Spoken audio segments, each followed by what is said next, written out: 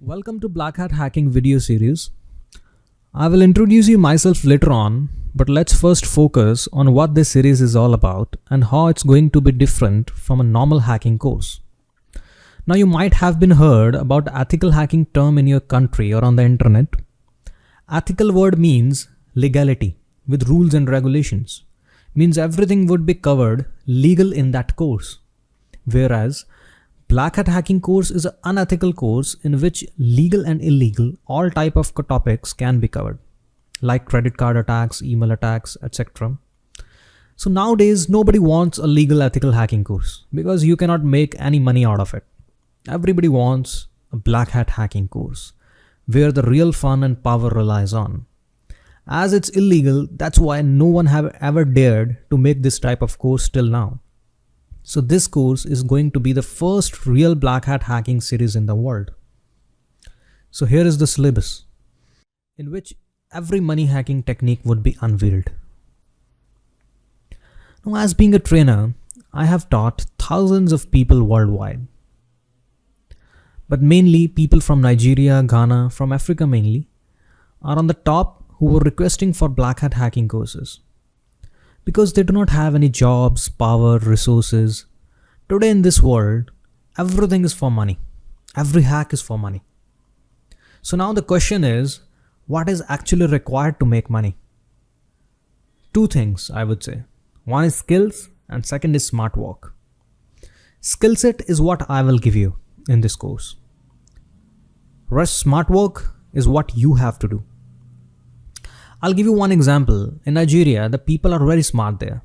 They don't tell their even family, their best friends about what they do and how they are making the money. Everyone will see them making money, buying cars, buying properties, but no one actually knows what they are actually doing in their real life. I was having a student named as David from Lagos, Nigeria, whom I taught almost 1 year back, who's also making a very good money there. Now David is a very good example of being smart. What David used to do is, he bought an apartment on rent there in Nigeria, where he and his brother were going daily, where they were having a setup of internet routers, laptops, hard drives and other stuff to perform hacking operations and scamming people. Then in evening, they return back to house and enjoy their normal life as an honest man. And nobody suspects even that what they are doing daily. So that's what I mean about being smart. So as you know, the technology always needs a change. Every month, new techniques are coming up. So what I'll do is, I'll keep on updating this series every month, in which I'll try to add 2 videos minimum in this series every month on whatever new techniques coming up. So what you just have to do is, just take one-time subscription of this course and keep on learning your whole life. In subscription, you'll get 3 things: videos, tools, and the trainer support at certain points you require. So next is the requirements. So what about the requirements for this course? You just require 3 things. The one is good configuration laptop, a stable internet connection, and some little money in your pocket so that we can buy some SMTPs or VPN connections over the internet, some few dollars, $10, $20, that's it. So just get a notebook and a pen ready on your table and be ready to rock. And if you want more hacky feeling while learning, you can also hook up a beer bottle on your table too. So just drink and hack. So I will see you in the next video. Happy hacking. Bye-bye. So welcome to Blackhat Hacking Series. So in this video, we'll work on how to prepare our own labs for the practicals. So in this video, we'll be learning about the virtualization. Virtualization is a technique through which we can install multiple operating systems in one computer. For example, I am running Windows 7 on my main computer. And in that, if I have to do the practicals, like if I want to hack from one computer to another computer, I will be needing multiple laptops for that. Right? So maybe I'll be requiring 2 or 3 laptops to learn hacking, to do the performing the practicals. But what we can do is, we can have a good configuration laptop, and in between which we can install a software named as VMware Workstation. VMware Workstation acts like a virtual computer. It's just a software but acts like a real computer. In between the VMware, we can run multiple operating systems at one time. Or maybe, for example, if you have Windows 10 in your main computer, you can use VMware, and in between VMware you can put Windows 7, Windows 8, Windows XP, Kali Linux, anything you will be able to install in between the VMware, and they all would be running simultaneously at one time. So the use of that, the VMware, is that you will be actually utilizing your resources rather than buying or investing in different multiple laptops. You're just utilizing one laptop into its full performance. So you're using one power of one computer to run multiple operating systems or multiple computers for you so that you can do the practicals in them. There is also one more benefit of running virtual computers or VMware is that whatever practicals you would do in between them, like we will be doing harmful practicals in between them of viruses, Trojans, worms, so they will not affect your main computer. So your main computer will remain clean and you can do all your practicals in between the VMware, and you can learn as well, and you do not need to buy separate laptops as well. So what you just have to do is you just need to go to your downloads link, which is provided by us, where you will see the VMware workstation. You need to it's all approximately to 500 megabyte. You just need to double click next and install. That's it. And once you install, it will open like this way, VMware workstation.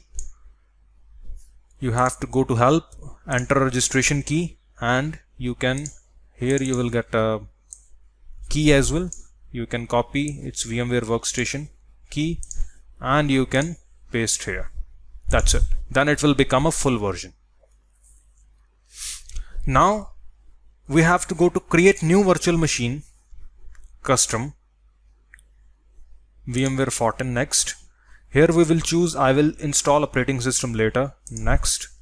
Which one you want to install? Microsoft Windows. What? Windows 10, 8, 7. Anything we can install in the VMware. So we will choose Windows 7 64-bit, and we can remain its name like this way, or we can call it Windows 7 Attacker. Same way we will also make one more, Windows 7 Victim. I go next, remain it on default BIOS. Here you can give cores depending upon your laptop. Like if you have an i7 laptop, it must be having 4 cores. If you have i3 or i5, it would just be having 2 cores. So I will for myself, I have i7, so I'll give 4 cores. Next. I think 2 GB RAM is enough for Windows 7. So minimum you must be requiring 8 GB RAM in your computer. I have 16 GB RAM in this computer which I have. So I can give 2 GB to multiple computers, and I can run maybe 4 or 5 computers simultaneously. So as much RAM you have, as much more machines you'll be able to run simultaneously. Next, NAT by default, so that when the virtual computer would also be share your internet. Recommended. Next. What is the maximum amount of hard drive you want to assign for your virtual computer? 60 GB, enough, single file. Next, and finish. So now, from where you want to install it, you will also get Windows 7 ISO image in the downloads which we have provided to you. So this is the image or a DVD or a CD through which we will be installing Windows 7. So we just have to click on the CD DVD from where you want to install. I go to use ISO image,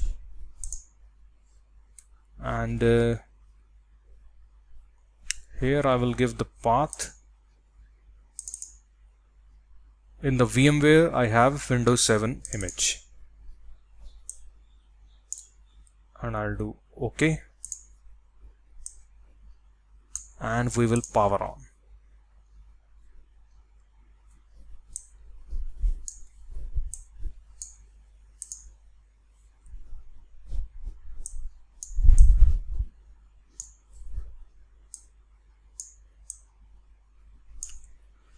So if you see, Windows 7 started installing in between the VMware.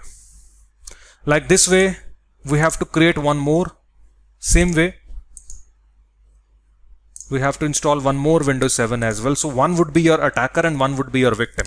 From the attacker, we will initiate the attacks, and to the victim, we will hack. So one is your main computer, second is this one, and third one more we will create. So you will be having a lab of 3 computers, but we will not use our main computer in the practicals. As I said, the practicals which we will perform inside the VMware, they will not affect your main computer, so that your main computer would remain clean. So we just do next, install now, I accept, next, custom, and the next.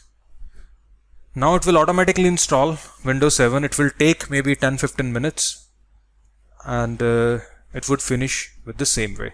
So I have a very powerful computer, so I can install the second one as well simultaneously, same way, custom, next, next, next, Windows 7, maybe victim,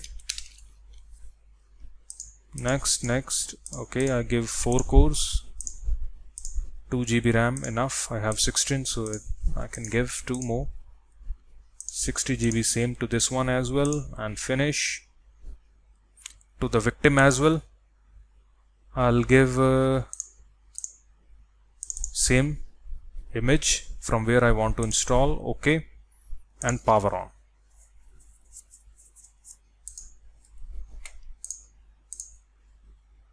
So this one as well started installing. So this one is already installing 51%, and second one is as well installing. So as much powerful your computer is, as much more operating systems you'll be able to run. We can also install Windows 10, Windows 8, anything which you want to install, you can just install them in the VMware. Doesn't matter what is your main operating systems, and you can run as much you want.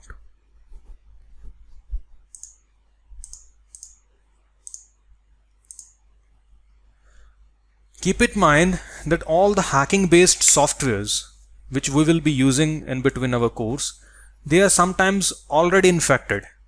So I have seen most of my students till today who are in the domain of hacking and stealing and in the black hat stuff, they never use VMware. I have seen like they always keep on using all these practicals in your main computer.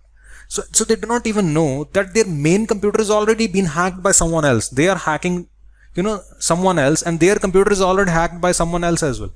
I always say them that please use or make a habit of using a VMware in case of using your main computer for the practicals. Always do anything related to hacking from the virtual machines. Sorry, the first one is already installed even. Okay, completing installation, and the second one is also installing. So first one is ready. Here we can give it a name, attacker. Next, password we can give like 123. Skip. Always choose ask me later, else your Windows will keep on updating from the internet and keep on taking your internet bandwidth. Here you can choose any time zone depending your country. Next, you can use home network.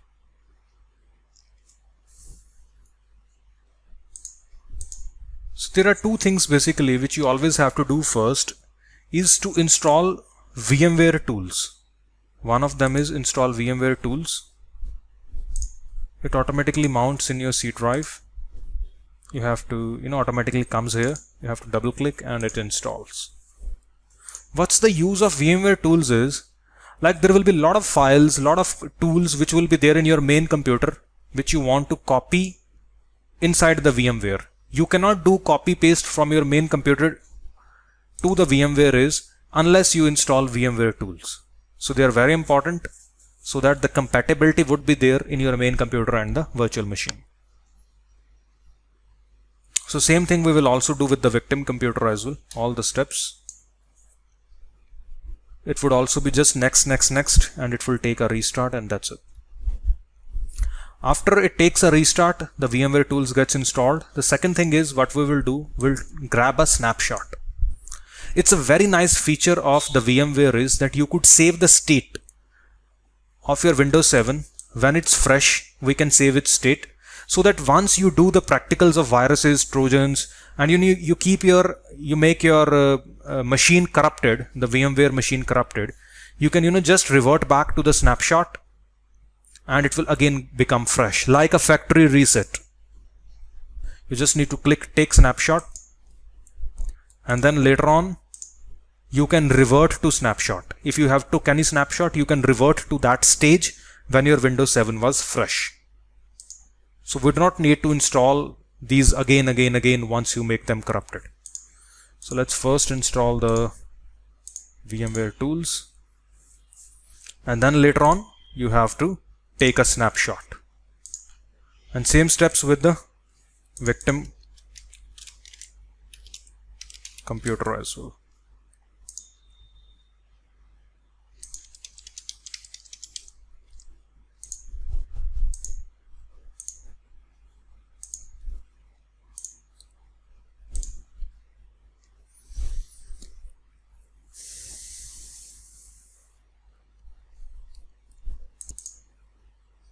So the first VMware tools are finished. Restart, yes. It will take a restart. And our lab is ready, almost. Here as well we do the same steps on the victim. So I'll not repeat them back, as you have seen all the steps.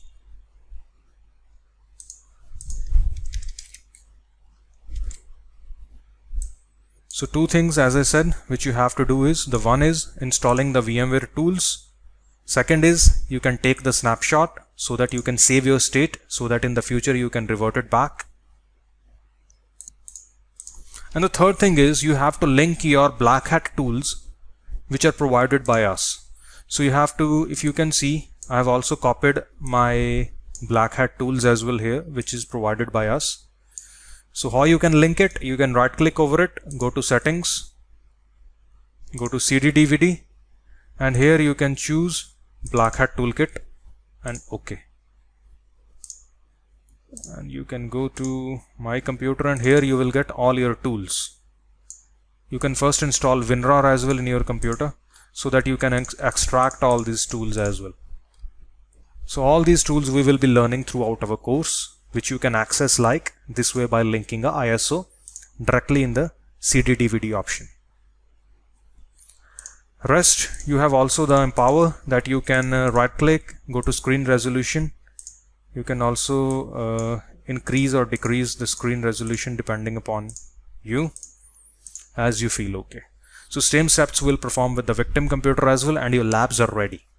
Now if you see, I can drag and drop the files or copy and paste the files from my main computer to VMware as well, because of we installed the VMware tools. So same steps with attacker, same with the victim, and your lab is finally ready. We just require 2 Windows 7 for this course. Rest, there are also more high level courses which will be going after this Blackhat series. There we will also be requiring Kali Linux, which we can also install same way by just going through a new virtual machine, next, and here I can choose Linux and then the Kali Linux. So you can run as much machines depending upon your computer power. So I hope you liked the video, and thank you for watching. So welcome to Blackhat Hacking Series. So in this video we'll discuss about carding and all its techniques available to us. Now first of all, what is carding? Carding is actually related to credit cards, and credit card is actually the thing with which everyone gets water in their mouth whenever they hear the term credit cards. So that's what actually you'll be gaining in this video and through the topic of carding. Now there are two methods to get somebody's credit card, or whether you hack on your own or whether you buy them. There are a lot of websites over the internet where you can buy, millions of cards are on for sale. You can just pay $10, $8, $7 depending upon website to website, and you can purchase any person's credit card there. And most of the credit cards are available of US and UK based countries. So from where they get them? Actually they hack the websites, the transaction based websites where people are make any purchases, like Amazon, like for example, not Amazon, but for example Amazon people, a lot of US people make purchases there, they put their credit card numbers there. So there could be a lot of websites where people are purchasing the sweets, shoes or etc. So they're just hacking into one website, and they, and most of the websites save the customer credit cards as well in their database. So they hack into the website, they get all the credit cards, and they put it on the sale. So you just pay $8 or $10 and you're able to buy a credit card. So what are the websites from where you can get them? There are a lot of websites, but I have just written down the popular ones. If you can see, the paceac.org, cvv.me, carter007, cashew.com. So these are the sites where you can buy the credit cards. I have this document as well where I have written down a lot of other websites as well where we'll be buying the stuff in the future in this course, and which is very useful for the black hat hacking as well, like the SSN numbers. So mostly some of the credit cards which you'll buy, and when you'll make purchases from there, maybe somewhere you'll be requiring the SSN number of the person. So you can go on any of these websites where you can buy that specific person's SSN number as well, which is a social security number. Every US citizen have a SSN number assigned to them, so you can buy these, and you can you'll have every information of the person. It would be easier for you to use that card.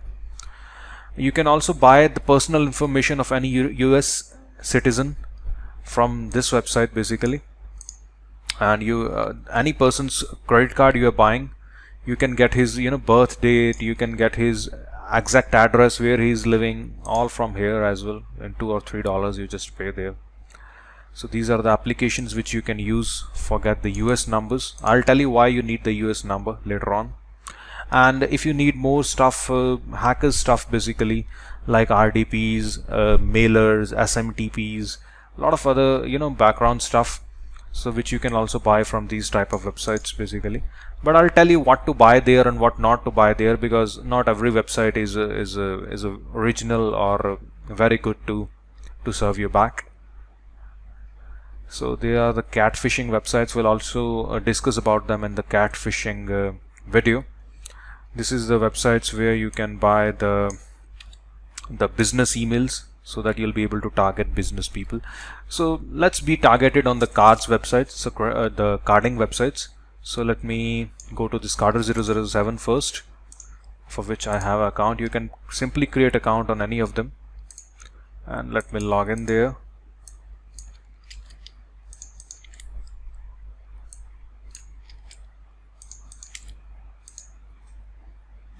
Wait, 169. So once you log in, you can see there are 37,000 cards available to buy. You can just click on the cards, go down, and if you can see, the first name is Michelle, Semi, Mark, Lisa, and all of them are from the United States country. So their SSN is not available with the card, their date of birth is not available with the card. So SSN I shown you from where you can buy, and the personal information as well from where you can buy, because some of the websites there in the US that may ask for extra information as well, so your card will not work there. But not every website will ask for this extra information. It's possible that there would be 50% websites which will not ask for SSN or date of birth, so there you'll be able to only use the card. So card number, it's not showing you the full number because you have to pay for the card, and the fees, like for some cards it's $7, some cards it's $8, different. And what's the bank name? It's Chase Bank, and when it's expiring in the 9th month 2018, and this is the city or the location of the person and the country. So you can also make the filters as well, that what you want and which zip, with SSN like or with date of birth as well. Any cards. So there is no card with the SSN or date of birth, so not a problem. So what you can do is, first of all, you have to add the money. Like it's showing you that your balance is $0. Mostly every this type of black hat websites or illegal website, they'll always accept the money in the bitcoins, which I'll also discuss about more into that bitcoins are basically untraceable, so that whenever you'll also be buying some things, or when you'll also be receiving money from somebody, always prefer bitcoins, because you'll not be able to trace back. in that. So what now we can do is you just have to click on the balance, and from which you can add the money like Bitcoin, and this is the address they are showing you on which you have to pay.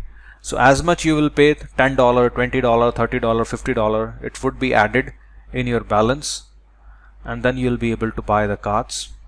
And once you buy the cards, they'll show you in the dumps or in the support. So I'll show you when you buy the card how it will look like this one. Like we already bought a card for you. So this would be the card number. This is the date, expiry. This is the CVV number, the name of the person, and the address, United States, and I think the phone number. So that's the information, and this is the unused card basically. Now you can go to any website, and I'll be on that part, that how we can use that card as well. Now I just shown you the websites, the popular carding websites. There are hundreds of carding websites basically. So but I just shown you the couple of them which I have. I know the names. I shown you first the card websites, then I shown you how you can buy the cards by adding some of the bitcoins. It's also safe for them to take the money, and it's also safer for you to pay in the bitcoins as well. So it's safer for both of you. So always keep in your mind that bitcoins are more safe rather than if you pay somewhere with your credit card or with your bank, where you'll always leave your trace back. So you got the carding websites. I shown you how you can buy the cards. Now the point is how you can make use of them. Now first of all, what you can do is maybe you can also check the balance of the card. That maybe the card which you have bought in $5, $10, that how much balance it's having. That maybe, for example, there is a card which is having a limit of $10,000 which is assigned to someone, and the person have already made a purchase of $8,000 from that. Now it's only $2,000 left in that. So and if you'll try to purchase something of $3,000, and it will fail. So it's also good that if you have some type of availability to check the balance, we should first check the balance of it. Now how you can check the balance? What you just have to do is you can Google it, like Chase Bank balance check number, balance inquiry number, and you'll see somewhere the numbers where you can call, and you'll just see a computer program speaking with you, like press 1 for this option, press 2 for this option, press 3 for the balance check. So like you press 3, and it will say that please enter your SSN number, or please enter your credit card number. For that perspective, if you'll be checking the balance, keep it in mind that 90% it would be asking for the SSN number. So if you want to check the balance first before you buy, you can also make a purchase with any guess amount as well. So maybe the card would be having that amount, the purchase would get work, or if the card would not be having that amount, purchase would not work. But if you want to check the balance first, it may ask for the SSN number. So you just type from your phone the SSN number of the person, the credit card number, and the computer program will just tell you that welcome to Chase Bank. So the balance is $9,935. Thank you. So like this way you could also check the balance, then you can make the purchase. Now the fourth thing. The first thing, the carding websites. Second thing is how you buy the cards. Third thing is how you check the balance. Now the fourth thing is how you make steal out of the card. Now there are two methods to do that. One is like there's a website Paxful, where there are a lot of Bitcoin sellers and buyers. So there are people where you can pay with the PayPal and they'll give you Bitcoins. There are people to whom you can pay through Western Union and they'll give you the Bitcoins. There are also people to whom you can pay from a credit card and they'll give you the Bitcoins. And Bitcoins are totally undetectable. So from where you have bought it, like the person cannot come back to you even if you paid him the fraud money. But it's little tough nowadays here on the Paxful, because as it's written there, instant ID also required. So most of the people may be also ask you that the credit card which you're going to use, like of Amanda Wilson, that you also have to show the ID of this person, which you will not be having. So possibly this service you'll not be able to use to convert it into the bitcoins. So second thing is a little longer way, but works, which a lot of my students I also seen they're doing it.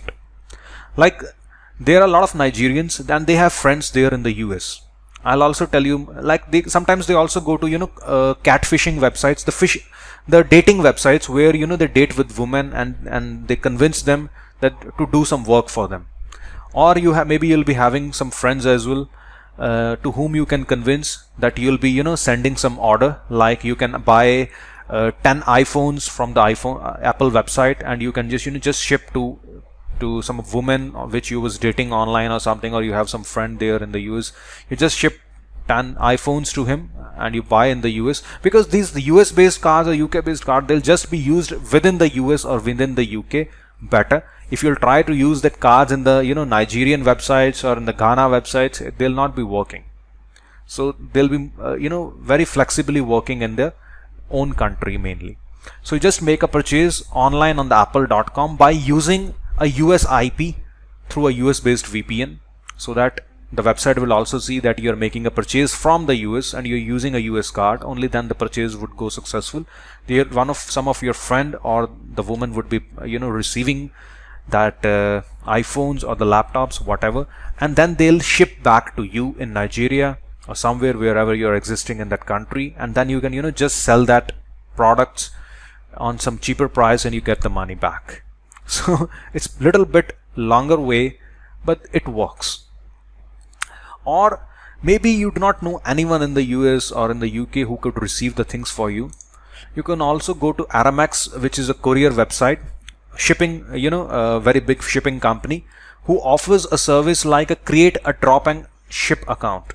Like you can create an account on their website and they'll give you a permanent address in the US on which you can, whatever you ship there, like they'll give you a permanent address.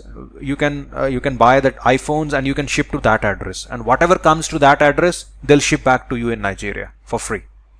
Obviously you just need to pay the shipping fee as well, but that they'll receive for you for free, but they'll ship you and they'll just take the charge for that shipping only.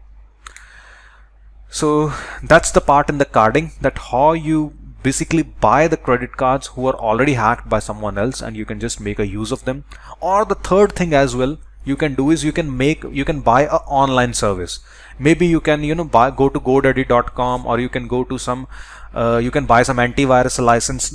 The point is, or you can buy some hosting, some VPS, some RDPs. The point is that you're not buying something physical product, or you're not converting into money, you're buying some digital service. So which is always, so you can go to some any US site and you can just buy it. So digital services are are given to you immediately, because they do not have to ship something back to you. So this is the things I shown you in the carding, that how you can buy the already hacked cards. So in the later on in the series we'll go with the malware section, where I'll show you how you can hack your own cards as well, and especially in the bank logins as well. So where you'll be getting the bank logins, there you'll be able to transfer directly the money as well, which is not the case in the credit cards. So I hope you liked the video. So I'll not make this video more longer to make you bored, and thank you for watching. So welcome to Blackhat video series. So in this video we'll discuss about the malwares. So what are the malwares? Malwares are the malicious programs which affect our computer, which harm our computer. Simple. Maybe you have heard a lot of times people saying that my computer is not running well, it's running slow, and my computer got a virus, and that's it. That's what they say. They do not know that virus is just one of the malwares listed in our section, but they always complain that my computer is running slow, it means it got a virus.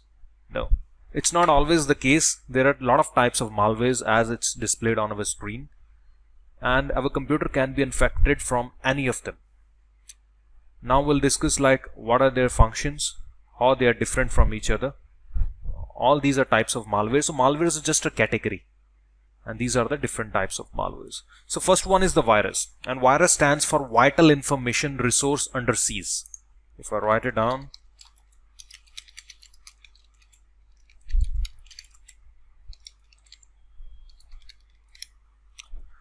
now what's the job of a virus is, like if someone is designing a virus or developing a virus, what it can do when you send it to someone's computer is maybe it could delete their files, maybe it could slow down their computer, maybe it can infect their computer, maybe it could keep on restarting their computer. Point is that it will just give a damage to their computer, nothing else. The point is hacker will not gain anything by damaging someone's computer. That's the thing which people understood very soon. That's why viruses were more popular till in the 90s or till 2002, 2004, 5 maximum. And after that, now it's rare that you'll see a virus nowadays. Why so? Because nobody is able to gain something by destroying someone's computer. So that's why the Trojan comes into the picture. Now, what is a Trojan is, there are a lot of names. First of all, you can maybe see Trojan horse, a rat, a backdoor. So whenever you scan your computer from antivirus and it catch something, just go into the details and check that what type of malware it caught, not always the virus. So there will be high possibility that your antivirus would be saying that a Trojan horse is caught. That's what is more common nowadays. Now what's the role of a Trojan is? What Trojan do, like if I have created a Trojan and I've sent it to someone else, and if the person double clicks on the file, what will happen is I'll gain the full computer control of the person. So whatever he will do, maybe he's doing something, he's watching something on his screen, I'll be able to see what he's doing on his screen. I'll be able to download his files, delete his files, start the processes, close the processes. I can capture his microphone, whatever he's speaking on Skype with someone. I can also record his keystrokes, that whatever he typed from his keyboard, I'll be able to see that on my computer. Maybe he's going to Gmail, typing his password. Maybe he's going to a bank website, type his internet banking login details. Maybe he's going to some shopping website where he's typing his credit card number. So whatever he type, you'll get it. Simple. So that's all you can do very easily through a Trojan horse. That's why these are the most common and the most preferable program by the hackers. Now the second most preferable is the ransomwares.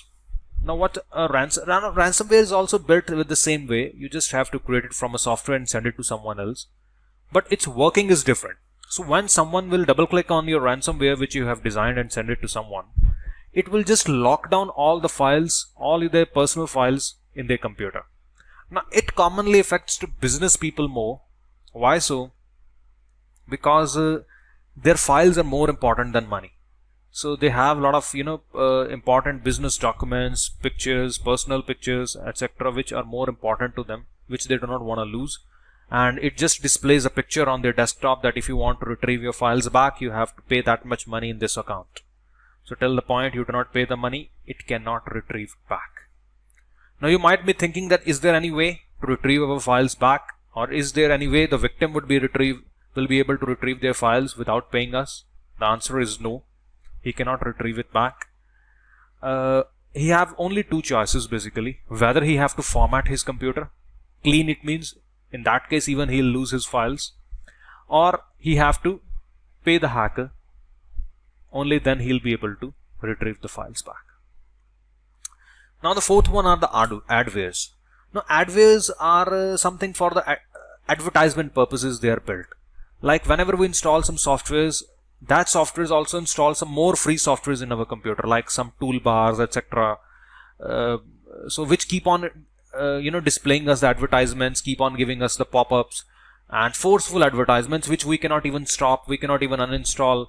We put a lot of pop-up blockers in our Chrome, etc., but still that doesn't work like that way because our computer gets infected from adware, which is designed for a forceful advertisements to pick up the sales. So they're not much harmful for our computer basically, because their main role is advertisements. The fifth one is the worms. Worms are primarily built for congestion. Their main job is congestion in the network.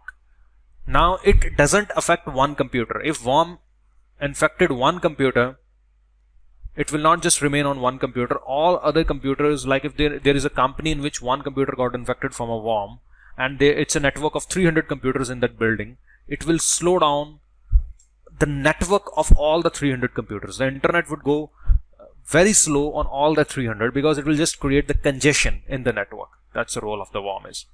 But if you notice, viruses, adwares, worms, they are not primarily for the money making. For the money perspective, according to me, only Trojans and the ransomwares as the primarily key. And that's what we will be doing after this video. So we'll be practicing how we can create the Trojans, how we can go for antivirus evasion so that antivirus would not be able to catch it, how we design the ransomwares, as well as all your questions would also be cleared in the specific videos of the Trojans and the ransomwares when we go into the more details. And now one thing more I would say, how an antivirus catch all these malwares in the form of signatures. When you update your antivirus, it just downloads some signatures which are the hex values of the hash values of the malwares, basically, through which it's able to catch it. And now one thing more, if you notice that still you call the products as an antivirus. Even the antivirus companies call it antivirus, but they catch every type of malware. Their actual name should be anti-malware, not antivirus, because it doesn't only catch the virus, it catch every malware. But why they still call it antivirus is because of the layman people. If they call their product as anti-malware, nobody will buy it. If they'll call it antivirus, everyone will buy it, because that's what I was said, that people are only aware with the viruses, so they and the antiviruses. That's it. That's the only two terms they know. But we have to skip the viruses; they are no more required. We have to skip the adwares and the worms because they are not related to our money making part. So the next video, let's continue about the Trojans and the ransomwares. So thank you for watching. Bye bye. So welcome to Blackhat video series. So in this video we'll start about the practicals of the Trojans. So if you can see on our desktop, we have a Trojan horse named as Ramcos. Let me extract it. Password 123. All the tools, Trojans which you require for the training would be provided to you along with this video series. So we go to the folder, and what the file is, Ramcos loader. So you have to start this loader file first and click on the launch button. Allow access. I accept. And the Ramcos is open.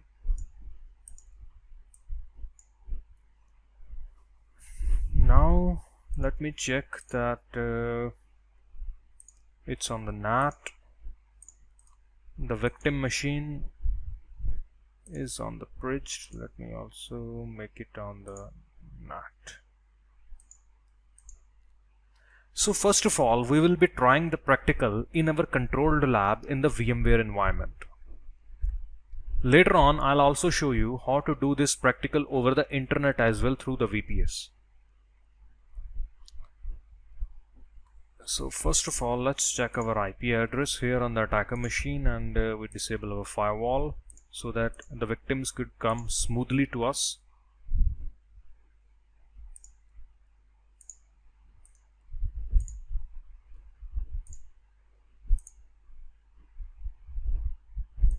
Our IP address is 47.132. So what we'll do is we'll first go to the local settings. We add any random value like maybe 5555, not any password, and we add it. So now if you see, we are listening on port number 5555. So what is a port number? I hope you'll be knowing it. Port is basically a window or a channel for every application on which it can listen. Like I have Firefox, it would be listening on some another port. Internet Explorer would be listening on another port. Skype would be listening on other port. So every application will be listening on some specific port. So we have assigned like 5555 for the Ramcos. So any victim who will coming to this computer on 5555, it means the victim is coming for the Ramcos and Ramcos will catch him. That's why we just opened any random port. Then we go to builder. We go to connection, and here we have to type our IP address 192.168.47.132.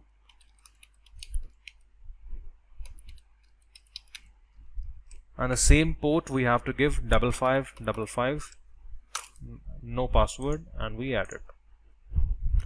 So this is a socket, IP address plus port number. To this specific socket, a victim will come back to us. Installation, we have to click on install the remote client. Why it's important? Else if the victim will restart his computer, you will lose him if you'll not tick mark this option. It will give you the permanent session forever on the victim computer till the point he'll not format his computer. Stealth will make it invisible so that no pop-ups, nothing would open in the front of the victim.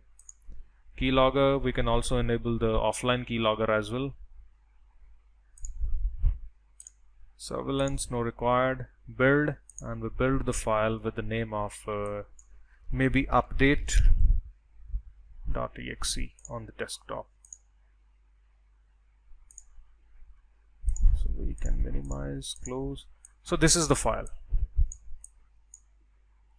So this is the file which we have to send it to our victim computer. Let's copy it.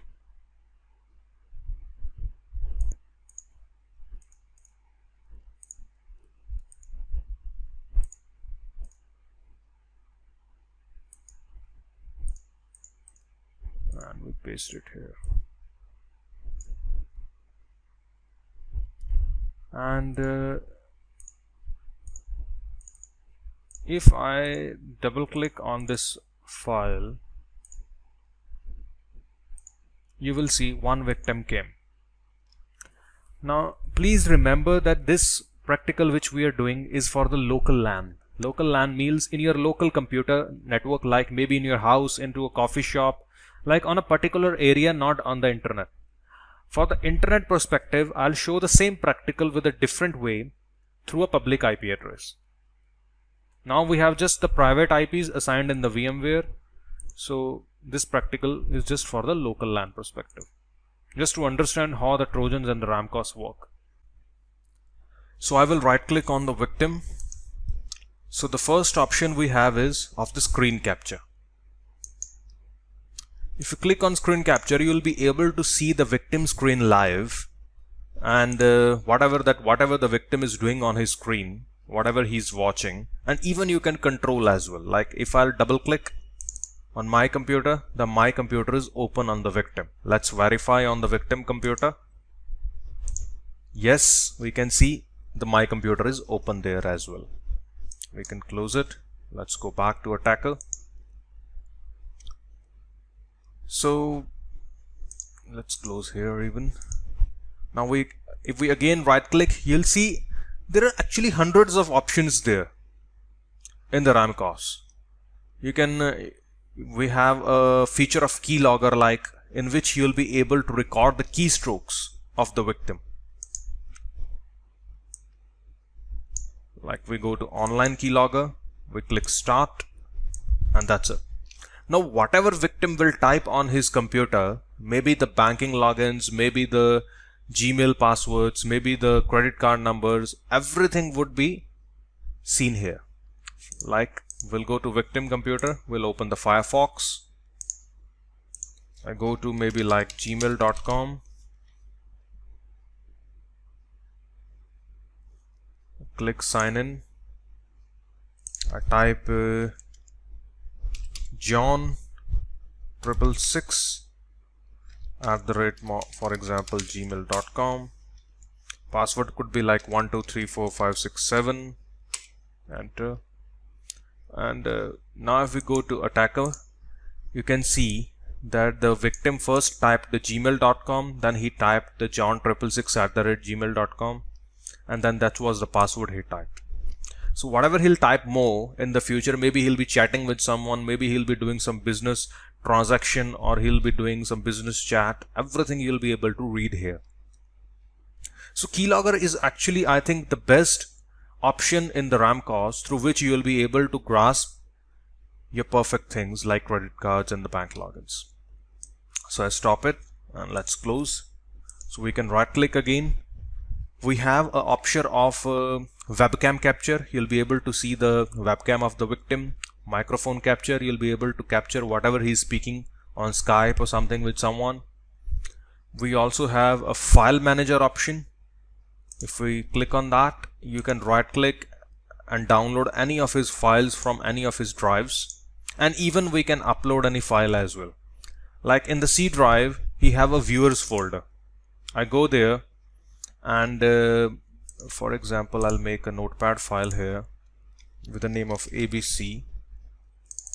I write something demo, save. I can right click and I can upload file, and where on my desktop I have ABC, and abc.txt is uploaded in his computer. And let's go and verify on the victim, C drive, viewers, and you will see the ABC is uploaded there. So that's it. We also have a process manager where we can see what are the processes running, and the RAM cause its own process is shown in the red that this is running as well. And like for example, I open the Firefox, which is also be shown here.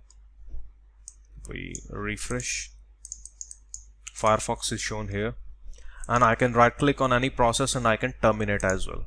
If I terminate, if you see, Firefox is closed from the victim, and victim will amaze that, wow, what's happening, why I'm opening some programs, it's automatically closing. So he'll not know that somebody else is also controlling in the background. There is also one very nice feature in the RAM course known as password recovery. For example, what it's used for is, maybe the victim have already saved passwords on some websites, like I go to facebook.com, and he have already a saved password with a John ID and a password. Now, if he have already a saved password, he'll not be typing it again. And if he will not type again, you will not be able to catch it in the keylogger. Like, if you right click and then there is a keylogger option, you'll not be able to catch your victim here because he'll not be typing the username and password again. The keylogger only shows you the keystrokes, whatever it's being typed. And here if you see, the username and password is already saved and filled.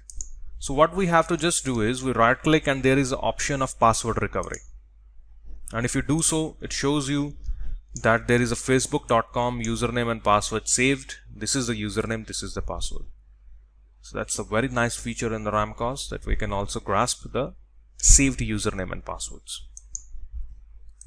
We can also right click and we can send some happy messages. For example, we can give a title, you are hacked, and happy birthday.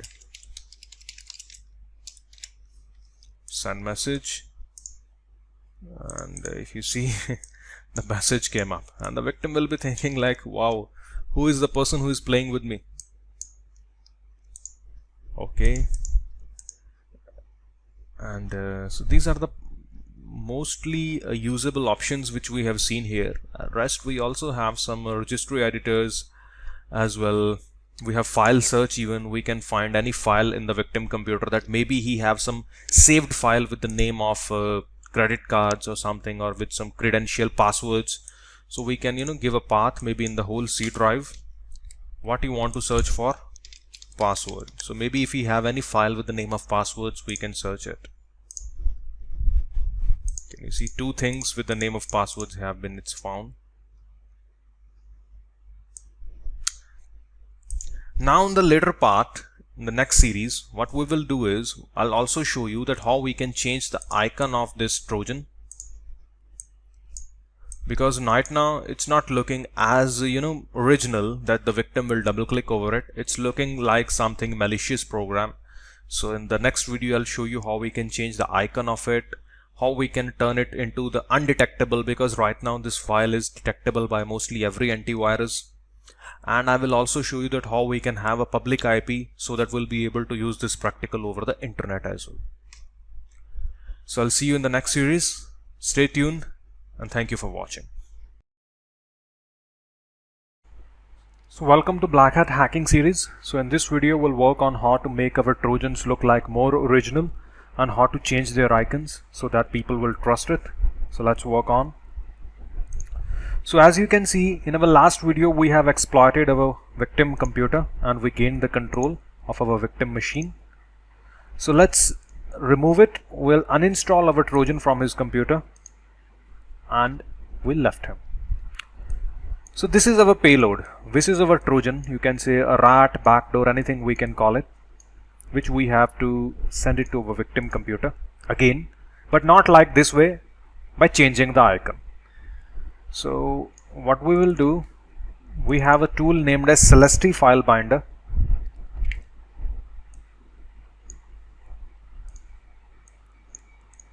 I extract here 1 2 3, double click Celesty. So this binder opens where I add my Trojan file which we have created from Ramcos in last video, and I also have a PDF like this, any simple like invoice which you can send it to some business people or like that, and I can add the invoice.pdf. Now we need to change the icon as well. You can get a lot of icon files from the internet, like I have a PDF icon as well. So I go to binder, configure stub icon, load icon. On the desktop we have PDF icon, close. Now binder, build final stub with the name of maybe invoice.pdf.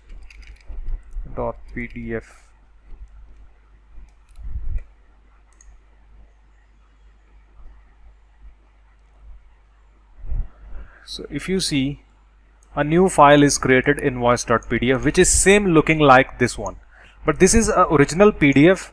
This is not original PDF. It have the Trojan and PDF both pointed in that. So what we have to do is we have to copy it and send it to victim computer.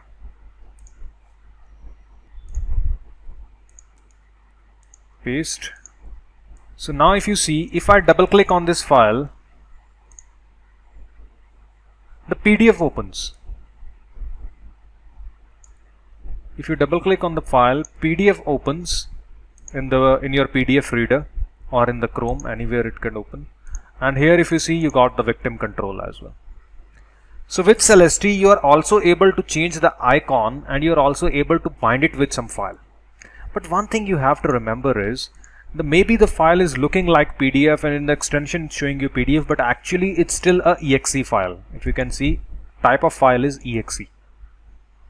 From here you always go to the properties of the files, because normally anyone can make fool of you like this way.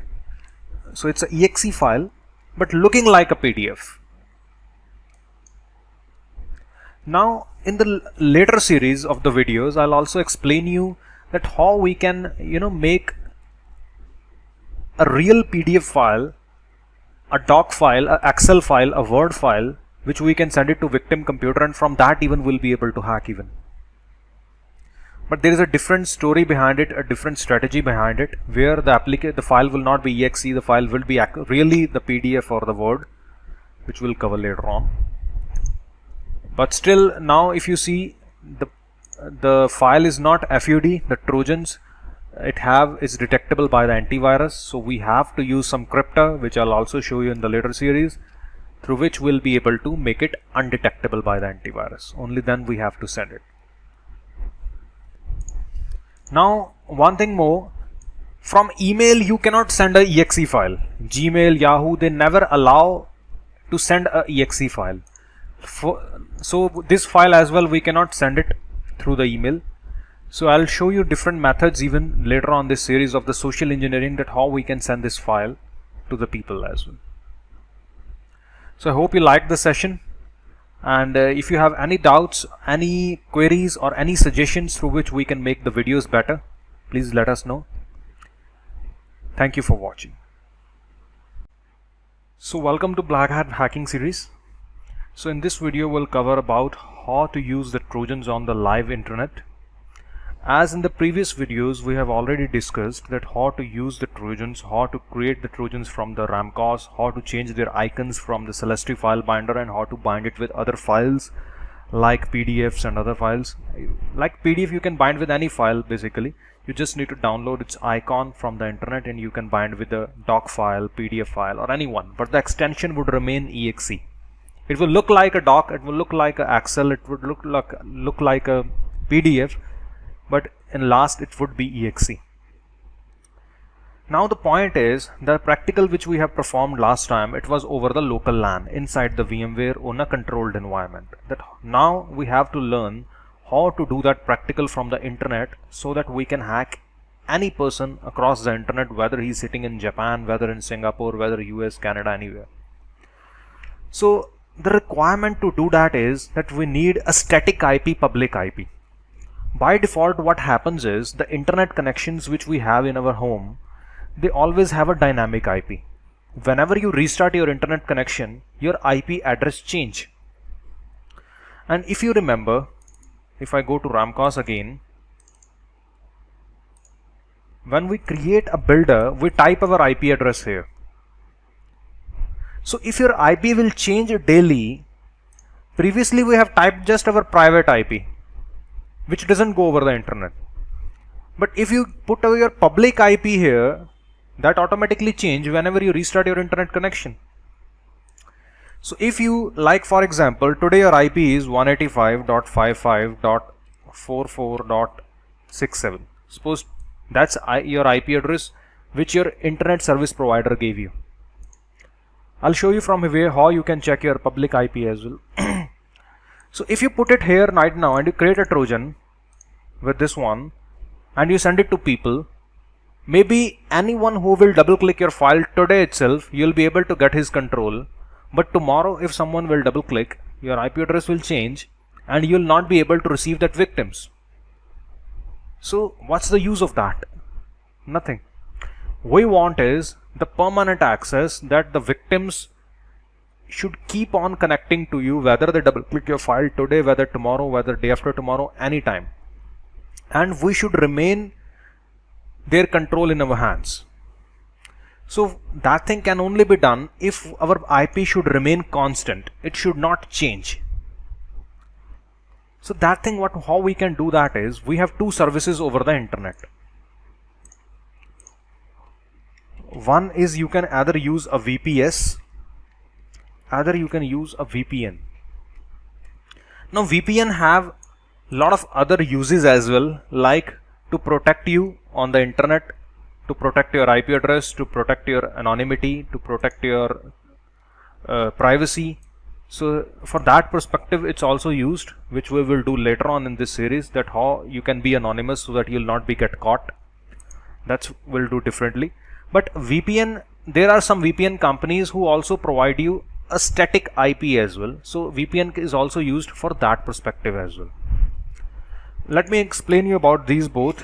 VPS is virtual private server and VPN is virtual private network.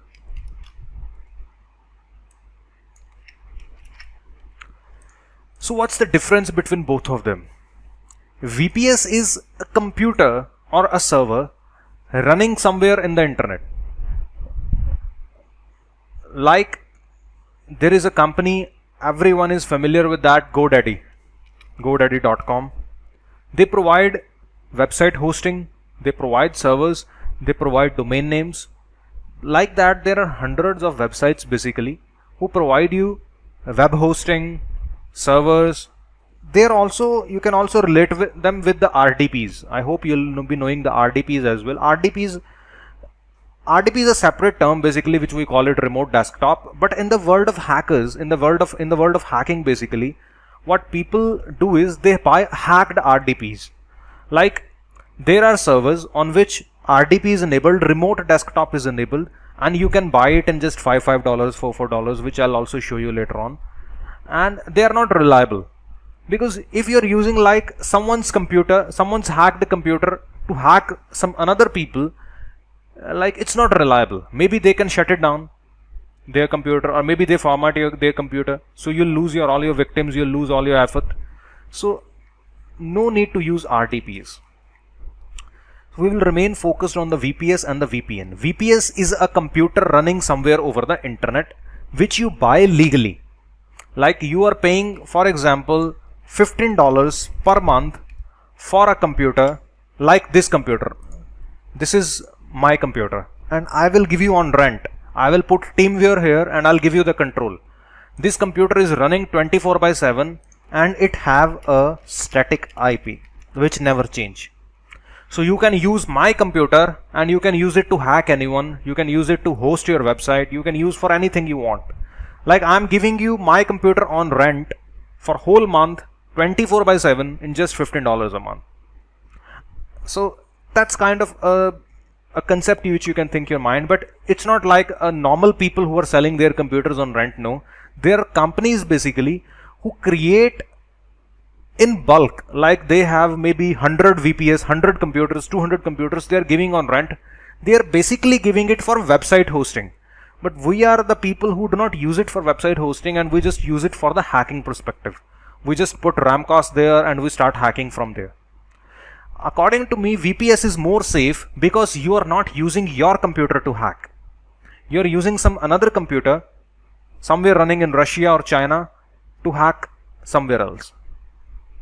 And its IP never change. So your IP is daily changing, doesn't matter. You have to connect to VPS and from VPS you can connect to your victims. And from VPS you can hack any of your victims. So your IP is changing, doesn't matter, but the VPS IP is not changing. So that's the VPS, a computer running somewhere on the internet, which you're buying over the rent. Now VPN is a software basically through which you will be able to connect to a VPN company and they will assign a static IP on you, on your computer. So your static IP problem will be solved here, but in last you will be using your own computer to hack, which is little bit risky. I would say not risky, but I would say lesser safe than VPS. That you will be assigned a static IP and then with that static IP you can create a rapcos and you can send it forward to the people and you are using your computer to control the victims. So I'll show you both of them from where you can buy this type of VPSs and how you can use them on the VPN. So you can use any website. You just have to Google it, Windows VPS, and you will see hundreds, not thousands of websites to buy a Windows VPS.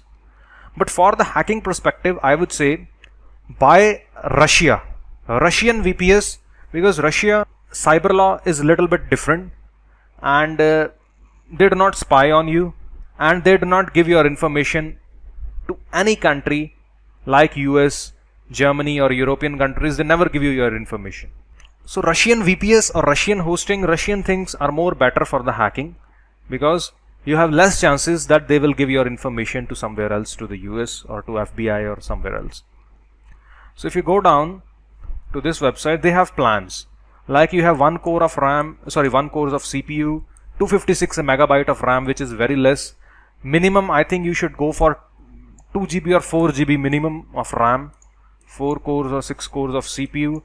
I think minimum you should go with the master plan or Uber, or you can create your own as well, like 4 cores of CPU, 4 GB of RAM and 40 GB I think of SSD, and that's it. And you can order it. You can pay from Visa and all that, and you just need to go forward, and that's it. This is the VPN, nvpn.net. The VPN website, if you see 100% safe, it's saying and no log VPN. You have to go to order now. This is VPN, and in the first plan they do not give you dedicated IP, so it's none of any use for us. From the second plan they are able to give you the dedicated IP, which starts from $8 per month. So it's more cheap basically, but they are just giving you a static IP, not the whole computer. In the VPS, they are giving a whole computer to use even with a static IP. So you are using someone's computer, someone's static IP to hack forward. Here you are using your computer, but someone's given static IP to hack forward. So now I'll show you. I have someone's VPS which is bought on the Profit server. Once you buy it, on your email you'll receive a login panel where you can put a username and the password.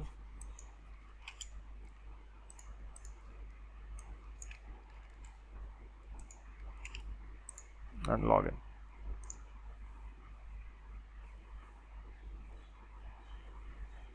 You have to go to management, virtual machines, and you will see your VPS like that. I have bought Windows Server 2012, 4 GB of RAM, if you see, same plan, the last plan, Uber.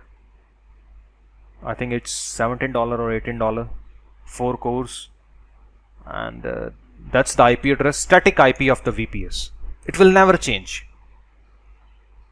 Now, if you think that you want to change the operating system, you can stop the server, you can start the server, you can even reinstall that like you want to, which Windows Server 2008 or 2012 is like Windows 7. So you can install them. It's simple to use. You can also install Linux on your server. And that's it. Very simple. Now how you can connect to it? You will also I go to run mstsc, same IP I will type here, and I click connect. You have to type administrator, and there will be a password given to you.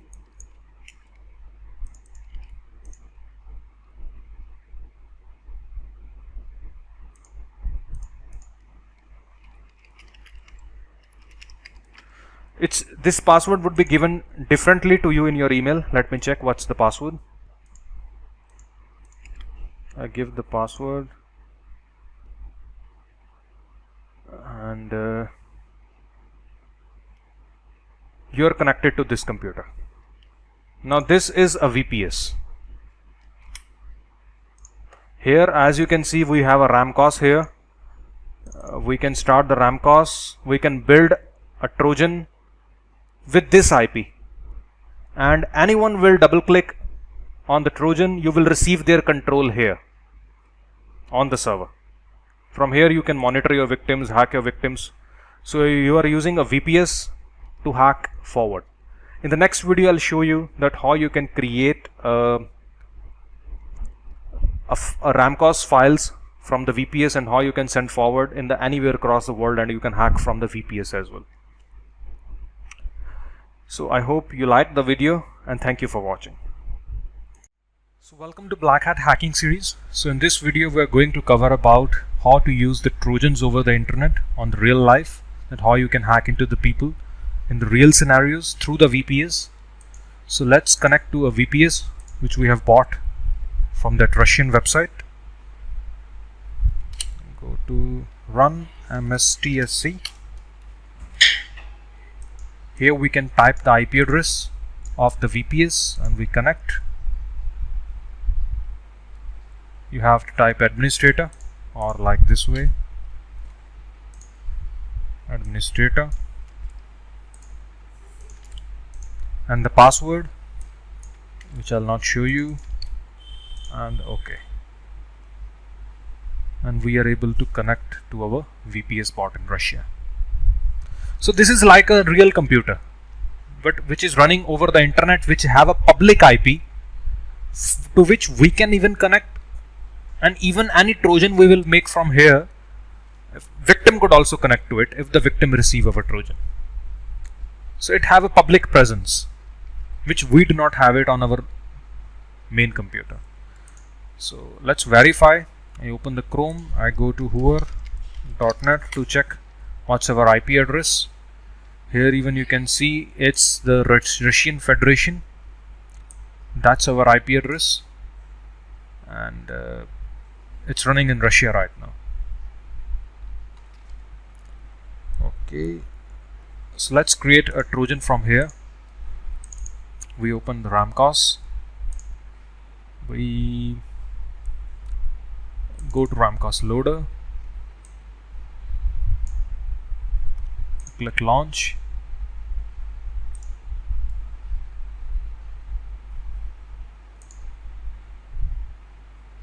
I accept.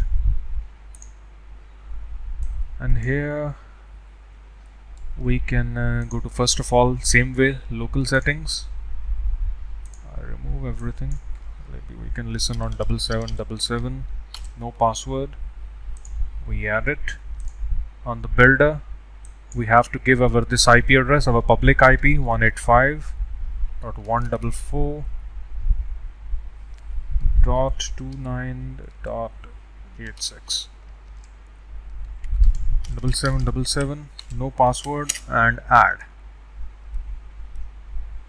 Installation will make it install. Stealth, invisible, and we'll make a build. And we make it a VPS hack or VPS exe, and we'll save it. So this is the file which we can send to anywhere in the world now. The previous practicals of the Trojans which we have done, it was only specifically for your local LAN, where anyone in your room or anyone in your VMware, you can only hack it. But now we have a worldwide environment through the VPS.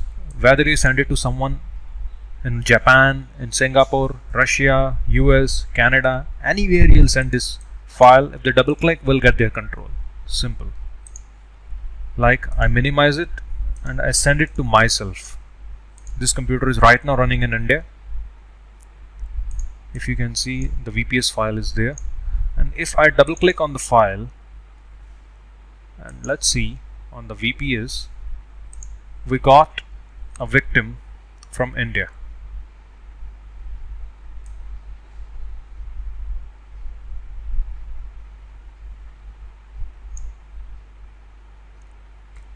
Right? So you can right click and you can see his screen and you can do anything you want. So that's how, if you can see how much easy it is to perform the same thing from the internet via the help of the VPS. Rest, what are the things you can do over your victim? You already know. We have covered them in the Trojan section, where you can right click, you can go to the file manager and the keylogger, password recovery, microphone, webcam capture, etc. So I hope you liked the video that how to perform this operation from the internet. And any questions if you have, please ping me. Thanks for watching. Welcome to Blackhat Hacking Series. So in this video, we'll cover about the detection ratio of the Trojans and how the antivirus works. So everything we'll be covering in this video. So let's start. So if you remember, in our last videos, we have created a Trojan from the Ramcos, which we send it to people and we gain their control, and we've seen how it works even over the VPS. But as I explained you before, that this file is detectable by the antivirus. Most of the antiviruses in the world will catch it. And I told you that we will do the crypting practicals later on, in which we'll discuss that how we can make this file undetectable or fully undetectable. So right now, how you can scan this file from the various antiviruses to get to know that how much antivirus is detecting and how much antivirus is not detecting this file. So there are two methods. Whether you have to install lot of antiviruses in your computer and update them first and then you scan it, that's a very long process. Or whether what you can do is the easiest and the simple process, you can go to any of the website, you just upload your file there, and the website will scan more than 30 antivirus in 2 minutes, and it will give you the results that how many antivirus catch your file and how many antivirus say clean. Now I have to explain a little bit about these websites. Like this, the first one is the virustotal.com, which is a product by the Google. So they scan the files with more than 60 antivirus in the world. This one have more than 30 antivirus and this one have more than 25 antivirus. Now you would say that VirusTotal is best then. Yes, I would say it's best, but only for the files which you download from the internet and you suspect and you do not trust the files. But you should not scan your Trojans over the VirusTotal. Why so? Because they share your results with the antivirus companies. For example, you created a Ramcos file. Then you have bought a crypter and you turned your file into undetectable. Now you want to check it that your file is really got undetectable or not. So maybe you will scan it over the VirusTotal, and what they will do, they'll first scan with all the antivirus and they'll give you the results, and after that they will send your file to the antivirus companies as well for the further research. And when the antivirus companies will research over your file will become detectable in few days. So your every effort will go away. Right? So you should not scan your files on the VirusTotal because they share the results with other antivirus companies. So there is second website which may or may not share the results with antivirus companies because they have no data written on their website. But it's also a good website. The third one is a nodistribute.com. Even their name says that they do not distribute the results with antivirus companies. So if you scan your undetectable files there, your files will remain undetectable for a longer period of time. So you can use only VirusTotal for the files which you download from the internet, which is not your file, which you do not trust even. So even if that would be shared with antivirus companies, it's no more going to affect you because it's somebody's file which you downloaded from the internet. Just to protect yourself, you're scanning it over the VirusTotal. So in that perspective, VirusTotal is the best. So let me show you all of them. Like the first one is the VirusTotal, where you can choose the file. I can choose my update which we created last time with the Ramcos, and it will see, okay, it would scan it, and now the analyzing is in the progress. So till it's scanning, I will also scan on the second website, update, same file here, and no distribute as well with the same method. If you see, our file is right now detectable by more than 51 antivirus out of 67 on the VirusTotal. As I said before, that right now the file is detectable. Let's see about the Meta Defender. It have only 35 antivirus with which it scans, and out of which 24 are detecting it. So which is very bad. As I said, the file is not ready yet to send it across the world to hack people. So we have to make our file undetectable. Now how antivirus works. Till the point we do not know how antivirus works, we cannot make our file undetectable. Like the concept would not be clear in your head. As I said, that if you see, there is a hash for every file. Whether you crypt it, whatever you do with this file, the hash will remain same of the Trojan. So this hash is actually the antivirus companies research over them. They gain this type of hashes of the various Trojans, and then they make it into the signatures, and that signatures your antivirus updates from the internet. And once it updates from the internet, it have all these hashes. So if it have the hash, it could also detect your file. Now I would tell you that how we can make our file undetectable. It can only be done if the antivirus will not be able to calculate the hash. We will lock our file in that way, we will hide our file in that way, we'll fold our file in that way that antivirus will not be even able to calculate its hash. It will not be able to even see it. For example, my friends know my face. If I go in front of them, they can locate me very easily that, hey, how are you? But if I wear some hats, add some mouse stitches on my mouth, add some little other stuff on my mouth, so they'll not be able to detect me that who I am. So that's the thing we have to do with this Trojans. Basically we have to add a lot of parameters in that, make it fold, make it compress, make it crypt. We do a lot of changes in the file that when antivirus will see it, it will see that no, it's not that thing which I have it in my signature, it's something else. So you can go away, you are pass. but I'll explain you more deeply that how it works. I have a picture. Payload Jaggery creation. Now there is also one name. You can also call the payloads basically to your backdoors, to your Trojans, to your rats. It's also a same term which you could use. So if you see, the blue one is your Trojan. If you do a simple encoding over your Trojan, there are three methods you can use over your Trojan basically to make it undetectable. The first one is that you just make a basic layer of encoding. So three things: encoding, encryption, and compression. Let me first give you what are these three. Like encoding, you have a text, suppose ABCD. ABCD. You just encode it and you can write it ADBC, which is still ABCD, but you have encoded it into a different form. It's written into a different form, but it's still ABCD. So if you just encode it, it's very simple for antivirus to detect it. So only encoding cannot protect your file. The next thing is encryption. Encryption is that totally change your file. Encryption works through mathematical formulas that you will multiply your file with some number, divide, subtraction, addition. You do a lot of mathematical calculations with it, and it will turn into a totally new value, maybe 093GX. So ABCD is converted into totally new value.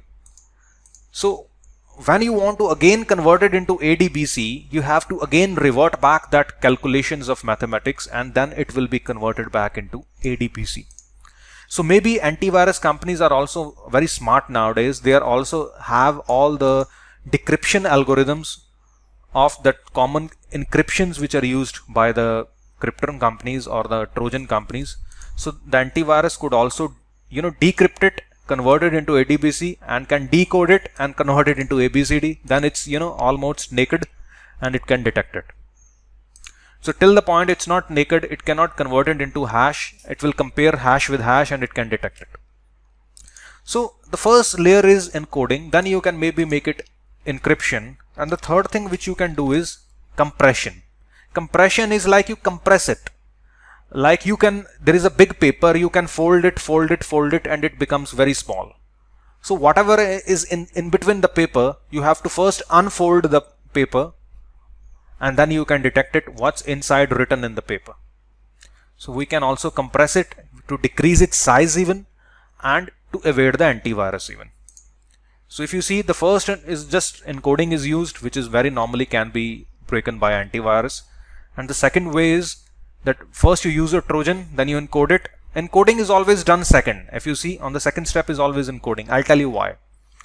The third thing is you can first encrypt it and then you can compress it, or maybe first you can compress it and then you can encrypt it. Any way you can do it, but encoding is always been done on the second level. Why so? Because if you first convert it ABCD into the encrypted text, basically into the cipher, and then you encode it like this way. First you encrypt it to this value, and then you maybe encode it like 930XG.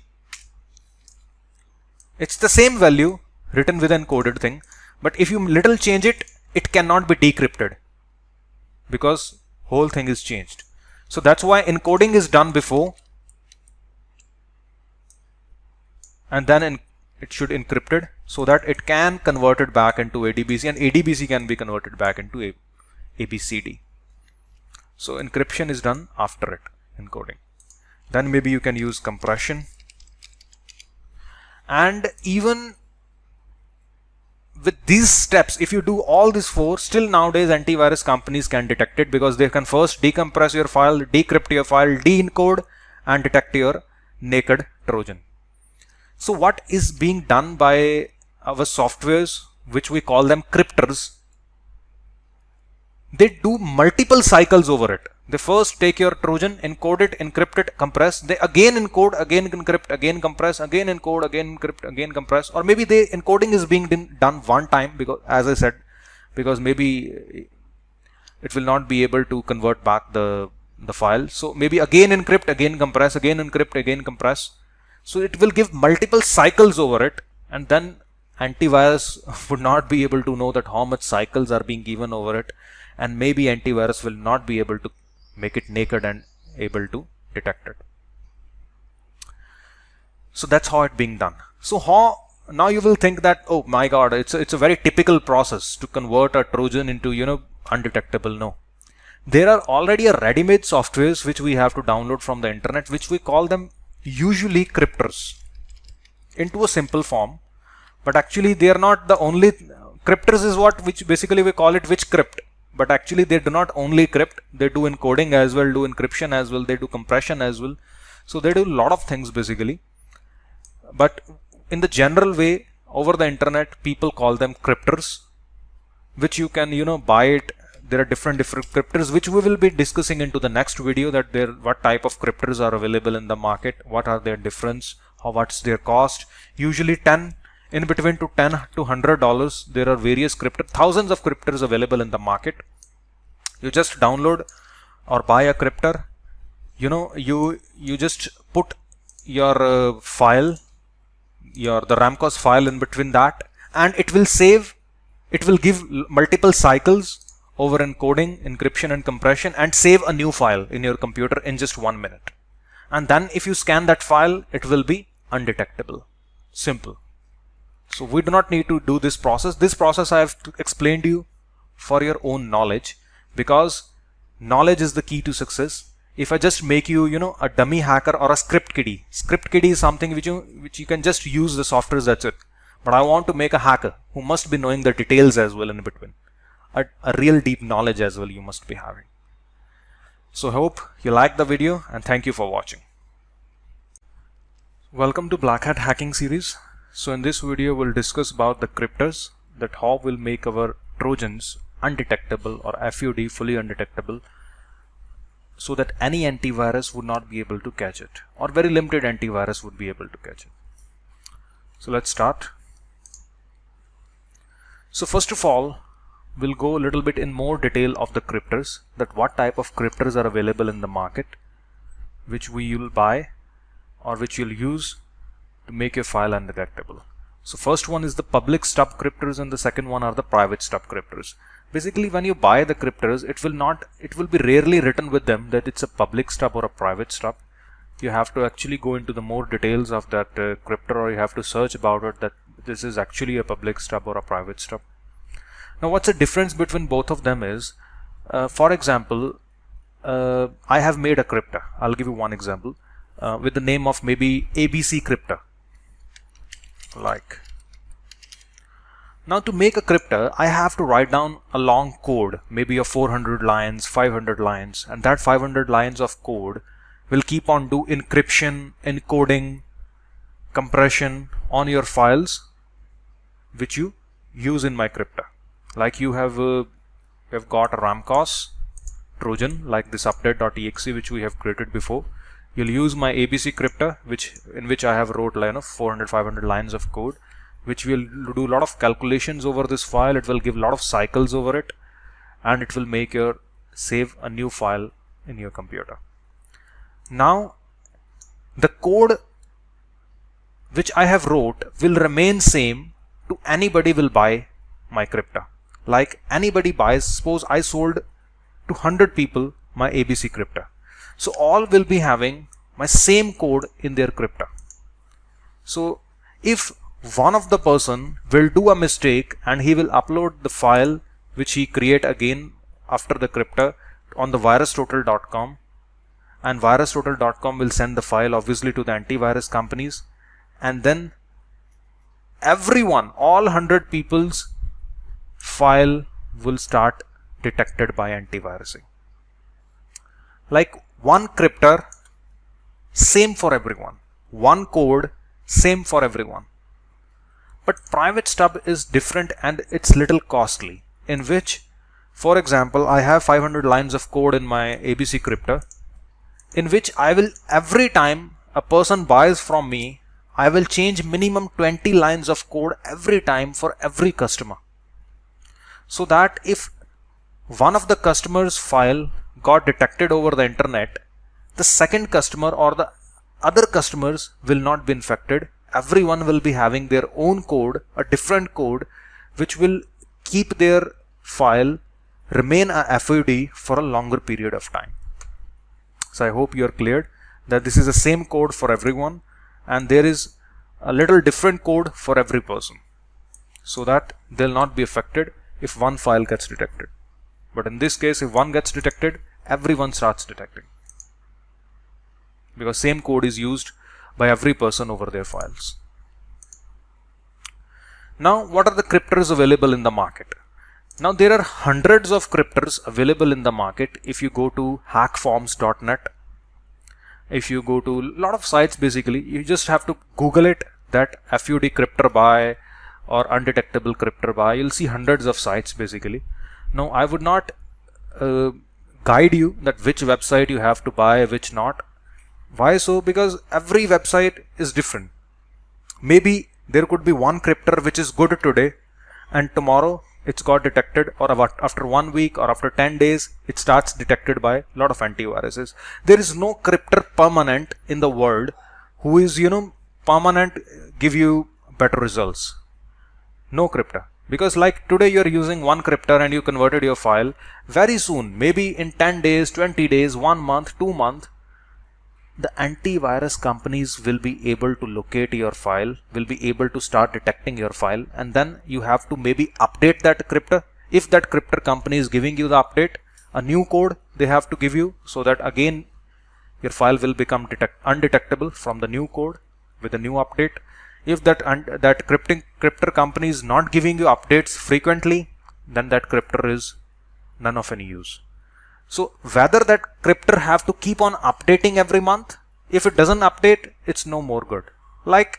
So the reason is there is nothing permanent. Without update, there is no crypter in the world who can remain permanent FUD. So you have to keep on shifting to first crypter to second crypter.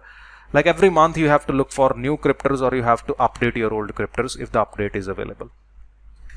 But I have wrote few crypter names which I have found, like which people, a lot of students, a lot of my known students or known people are using it, like USG crypter, data protectors, pattern crypter, and Kazi crypter, which is giving quite good results to them.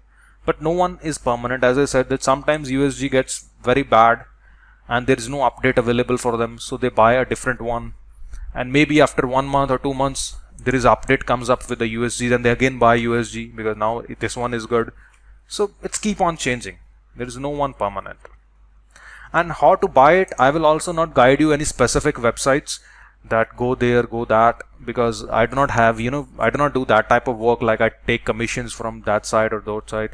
So you can Google their names and you'll get the websites on their own and you can buy it. But one thing more I like to add here is that as much websites you will see to buy the hackers stuff, like whether you want to buy a crypter, whether you will buy a lot of other stuff, I'll show you later on in the videos.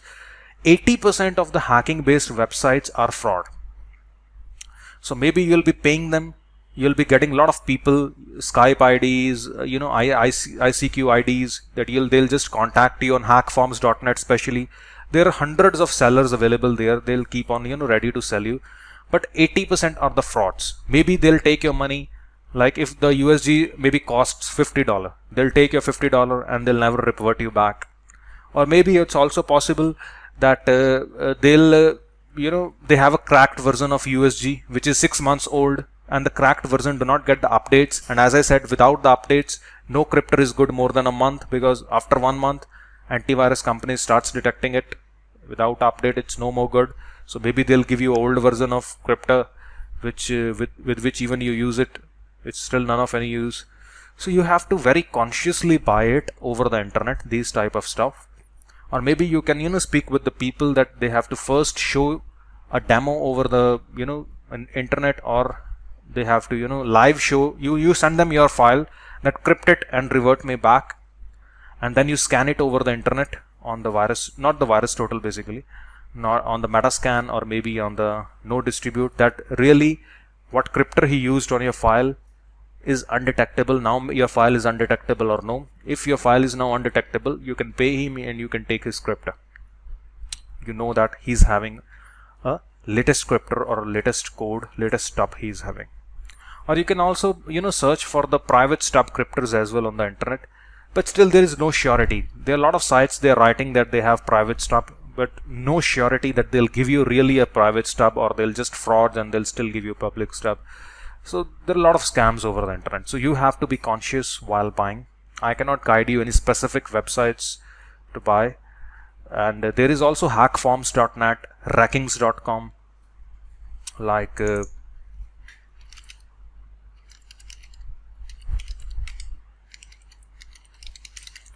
but you have to be conscious while buying, and rest you'll get from the Google as well. So let me show you a demo, a quick demo. I have a crypter, X-crypter basically, and it's not a very good one. Basically it's a very cheap crypter. Just for a demonstration purpose I got it. I run it so I can show you how a crypter works. It takes few seconds to come up.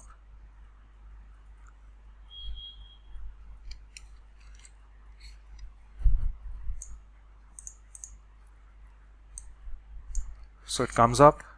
I want to select a file like this one, update.exe, which we created from Ramcos, and this is the things which it does on its own, the .NET version. You can change the .NET version, like right now it's 2.0. If you change it to 4.0, the detection ratio would be different. You can try with both the levels. In every crypter you'll see the same stuff. There will be a lot of stuff. Whether you want to change it, whether you do not change it, you just click on the crypt or the protect. You just import your file and export your file. That's it. I crypt it.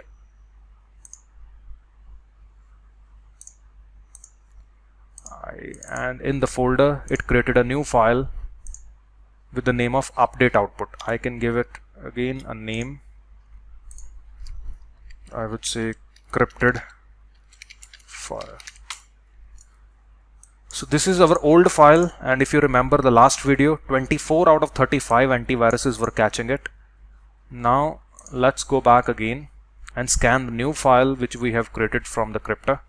Now that crypter basically automatically do the compressions, encoding, crypting, everything it do on its own.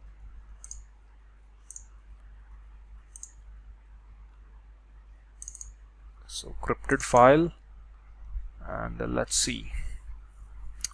So before 25 antiviruses were caught catching it, and now only 10. But I'm not saying that 10 is a very good ratio. As I said before, that I'm using actually a very cheap crypter right now just for a demonstration purpose. But once you buy some good ones, as I have mentioned, or more, there are hundreds more available over the internet, good ones, they would let your detection ratio to maybe just 2 or 3 antivirus will catch it, or maybe even 0. So if you see which ones are catching it, Avira is catching as a Trojan, ESET is catching it, iChorus is catching it, and K7. So these are the 10 antivirus which is catching. That's strange that Kaspersky is not catching, which I trust. According to me, the Kaspersky is the best antivirus, which is not catching here, which is very strange, but not a problem. So I hope you got an idea that how crypters work, and now I think you'll be able to buy your own crypters, use your own crypters over your files. Then your files would be ready to send it. And the more advanced crypters like Kazi or the other ones, the crypters which you buy, they also have the features of Celeste in between them, that you'll be able to change even your icons. Like right now, if you see, it's just giving a very bad icon of a exe over it, so which is making a file untrustable to the victim. So in the advanced crypters, in the good crypters, you'll also have a feature of changing icons, binding with some PDF and all that. So a lot of other features even you'll get into the crypters in between, and you can use them then later on. I hope you liked the video, and thank you for watching. So welcome to Blackhat Hacking Series. So in this video we'll cover about the ransomwares.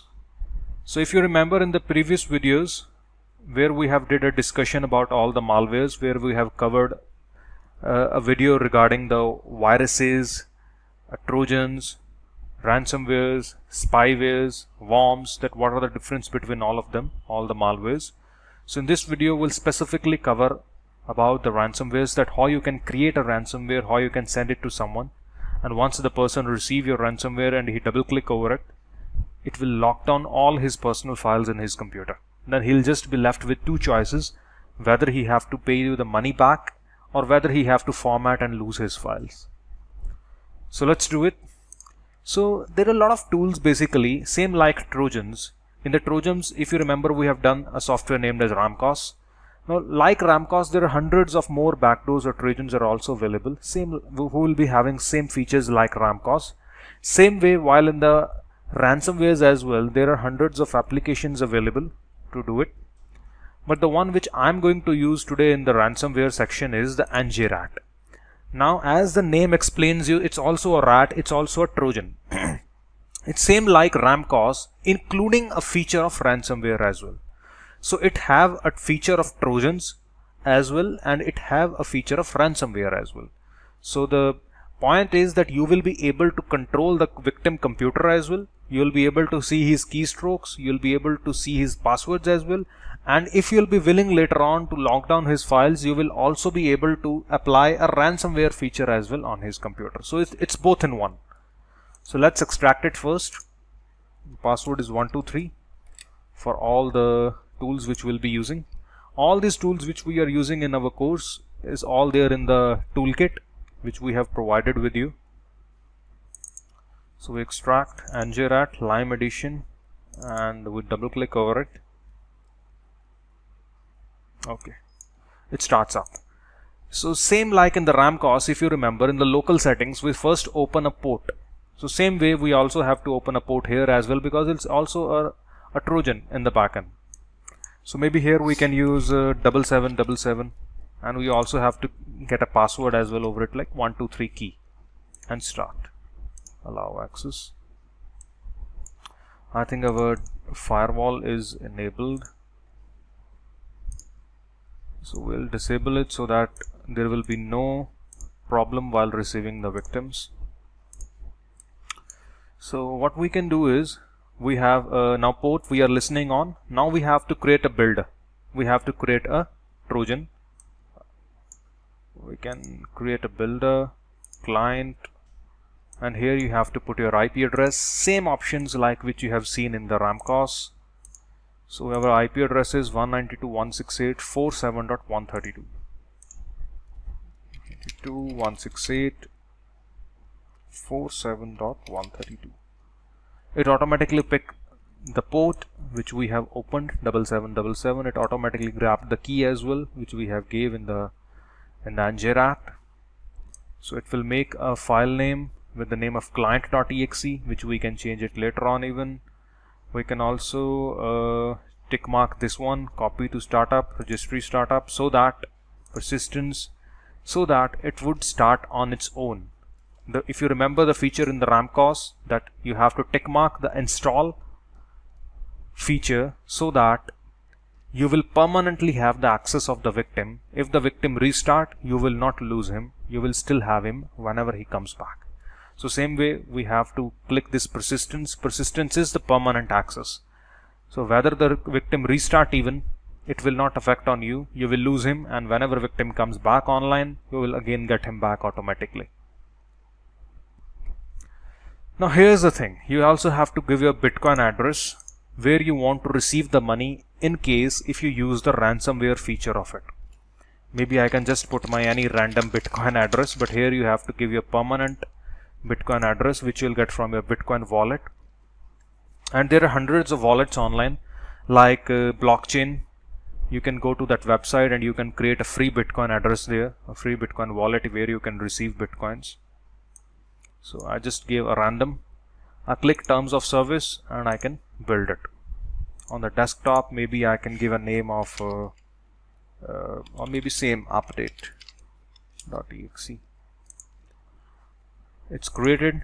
Now it's same process as we have learned while in the Trojans. You can use Celeste file binder and you can change its icon, same like Trojans, which we have done.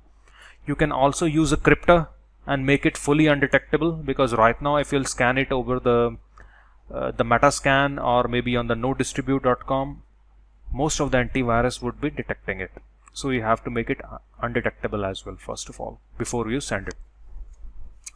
Now let's send this file to the victim computer. Right click and paste. So there is already a Ramcos file available, and I also saved a new one. So this is the Ramcos file, and this is the one which we created from the NJRAT. So if you have seen, in every rat the process would always be same, that you first open a port and then you create a file with your IP address and that specific port and you send it to victim. Same thing you did with Ramcos, same thing we are also doing with the NJRAT. So now if I double click on this file, you must receive a session in few seconds. Okay, and the victim comes up. So we can do like passwords, keylogger. We have a keylogger option. Let me type something there in the Gmail or whatever. If you type, like there is a notepad file, I type hackers rocks. So if you refresh, and here it shows hacker rocks. So if they'll type their credit card numbers, their bank logins, their Gmail passwords, their chats, you'll be able to get it from the keylogger option, same as in the Ramcos you have seen. So you have a password recovery, which you also seen in the Ramcos. You can also capture the webcam, microphones, same as you have seen in the Ramcos. So all the options are mostly same, but there is only one option primarily which is not there in the Ramcos and it's there in the NJRAT, is the ransomware feature. So if you like, you can, and it also have little more features as well, that you can shut down their PC, we can change their wallpaper, we can reverse their mouse, and we can also turn off or turn on their monitor. If I turn off their monitor, their screen will go blank. They'll not be able to see anything on their screen. So there are a lot of tricky features as well. But the main thing which it have is a ransomware. Like if I encrypt it, are you sure? Yes, I want to lock. And how much money you want to ask them? Like maybe $250. Okay. And do you want to change the client's wallpaper? I would say no, I don't want to change it. So if you see now, automatically a notepad is open on the victim that all your files have been locked. You can get them back by just paying $250 as a Bitcoin, and this is the Bitcoin address which we have typed while creating the Trojan, if you remember. And they also gave a link that this is the video you can learn how to pay. You can watch this video to learn how to pay via Bitcoins. This is not a joke, this is a ransomware. And if you see, there are a lot of notepad files before there on my desktop, and all of them are locked with the extension of Lime, like update.exe.lime, notepad.lime, everything is .exe.lime, and I cannot open them. Whatever I open, I just see encrypted text. Simple. So it have locked everything in my computer. So when the victim pays you, you can also actually show him your email ID in between this text, basically, so he can revert out the receipt to you that he have paid. And then what you can do is, you can right click over him, ransomware, and you can decrypt his computer as he have paid you now. And it will take few minutes. As much data the victim would be having, as much time it will take to encrypt or decrypt. So if you see, it took 3-4 minutes, and it have finally decrypted everything in my computer. Now you must be thinking that how we will be able to provide our email address to the victim so that he'll be able to contact us back after paying. So only then we will be able to know that the person have paid, and we have to decrypt his computer now. So if you remember, I also have a picture like this. You have to create a picture basically that you are hacked and this thing. So if you remember, when you right click and go to ransomware and encrypt, are you sure, it $150, and it asks you that do you want to change his wallpaper. You can say yes. On the desktop, and 1 2 3 4 I select my picture, and if you see, it will also change the wallpaper that contact us on this email ID. Rest, it will also open a notepad as well, that how much he have to pay, where he have to pay, and he can also learn how to pay. And after paying, he'll be able to contact us back on this email ID, and then we can maybe decrypt his computer from the decrypt. Now why it have not encrypted yet is because, as I said, it takes time depending upon the data, how much victim would be having, and it will also decrypt by taking time how much data the victim would be having. So I hope you got an idea that how you could also use a ransomware feature as well in between the Trojans. There are multiple other features as well, that like mouse, you can go to reverse. If you see, if I right click, I'm doing left click. When I left click, it's pressing the right click. So mouse buttons are replaced.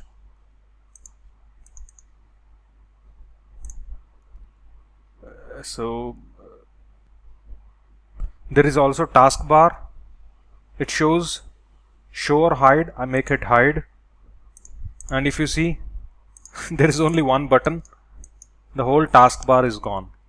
So it have little more tricky features as well to just play with the victim, but I think all the important features the Ramcos also have it, except these playing things, and as well as the ransomware feature. So I hope you got an idea how the ransomware works. Thank you for watching. So welcome to Blackhat Hacking Series. So in this video we'll cover about the malware forensics, that how you can figure out that your computer is hacked or no, that maybe your computer got some Trojan, or maybe your computer is getting controlled by someone else or no, how you can find that. So first of all, what you can do is you can go to run cmd. The best method, you can type a command, let's netstat-no. So if you see, this computer is so first of all, what you have to do is close every connections, like close your Firefox, close your Skypes, close your TeamViewer, close everything, every program which connects to internet.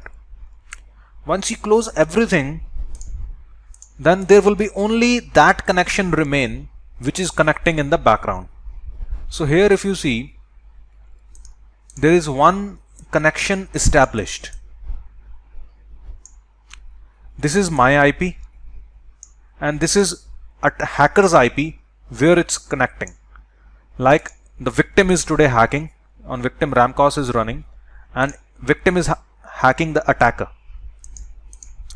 So our computer is connecting to victim computer. So here you can also see the hacker's IP, that who is connecting.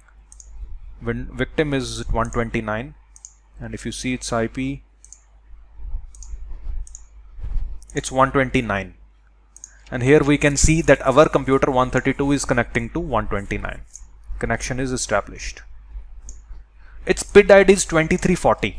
We can right click and start the task manager, and we can view, select columns, select the PID. Okay, I select and I sort from the PID, and let's go to 2340. You can also click show process all processes, and we scroll down. 2340 is, can you see, Ramcos. What you can do is right click and end process. If you click end process, your computer will be disconnected from the hacker. Right, it's simple, but it will not permanently disconnect, because the Trojan is installed in your computer. When you restart your computer, it will again reconnect to the hacker. So I will show you how you can permanently uninstall as well. Right now killing is just killing the temporary connection, but let's also figure out more tools as well, more softwares which you can use for the malware forensics. There are 3 tools more: Auto Runs, Process Explorer, TCP View. These all 3 tools are free, and you can just Google them and you'll get them for free from the Microsoft website. These are the Microsoft's official tools. Like first one, I will use TCP view. You can extract it, and I can use TCP view. Double click on the TCP view. Yes, agree. And here you can see it's showing me all the connections which is established right now.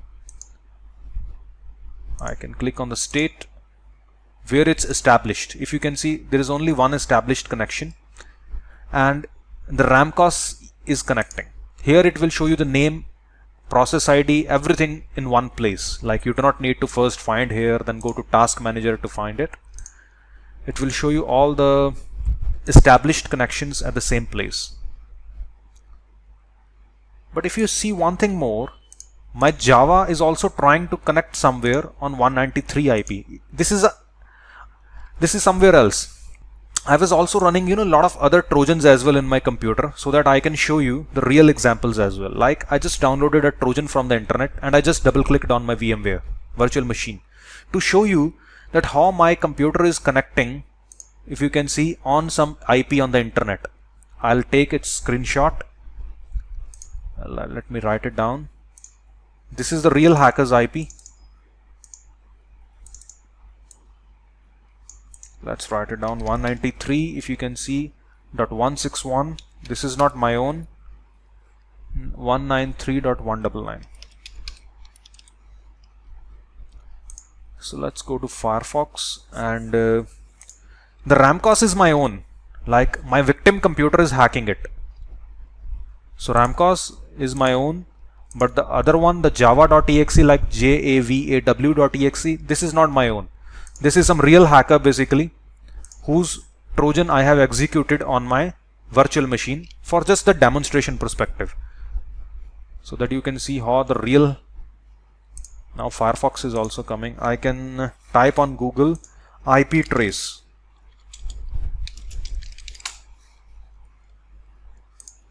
We'll get this website IP tracker.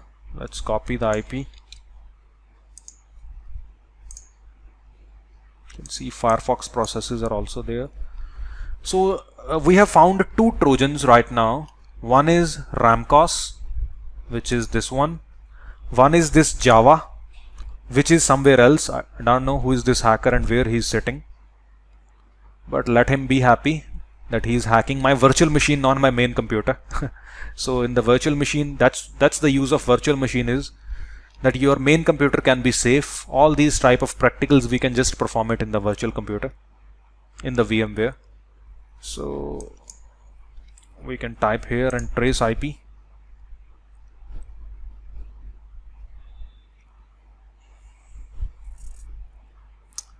Okay, somewhere on the Russian Federation, Moscow.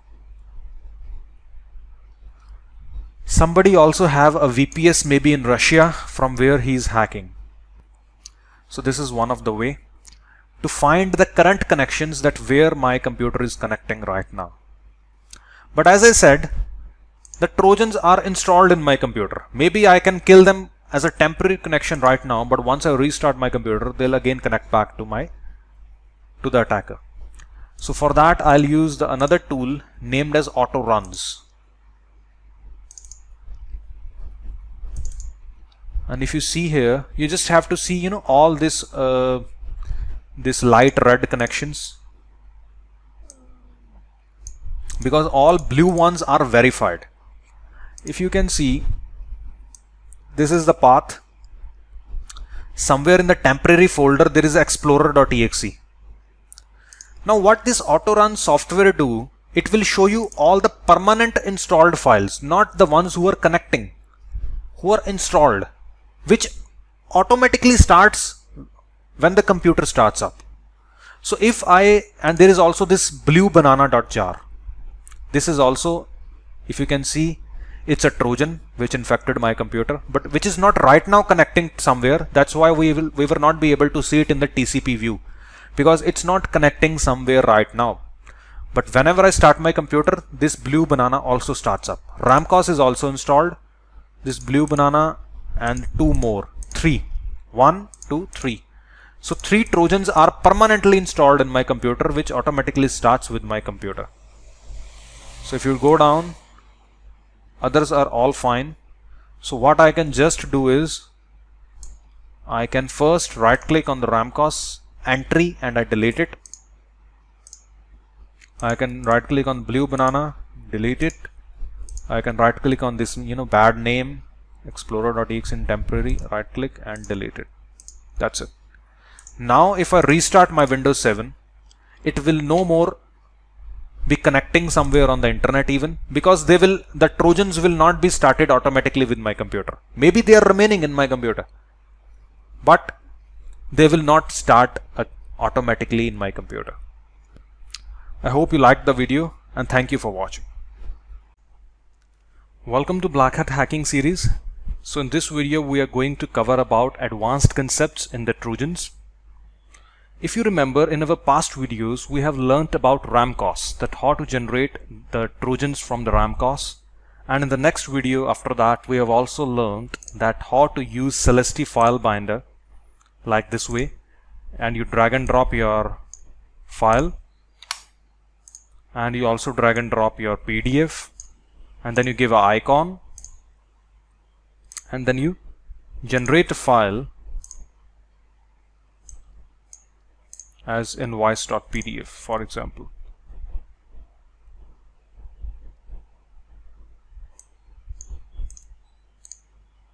So this is your file. So this is a thing which you have learnt before, that how to use Ramcos and how to use the Celesty file binder. But now I want to show you something very important for which maybe you'll be scammed in the future, on the names of silent exploits, silent PDF exploits, silent doc exploits. Now this is the reason. Now everyone requires something to send as a PDF or a doc. Why? There is a reason behind it, because once you send it to some people, they accept more PDF or a doc rather than exe, because exe they will seek it as a malicious. But if you send them an invoice that maybe I want to buy some shoes from you and this is my requirement in the PDF, please download it and open it.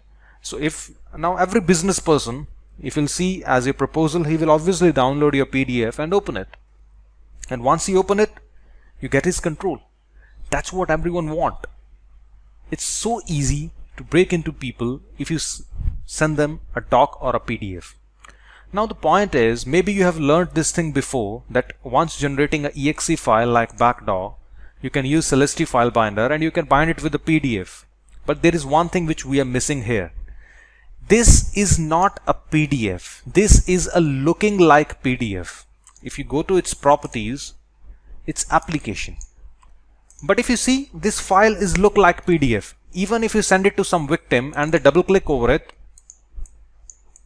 you'll see that a PDF opens and you can close it even. That so the victim will think that this is a real PDF.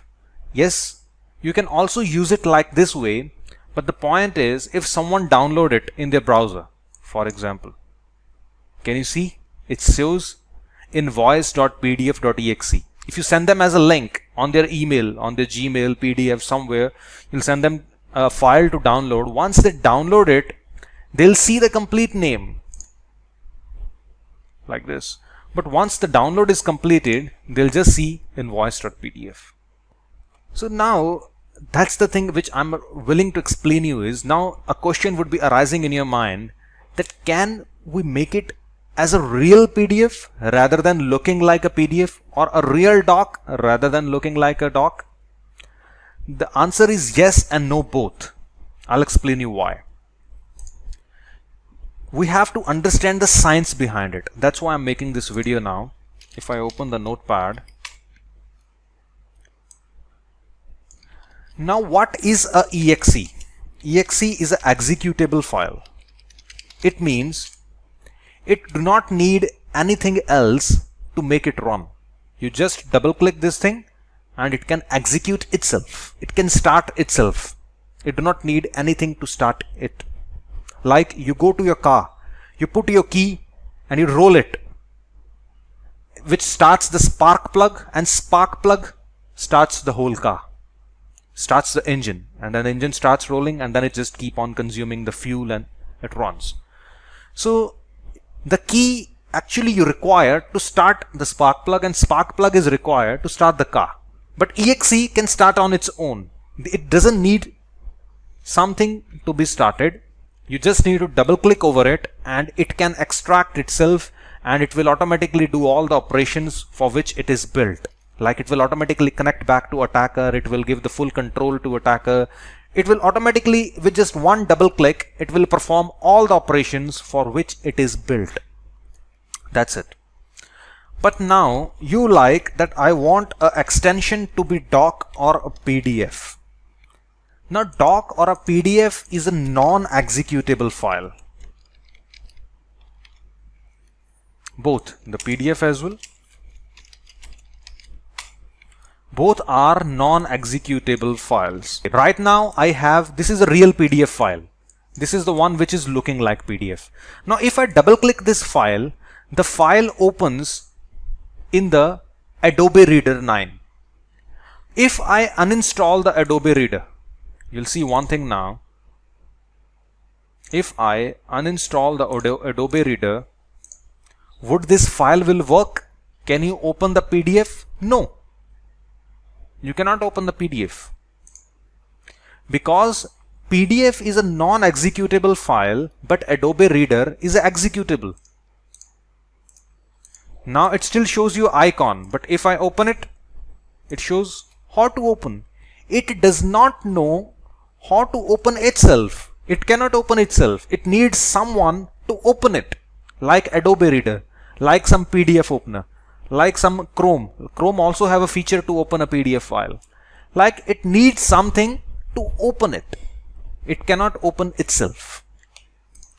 That's the same case with every extensions, whether it's a JPG, whether it's MP3, like a music file, a video file, a PDF file, a doc file, they all needs a opener. Now, but I'm not saying that there is no way to make your Trojan into a form of a PDF or a doc. There is a way. We can use our exe file and we can bind it into a doc.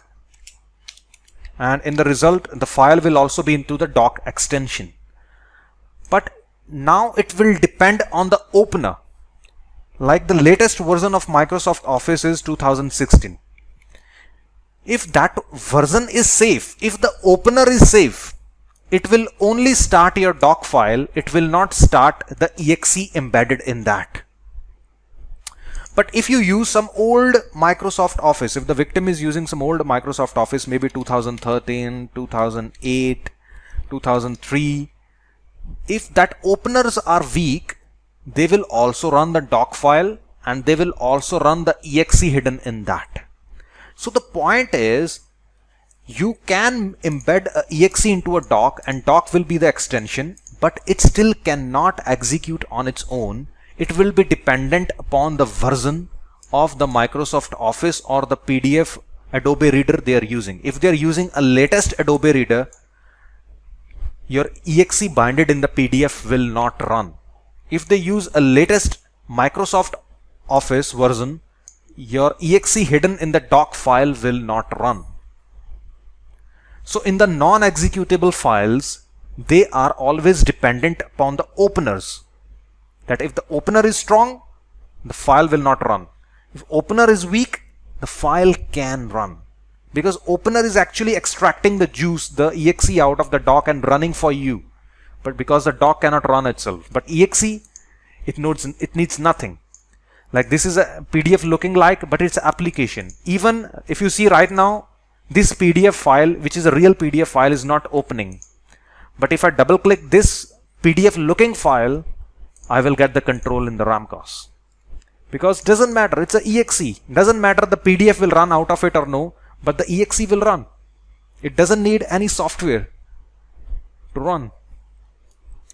But if you use PDF, as I shown you, people can suspect. If you use exe kind of like a looking like, it can be suspected, but it can run itself. So everyone have their own advantages and disadvantages. Advantage of running this type of file is it do not need an opener.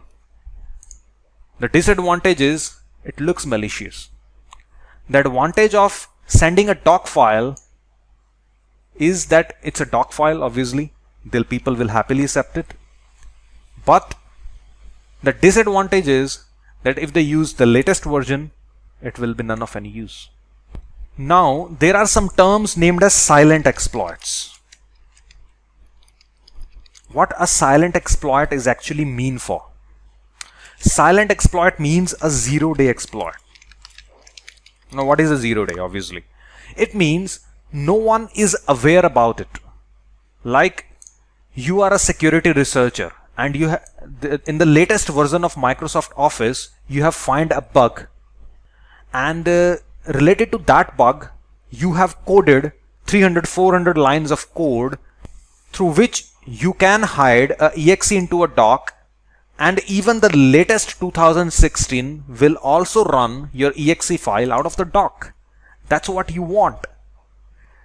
So everywhere nowadays on the hacking based websites, you'll see that we sell silent exploit. We sell silent exploit. Silent exploit means no one is, even the Microsoft company is not aware about it, that this type of thing exists. Because if they know, they'll release an update in their version so that they can make safe all their customers. So if whatever it's not known to anyone, even the Microsoft, you think it would be cheap? People, hackers are selling it like $100, $200, $500. No, they're not real. They're all scammers. The real silent exploit, which is a 0-day, which can run over a latest version of Microsoft Office, latest version of Adobe Reader, that you can send just a PDF to people, just a real doc file or real PDF file to people, and even if they are using the latest version of their openers, it still runs. That's a real silent exploit, which worth more than $10,000 if anyone have it. And even you are not actually sure that who have it and who do not have it. Maybe they are scammers who are making you fool. Now, how they are used, how they look like, even if you buy a silent exploit, they comes into two type of forms. One are the graphical builders, like this, that you just give your Ramcos file, the exe file here, you give the license key, which you got it like while buying this builder, and then you choose the Office version. If you see, only 2007 and 2010 is there. No 2016. If someone is giving you even 2016, it could be fake as well. Because if they're giving you 100, 200, 500, it could be fake. Because the original silent exploit, which no one is aware about it, which will really run on the 2016, which would cost obviously in thousands of dollars. There are also into exploit form, also they come up, which you just install it into your Kali Linux, and by using a Metasploit software, through some little codes, you can generate a file and you can control a victim. So in my next video, I'll also show you an example of a silent exploit. I do not have even a pure silent exploit. As I told you, it worths in thousands of dollars, but I have a semi-silent exploit which could run up to 2013, which could even run on some versions of 2016 as well, like 2016.1, 2016.2 even, and even 2013 as well, and with almost a FUD. The detection ratio which I seen last time was just 4 out of 35. A real silent exploit is always 0 out of 35. That because no one is aware about it, so no antivirus would also detect it. But mine is detected by 4 antivirus, but I'll show you how to use it in the next video. But I'll show you as a real engine form, like a real exploit form, not like this type of builders, because they could be mostly scammers. And the next thing is, there's also one more thing which some of the new hackers are crazy about it, are like the jar rats. Like we use the Ramcos, it have generated a exe file. There are also Java rats. Basically, they generate a jar file. I'll show you one example.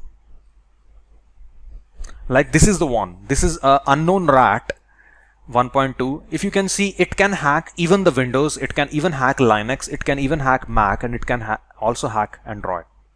Now you will think like, yeah, this is the best. This is the best You want. But that's also somewhere, I would say no. What's the reason? This is a Java rat. Now Java is a multi-platform. Java you can also install on the Mac, Java you can also install on the Linux, Java you can also install on the Windows. But if Java is installed on the victim computer, the file will run. If Java is not installed on the victim computer, it will not run. Still, it's an opener. Java will open the Trojan out of a jar file. If Java is not there, no one can open it. Only exe is the one thing which can open itself. Still the same concept, if you notice. If you see, if you use unknown rat, this type of jar file it will generate. Some people think rather than exe, jar is still people may double click. May. Because exe they think they will never double click. It's also sometimes a reason. So you can generate a jar file and you can send it, but still if they use Java. And the second drawback of this rat is normal crypters will not work over it, because normal crypters are built to encrypt exe file. To encrypt a Java file, you need a special crypter, and which is very hard to find it over the internet. So you should first of all think about it, that what you want to use. Is a PDF looking like exe sufficient for you? I have also a way to send it to people and they will see only PDF. So that thing I will show you in the coming video. I hope you enjoyed this one and thank you for watching. So welcome to Blackhat Hacking Series. So in this video we are going to do a small practical regarding the silent exploits, or maybe the semi-silent. So if you remember in our last video, I have shown you some of the examples that what a silent exploit is mean about and how actually they look like even. But I just shown you a way, or like a picture of these type of builders. Can you see it's written like fast silent exploit builder? And like there could be so many names like that, like HT silent exploit builder, fast silent exploit builder, cool silent exploit builder. So it doesn't matter, actually they are silent. So it's a builder. Builder means it's just a graphical access which use an engine behind it, and that engine actually generates a doc file for you. So my point is that I always prefer to use directly the engine rather than using this type of builders. Engine is always into a code form. So the real exploits always look like this, like I have, which we have tried to do some changes. Like they always look like into code form. This is exactly an engine which is being used to generate a doc file. But these type of builders are mostly like, built by some type of scammers. They say, okay, buy our builder and it generates a doc file. Actually, it's not the beauty of this builder. It use always an engine or this exploit file, a Ruby file behind it. This file is actually the thing which generates the file. Now that's why they just make a very cool builders. They're very easy functions that you select just 2007, 2010 and generate.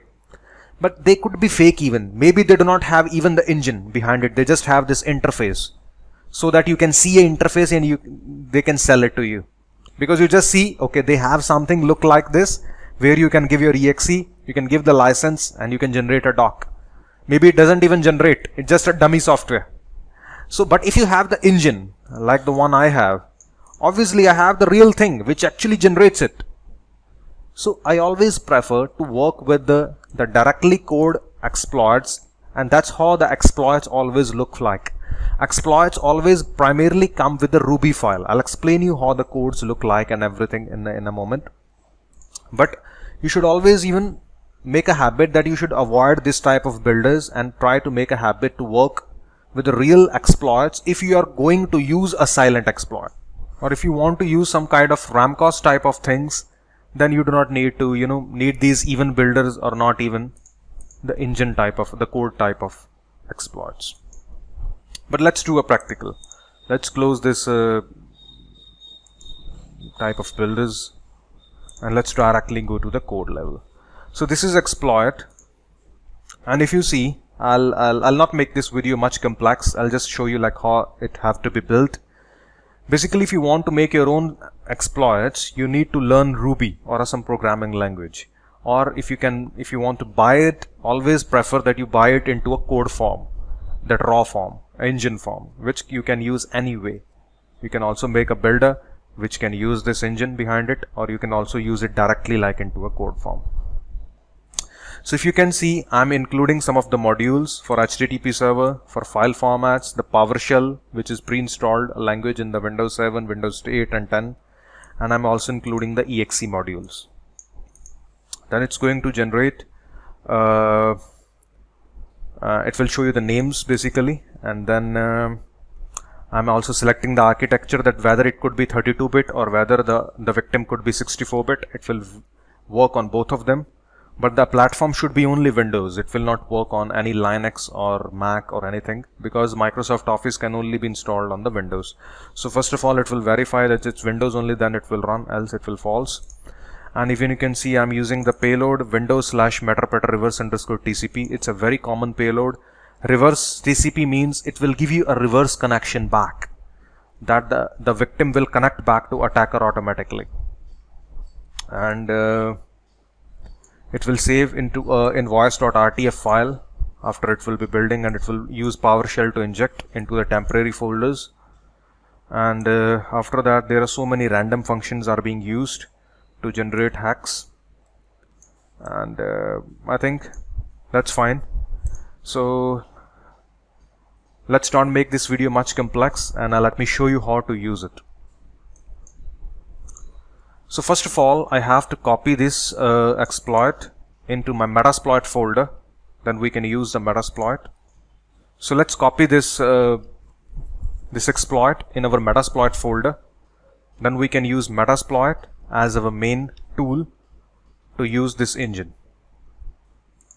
Now, if you want to learn more about Metasploit, Kali Linux, or this type of hackings even, which are like related to little professional level, we'll also be running one more series after this Blackhat, in which we will be learning with the more advanced type of hacks through Kali Linux, Metasploits, exploits, etc.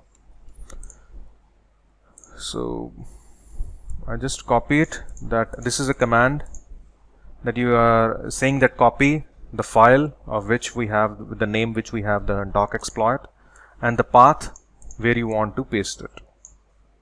So copy.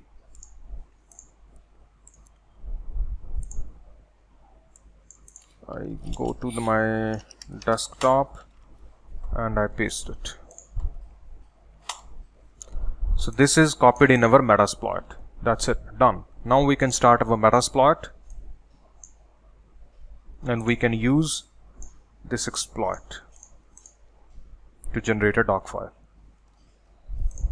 So now I search for same name which we have copied in it in the Metasploit, htdoc, and it found it.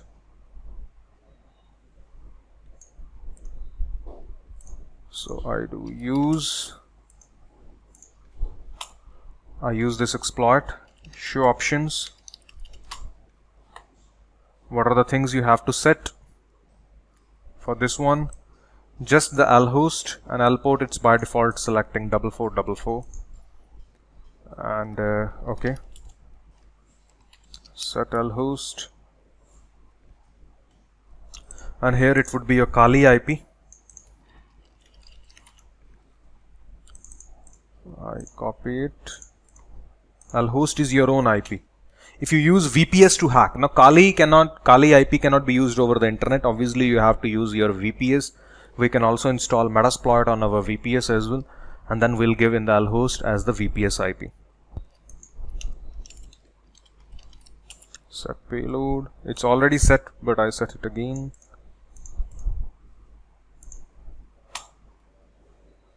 And we can do just exploit, and it have generated the file for the doc. Now let's upload and send this file. Let me upload copy it on the desktop, and that's it. Your job is done. this is the file, and we can upload on the internet and we can send it to attacker. I'll upload files.io, and we can drag and drop.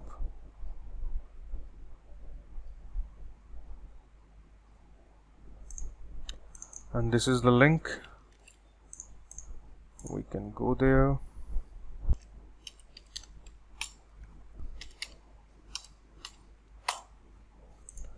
Now if you see, we have generated the file and server is also started. If anyone will open your doc file or the RTF file, which also looks like a doc file, anyone will open it, will get his control automatically in the Metasploit. We are waiting.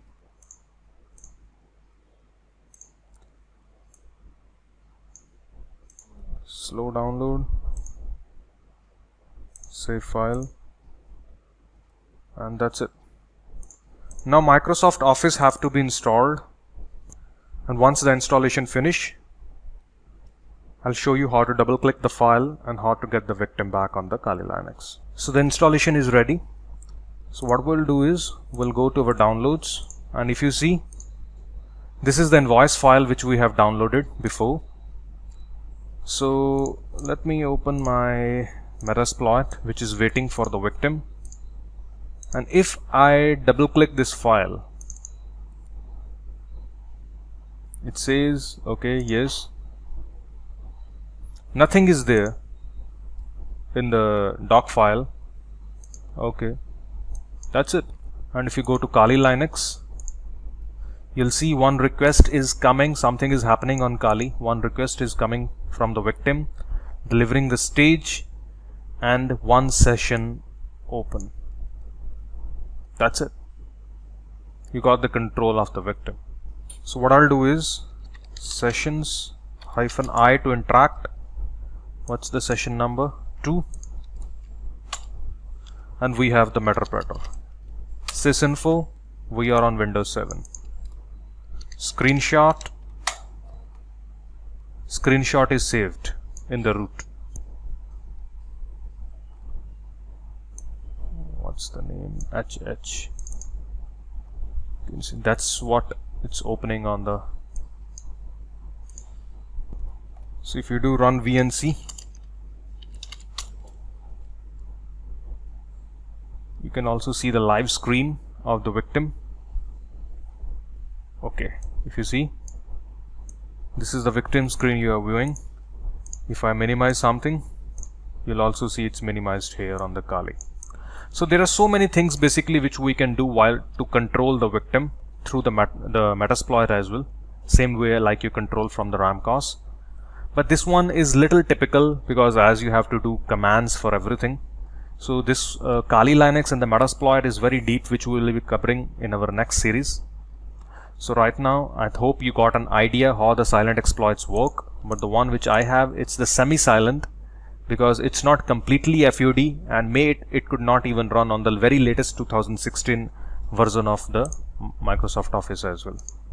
But still I will call it a semi-silent. But let's scan it, its detection ratio, that how much antivirus detects it.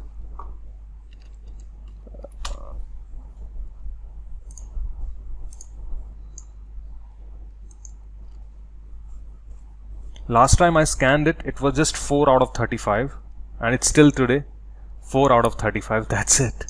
Only 4 antivirus are catching it. So I would it's really a good semi-silent exploit. It could still work to catch so many victims which you cannot even imagine. If it would be 0, and it could work on a very latest version as well, but that would cost in thousands of dollars, but that would be the mind-blowing and the best. So I hope you got an idea how the real silent or semi-silent exploits work without the builders and with the builders. So see you in the next video, and thank you for watching. Welcome everyone to the Blackhat Hacking Series. So in this video we're going to start a topic named as phishing. So I hope you'll all be aware with the phishing, and I hope in your life minimum one time you have heard a term named as phishing. Now what phishing means is basically it's not like you catch a fish nearby to a pond, obviously, as it's IT term. The phishing means fake websites or fake web pages looking like real, and they are just a trap to catch people's usernames, passwords, banking information, credit cards, etc. So for example, if you see, this is an example, a very it's a page which is totally looking like a PayPal, but if you see on the top, it's not PayPal, it's PAPAI. Looks like a PayPal, but it's PAY. Last character is only one which is changed, but the rest everything looks like so original that it have that confirm your card for the shop and with the PayPal right away. So this is the top link which actually you'll be sending to people as an email to maybe you'll send to maybe thousands of people daily, and everyone nowadays use PayPal. So you'll be sending them that hello sir, and we are from the PayPal, and we have seen an unauthorized activity in your account, so please log in with your account and confirm your credit card again, so that we'll be able to verify you. So if the person clicks the link, he actually goes to the phishing page. He puts his credit card number, his banking information, or what type of phishing page you have made, depends upon that, and he submits. Once he submits, the information actually goes to the hacker, and then the person is actually redirected to the real PayPal, and he sees just a message that thank you for putting your information, now you're safe. But now actually you're not safe, you're hacked now. So that's what actually a phishing is. It's fake websites, fake web pages looking like real, and they're just made to catch the inputs of the victim, maybe his credit card, maybe his usernames, passwords, etc., anything. So in this video we'll cover about a automatic phishing technique. There are so many videos we will be making on the phishing, because I'll show you how to create your manual phishing pages, how to upload them over the real hosting, so that your website would also look like the same way as it is right now. And then I'll also show you some advanced phishing, in which just people clicks a link in your email and his email ID automatically gets filled. So in that case, he will trust more that where he's entering the password, they already know him. So we'll be on that later, but let's start with the very basic baby steps for the phishing. So for that, you have to go to anomore.com, as you can see on the website, anomor.com, where you have to go to sign up and create account there. It's a Arabic website, but most of the things are there in English. I go to home and I already have an account, so I'll log in.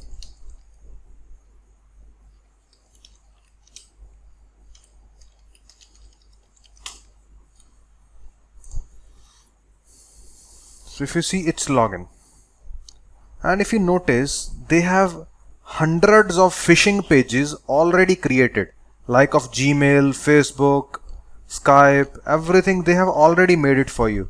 Like if I open, like this is the 4th page, and it opens like this way. This is like an email and password of a phishing link. I can also open maybe this one, Facebook Pro, protect Facebook. So if you see, Facebook security.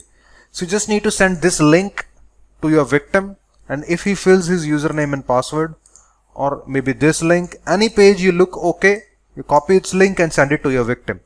And if the victim fills any username and password, maybe john@gmail.com, password maybe 123456. If he clicks it, and that's it, he's gone.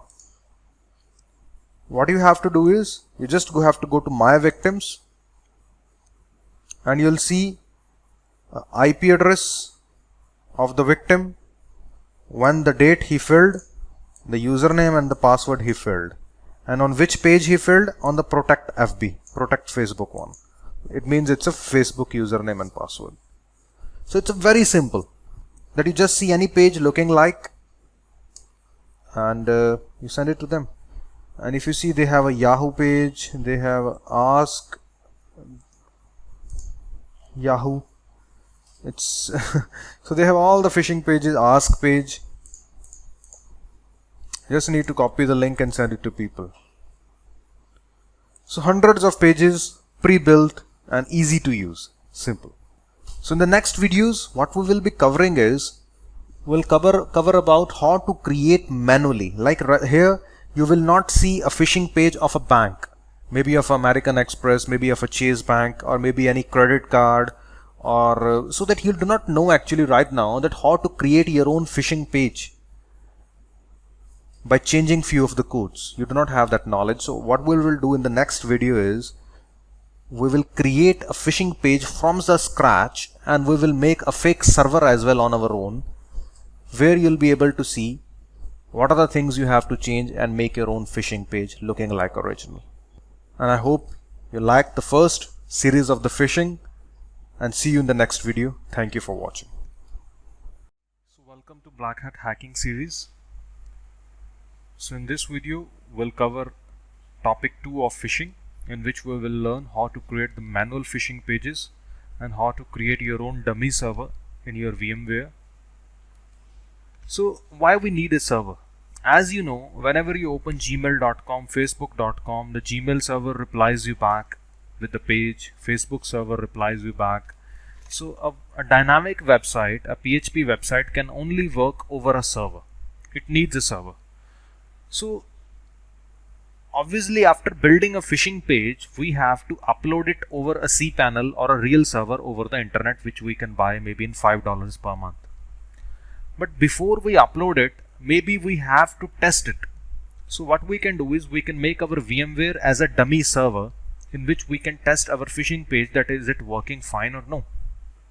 So for the test perspective, we'll test here. We'll make a manual page by changing few lines of code into a real page, and then we'll make our Windows 7, this Windows attacker, as a fake dummy web server in which we'll put that page and we'll test it.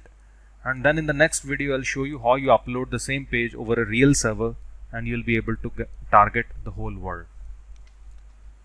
So this is a software named as XAMPP, which would be there, I think, in your toolkit, or you can, it's also free to download from the Google even. You just install it and it will make your server as your computer as a web server. So we have to uncheck few of the things which are not required, and next. So it will take few minutes to install.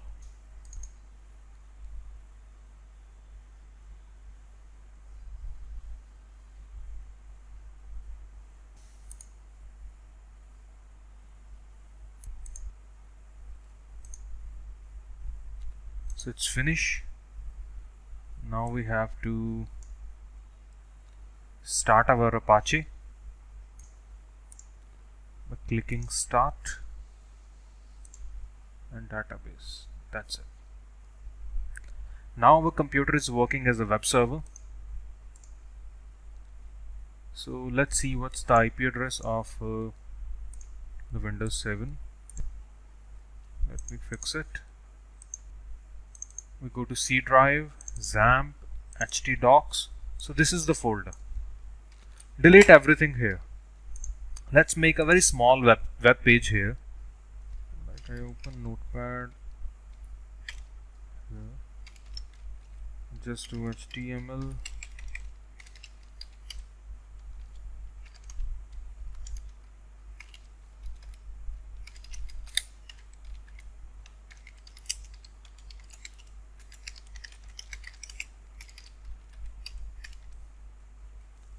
And I save it on the desktop, maybe index.html.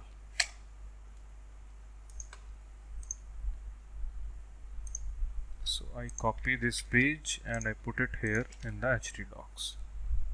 Now if we type the IP and enter, it shows this is a test page. It's same like if you type google.com and the Google opens in front of you. We do not have a name right now. It's a dummy web server.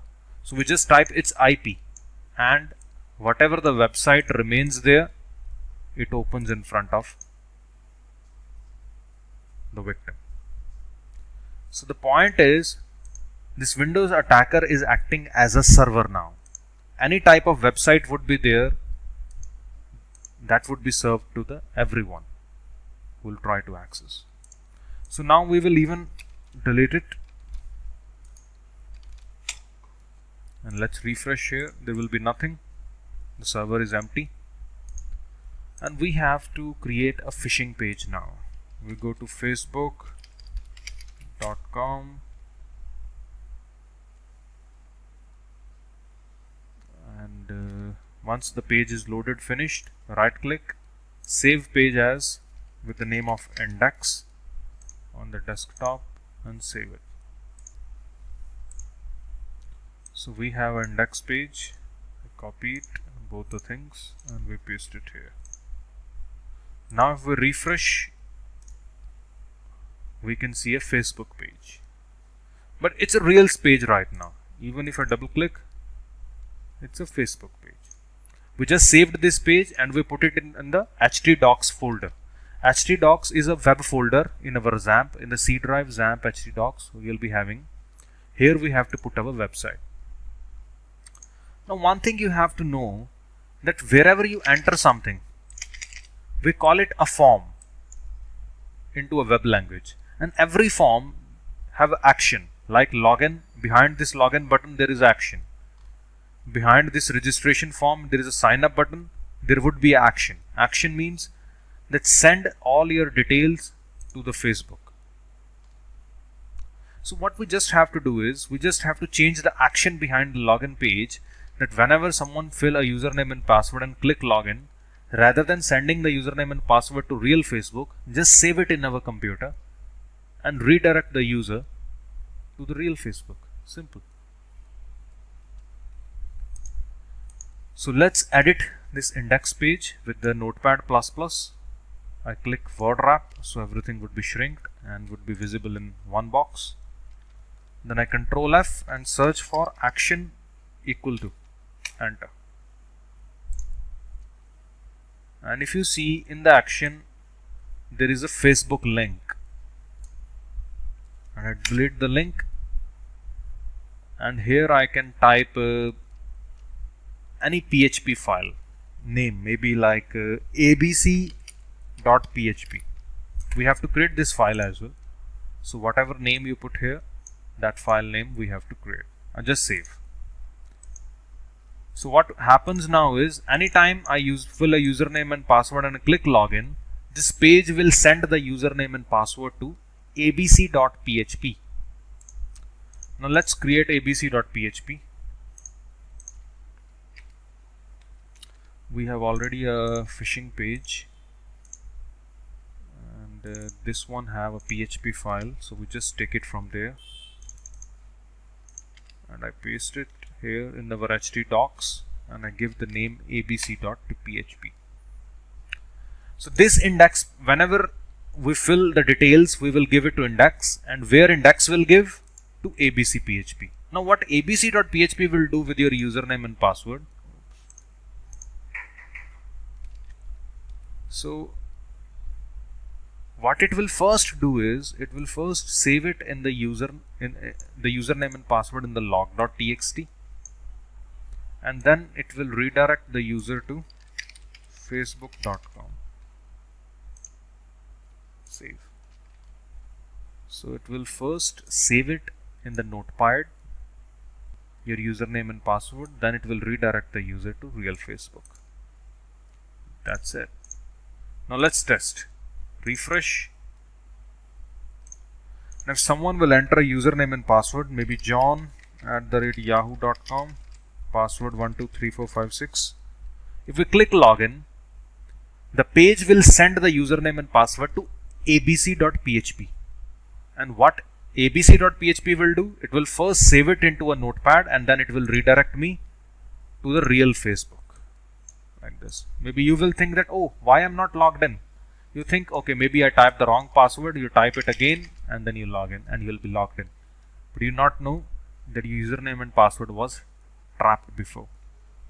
You just go on server and you see a log file is created automatically by this PHP file, and you see it have a username and password.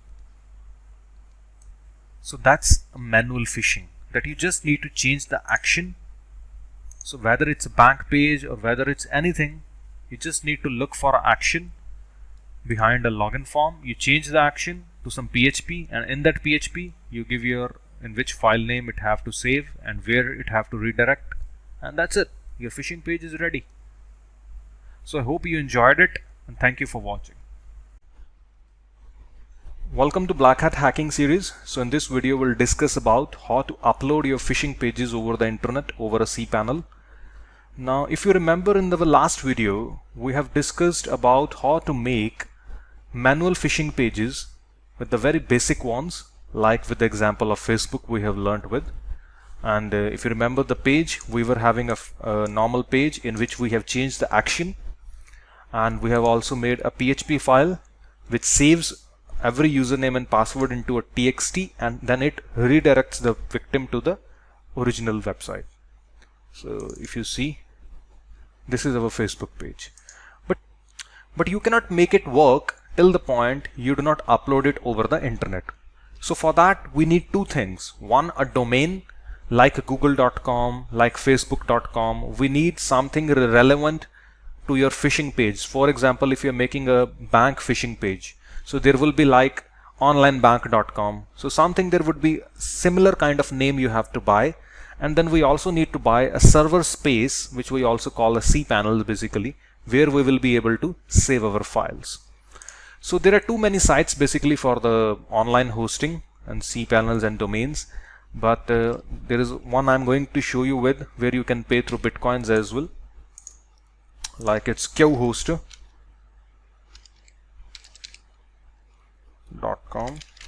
So what you have to do is you have to first go to domains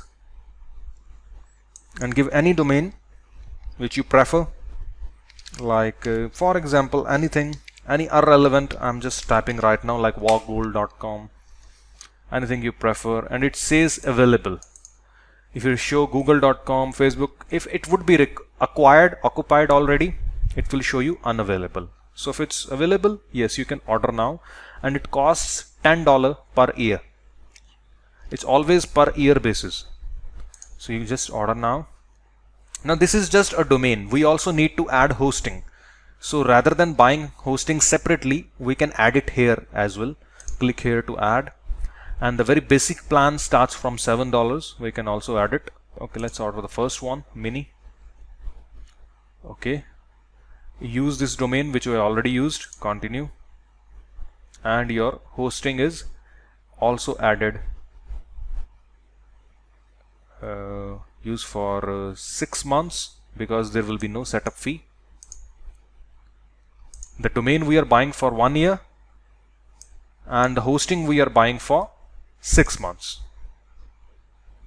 So if you see, hosting is $14 for 6 months, and the website we are buying walkgold.com for $10.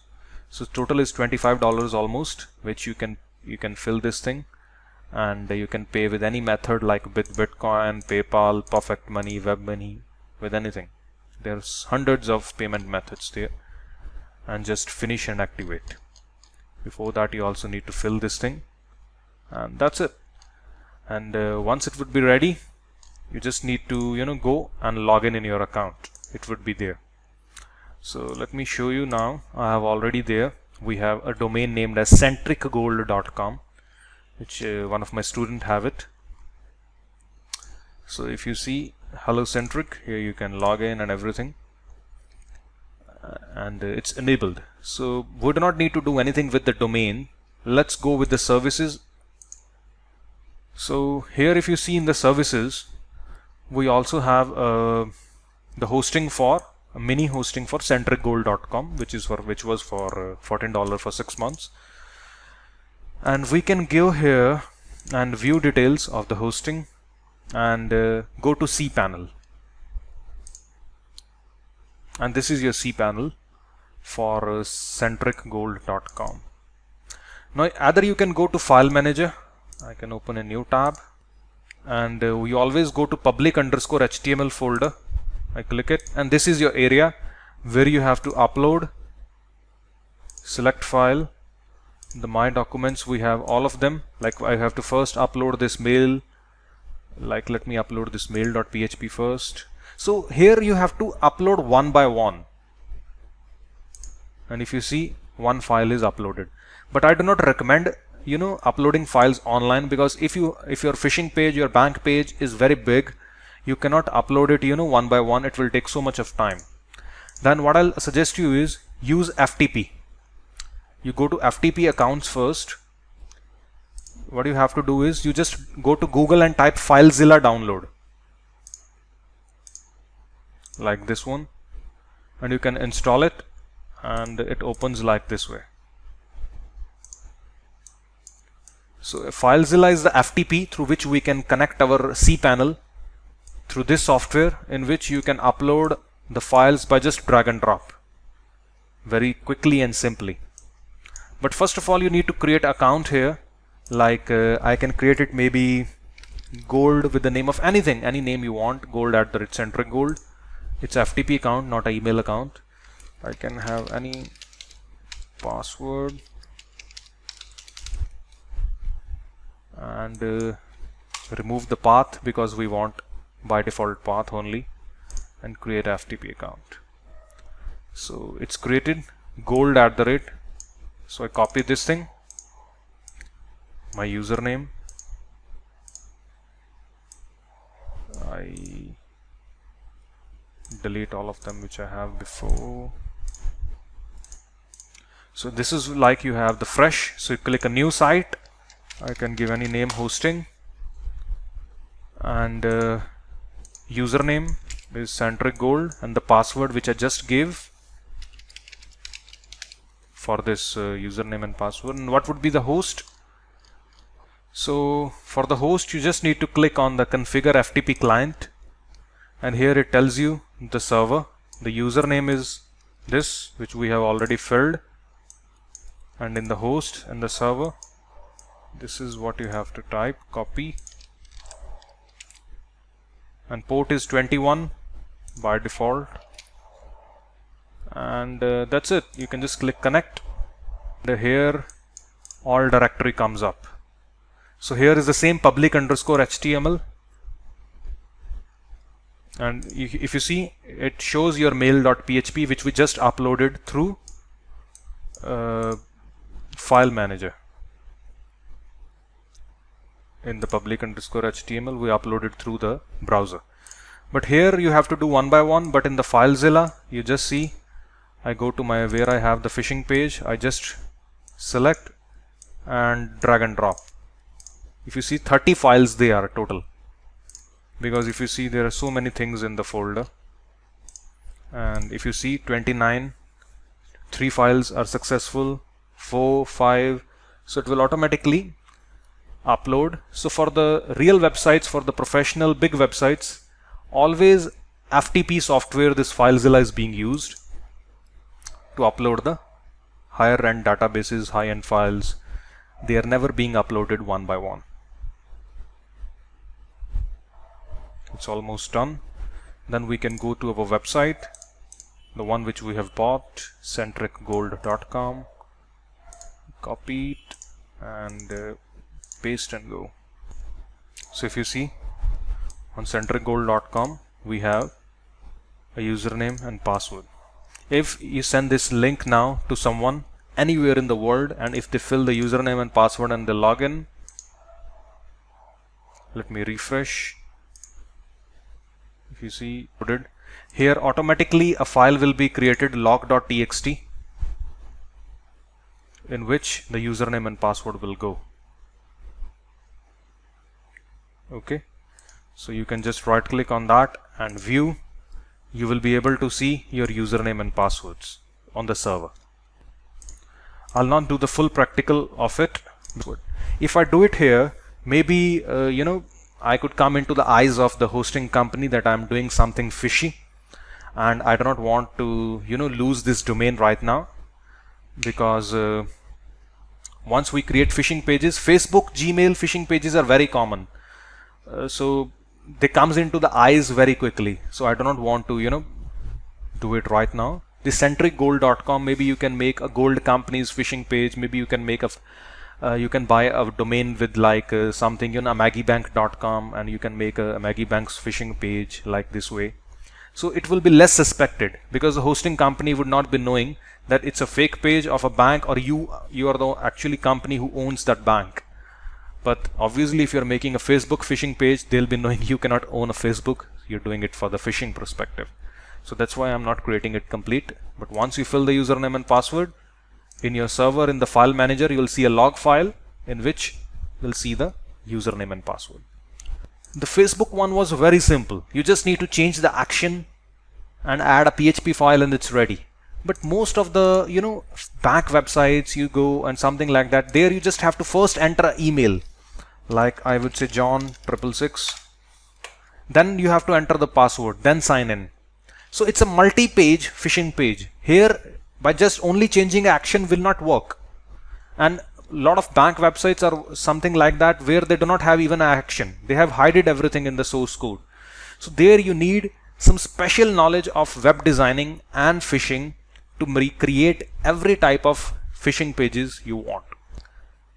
So my point to say you is that after finishing this Blackhat series, I'm going to create a series of 30 videos only and only on web designing and phishing, that how you can learn to change your own codes, to write your own codes and make your own professional phishing pages of any bank, or how to make any type of fake whole website as well.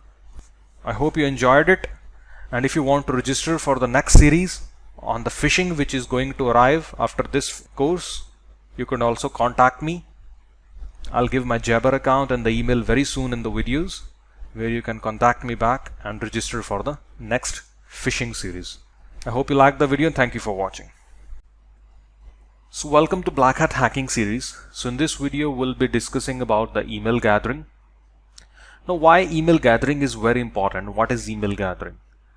As you have learned that how to create Trojans, how to create phishing pages, etc. Now obviously you have to target someone. You need business people to whom you can send your Trojans. You need business people to send your phishing links, so that once they double click or once they fill your things, only then you'll be able to gain something back from them. Now how you will send to them? What identity you need of them? Obviously their emails. And from where you get the emails? By email gathering process. So the emails are very important. You must be having like maybe 1 million business emails, 10,000 business emails, 100,000 business emails. We need them. Only then we can target them. So how we can gather them? Basically we have 3 methods to collect the emails. The one is one by one. Now you'll be thinking that do one like if you want to collect maybe 10,000 emails, do one by one will be working? Is it really a practical process? According to me, yes. Because in one by one, you're actually be going on only the specific companies which is in your head. Maybe there is a very big shoe export company in China with the name of maybe ABC Exports. So you know they do a very well business. So what you can do is you just search for them and you gather the specific their employee emails, who do the business on behalf of them. They keep on sitting in the office of the ABC Exports office. They sit there, they speak with the people in the abroad, they do the business, and then they take the funds in the company's account. So if you're able to hack their employees, you'll be able to monitor their transactions, and you'll be also redirect the transactions in your account. So you don't need to actually gather 10,000 emails. Maybe ABC Exports just have 100 employees. You just gather their 10, 20, 30 employees emails. That's it. You just keep on targeting them, hack them, and do your job. So how you do that? You just create an account on LinkedIn where every business company and the employees are there. You just have to search for maybe any company, like there is a Smart Data, for example. It's a company, and here you see all the 67 employees they have on the LinkedIn, and you can connect to any of them. You just click connect, and they will accept your connection like a Facebook request. Once they accept it, you just go to their profile and you'll see contact info. You click on that, you'll see their phone numbers, their email IDs, their birthdays, everything. So you can just copy their email IDs and keep on writing them. Just gather their 10-20 employees and that's it. Then just keep on targeting them. So this is also a very good way to just keep on gathering little emails. There is no point, right, sending 10,000 peoples daily and you're just receiving 2 victims back. It's not, I think, a practical way. Rather than you just sending 20 emails per day to a quality people and you're getting 2 victims per day, I think it's a more success rate because you are actually targeting the exact person you want to target. So the second thing is gathering the random emails.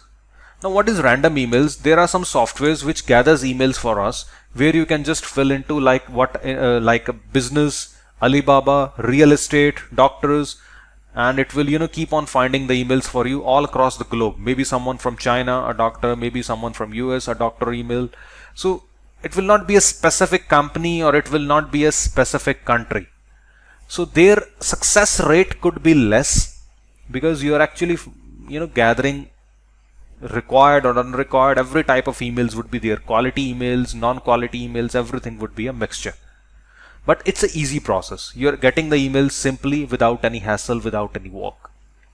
So how we do that even? We have a software in your toolkit, email extractor. We just have to install it.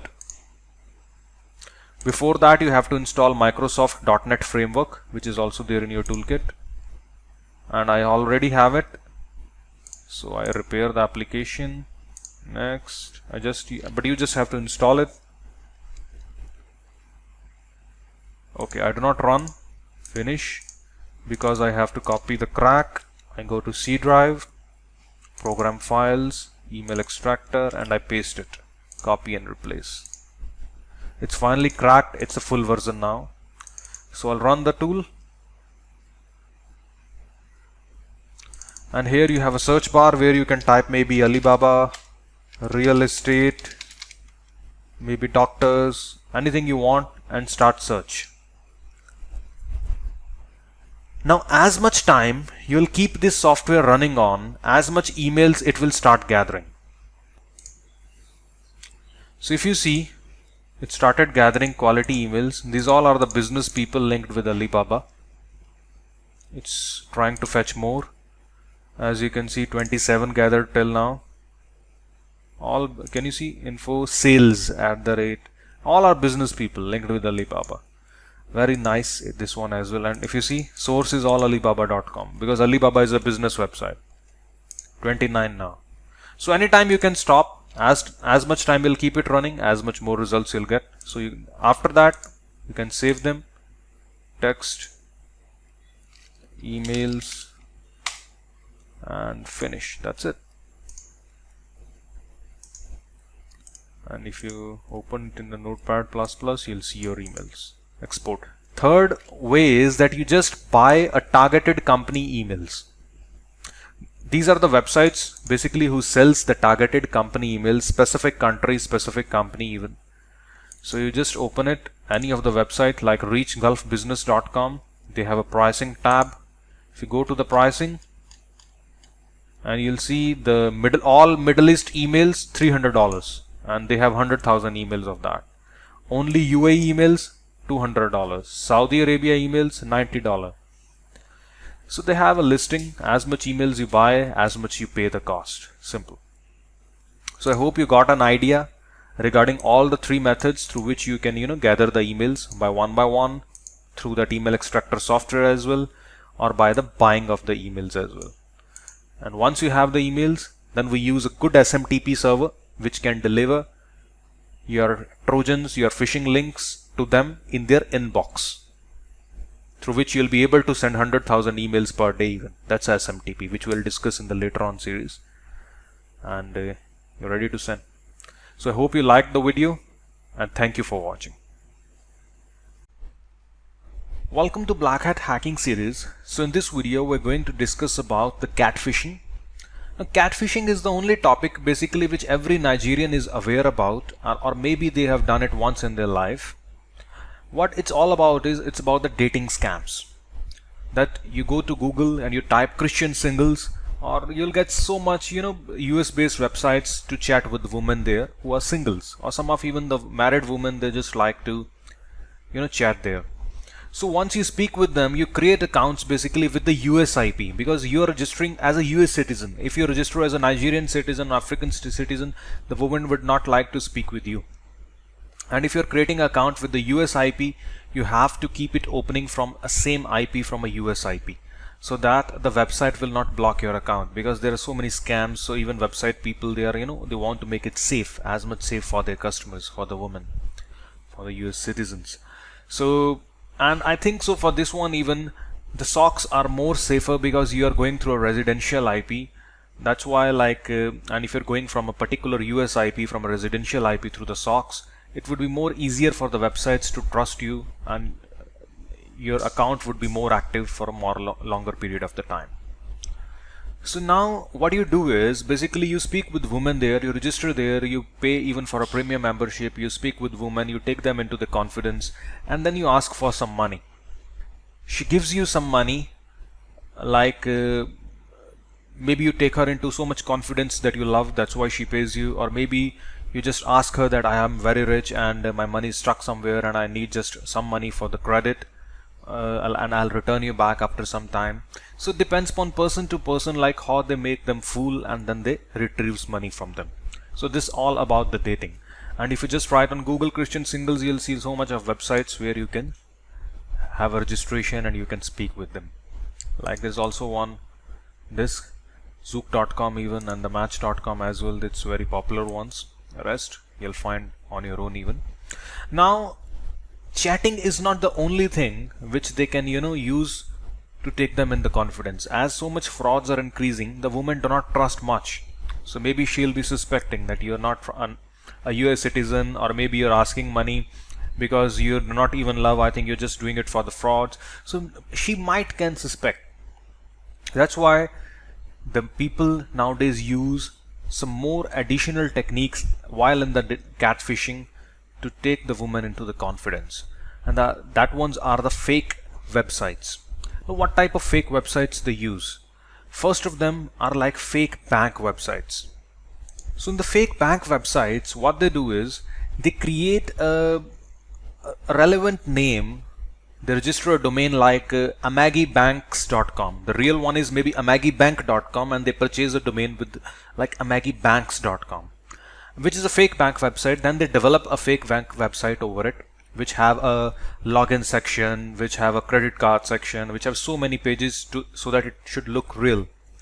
And then they create a fake profile in that with the name of maybe Richard Daniels. And with the Richard person, they create a profile, they show his picture, complete address, and shows like $1 million in that. And once the person speaks with the woman, he shows that, okay, I have a bank account on this website. This is a bank in maybe in the UK or somewhere, or in France maybe, and you can check my profile. He gives his username and password to log in, and the woman logins with the specific username and password without knowing that it's a fake bank website. She thinks that this is a real bank, and she sees that, oh my god, after logging in, it's $1 million the person is having. But then the person says, can you see how much money I have, but I'm not able to withdraw because some issue came up, or like any excuse they give up. And then they says that I'm able to withdraw basically if I pay them 10% fee to the bank. They will let me to, because I have not paid some of the dues or something, so I need to pay them 10% of my amount so that I can withdraw all my $1 million. Then the woman says, okay, I'll help you for that. She agrees and she pays, like, okay, let me give you $100,000. And once she pays, the person goes away. So this is just one of the example basically, that they show some fake websites to take the woman into the confidence.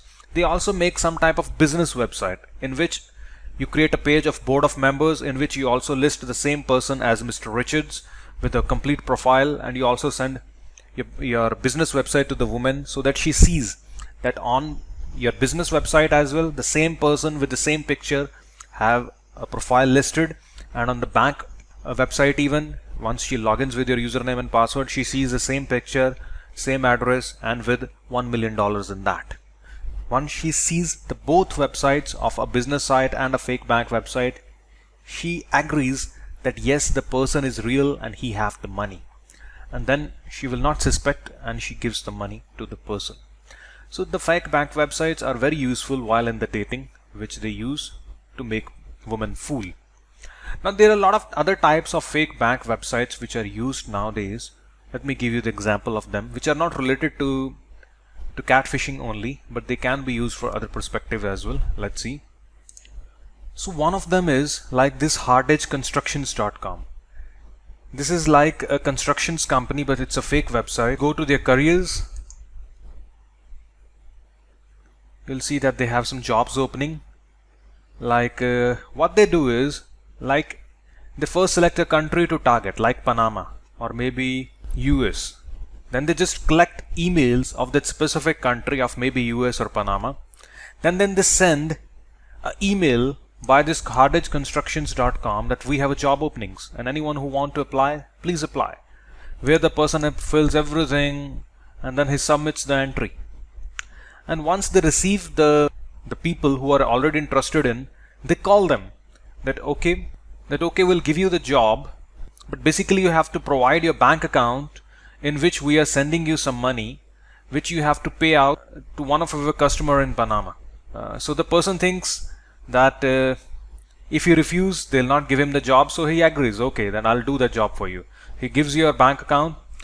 You make him a wire transfer through a hacked bank account which you have hacked in the past, and the person receives money, and then the person sends you money from the Western Union or from anywhere you receives from the person who is applying for the job. So the point is that you're paying a job seeker a fraud money, and the person withdraws it and pays you the clean money. There are also something related to real estate scams. There are so many US based websites in which people can buy, sell the properties, houses, like Zillow.com, the Realtor.com. Like even you can see a map, even Century 21, that which property costs how much. Then you speak with people. Like, can you see there is a contact button and you can speak with the seller that okay, I'm interested to buy, and he sends him the quotation. Okay, I'm only pay that much price which I'm sending in the PDF. Once the person opens your file, you get his complete computer control. That then you say okay, I'm no longer interested. But once the person deals with someone else and he's selling to someone the property, and then he sends him his bank details, you jumps into the transaction and you sends your own details to the second side from his computer. That okay, I'm willing to sell my property from his computer and I want the money to be received in this bank account, which a hacker owns it, not the seller. Buyer basically pays into a different bank which hacker is providing. After that, they both keeps on fighting. The buyer says I have paid, the seller says I have not received it. So this type of things has also run away. There is also a scams related to binary investments, binary options investments, I would say, where people make a fake website for the investments, and then they just target US people that by just investing $100, $200, we have some investment schemes which always go up, never goes down, and you can just try with even $100. So $100 is not a big amount. They get interested and they just invest it, and then you just keep on showing daily the graph that now their money is increased to 150, now it's increased to 500, now it's increased to 10,000. So they get very happy, and then they pay you. They little pay more so that it increases more. And once the point it shows 1 million or 100,000, the person says that I want to withdraw it, and then you say that we have a company policy that if you want to withdraw the whole money, you have to pay the 10% of it. And that's why they increase it up to 1 million, because 10% of a 1 million would be like $100,000. The person agrees, okay, he pays you 100,000 and then you run away. That's also some type of binary schemes people use it. There is also like some type of fake courier websites people make, that personal couriers, like if you want to send some diamonds, some precious things to some another country, maybe from US to France or somewhere, that you just call them, they come to you at your house, they collect everything very safely, because it's so precious that you do not need to even come to us. That will come to you and collect, and they'll give you a tracking number, fake tracking number. You keep on tracking that where it have reached. You keep in showing them some tracking for a week, and the last you just show them caught by custom, and you have to pay 50% of the price in the cash. Only then this, the order would be released, and the person fears it and steps backward and leaves everything to go away. And actually you haven't sent it somewhere, and you keep the diamonds in your pocket. So this type of fake bank websites, fake courier sites, fake construction sites are being used a lot by the scammers basically. So if you also want to develop these type of websites, your own quality phishing pages, you could also go on in our second series of web designing and phishing, which is very soon going to start after finishing this Blackhat series. So I hope you liked the video, and thank you for watching. So welcome to Blackhat Hacking Series.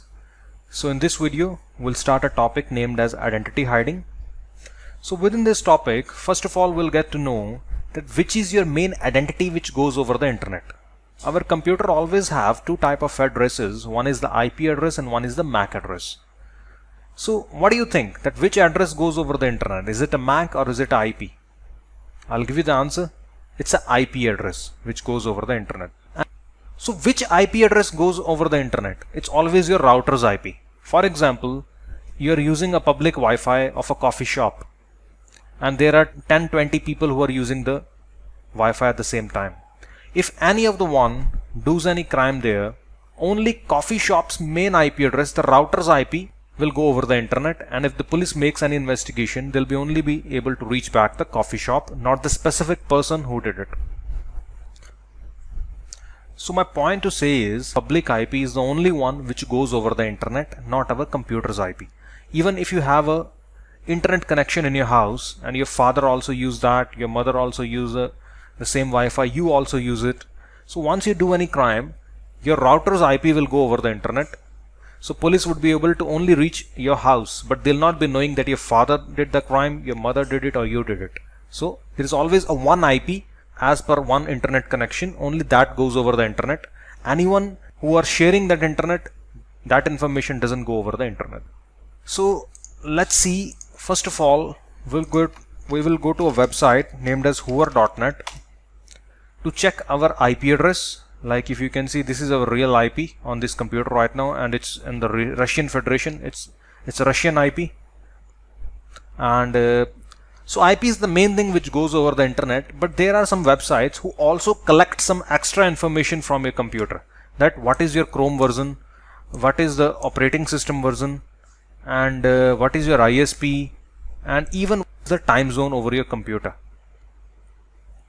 So it shows that it is like plus, the GMT 7.0, maybe it's a Russian time zone. So they'll be able to know that you are coming from Russia, and from your time zone even it clears that you're actually from Russia. You're not, hiding your IP. So people always think to hide their IP only, but it's not only the case. Along with your IP, you should also change your time on your computer. You should also, change your screen resolution like that. So everything which is visible here, we have to hide everything so that nothing of your computer goes over the internet. Now, what are the ways we can use to hide our identity, hide our IP address? So these are the ways. So we'll first continue with the proxy sites. It's the simplest way, to bypass some restrictions if some websites are blocked, or if you want to visit a website anonymously. Like I just go to Google and I type proxysite.com. So as you can see, this proxysite.com is open. Here we can choose our server, that from which server you want to go forward, like from US server. So here if I go to hoover.net,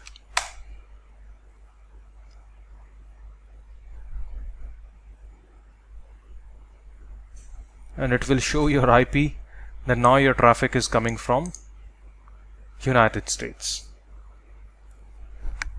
Because you're going through this website. So that's always a mechanism behind IP hiding. There is no way to hide your IP. It's always IP routing, that you go to somewhere else and from there you go forward, and all the websites just see the last coming address, that from where you are coming right now, not from where actually you started. At first you started from Russia to China, then China to Germany, and then Germany to US. So US will only see Germany. They'll not see that from where actually you started and what is your actual IP. No. But your ISP is seeing, the internet provider is seeing that you're opening this proxy site, and through this proxy site you're accessing Hoover.net. So how we can use some more safer technique in which you'll be able to browse safely and your ISP will also not be able to see anything. For that, we'll go to the second technique, which is the Tor browser. It's a browser like Chrome, Firefox, which you can go to Google and you can type Tor browser download.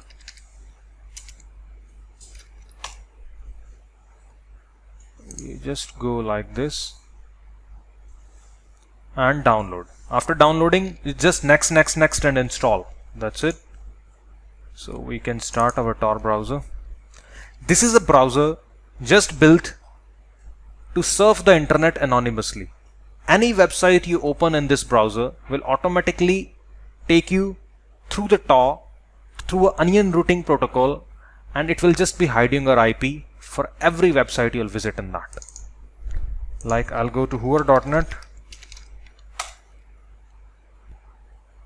and if you see, it just shows anonymous proxy, no country even it's showing.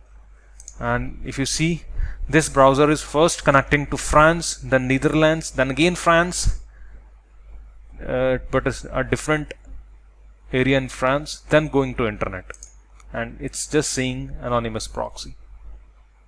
It's no time zone. Can you see? No proper time, just only language is US, no proper IP, no proper versions, nothing. Everything it hides automatically for you. That's the Tor browser. Here we are improving our quality from the proxy sites to a better platform. But here also one problem we have. Anything you open in the Tor browser, it will hide your IP. But what if you start some softwares like Skype, TeamViewer, or any other tools? But they all will be going through your real IP. So what should we do to hide the whole computer's IP, that any program which goes to internet, it should go from a fake IP?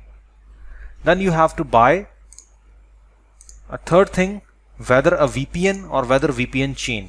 So let me first explain you what is VPN, then we'll go on the VPN chaining. VPN is a software like this one. If you can just type on the Google top 10 VPN companies, and you'll see so many companies like ExpressVPN, NordVPN, CyberGhost, IPVanish, Viper VPN. You just need to make sure that none of the company should be headquarters in the US. If it's headquarters in US, it means they are compromised by the FBI. And it means you're going through FBI then, because any company works in US, they have to go through the rules and regulations which they have. They'll not focus much on your anonymity. They'll more focus on the rules they are provided with.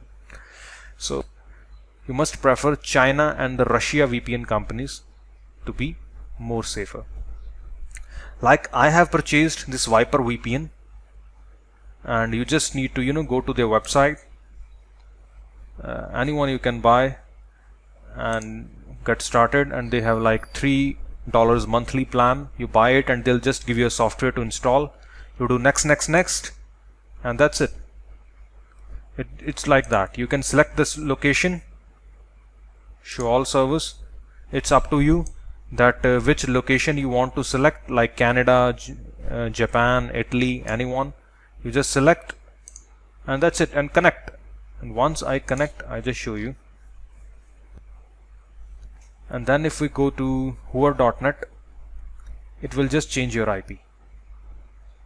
And your whole computer will go through this VPN through a changed IP address. That's it, connected. Now let me go to hoover.net directly, not through a proxy site or not through a Tor, and it shows you United States. Before it was showing you Russia there. So these are the couple of things basically which I just learned in this video. Rest in the next video we'll go through the other techniques to be anonymous, and the next will also I just also let you know about the VPN chaining. Even VPN chaining is that you buy multiple VPNs, like one you bought Viper VPN, the second one you bought maybe Express VPN. As I shown you, there are so many companies basically. Like first you connect to one VPN to somewhere in US, then you connect to a second VPN to somewhere in Germany, then you connect to third VPN maybe somewhere in the in Russia, and then you are going to the internet. So in this way you are actually changing your IP so many times that if some investigator comes up, he'll get mad. He cannot travel to so many countries, to ask for your IP address, and it would be mostly safer for you to be anonymous. So rest, there are so many other techniques as it's written down in the notepad. We'll cover them in the next video. What about the VPN with the VPS socks and the tail OS? So in this video we just learned about the proxy sites, which is the least safer. Then more safer, Tor browser, but it's only for just websites. Then we have also seen about the VPN, for which you can use your whole computer to hide your IP, and you can use multiple VPNs, to be more safer. So I hope you liked the video, and thank you for watching.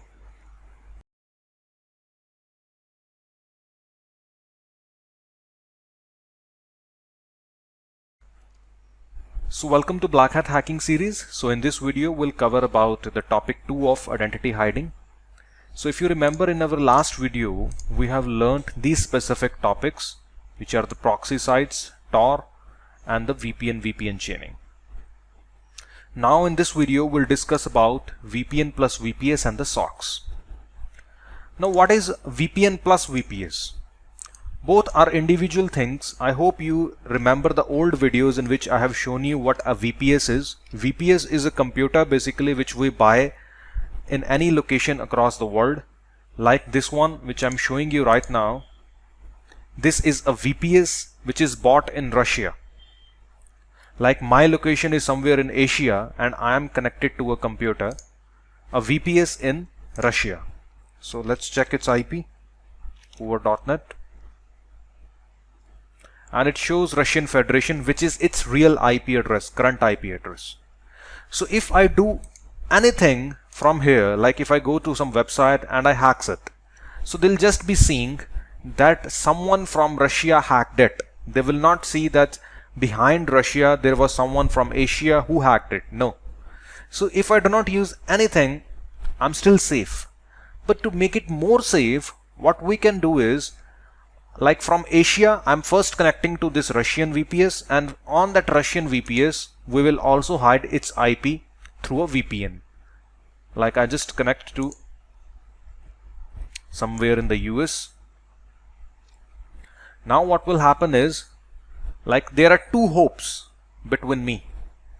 Like from Asia I'm connecting to Russia, from Russia I'm connecting to US, from US I will visit that website which I'm going to hack. So let's check now. If I go to hoover.net,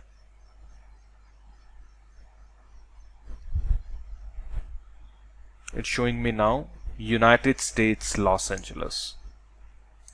So 2 times we hide our IP. So it's also a better layer of security.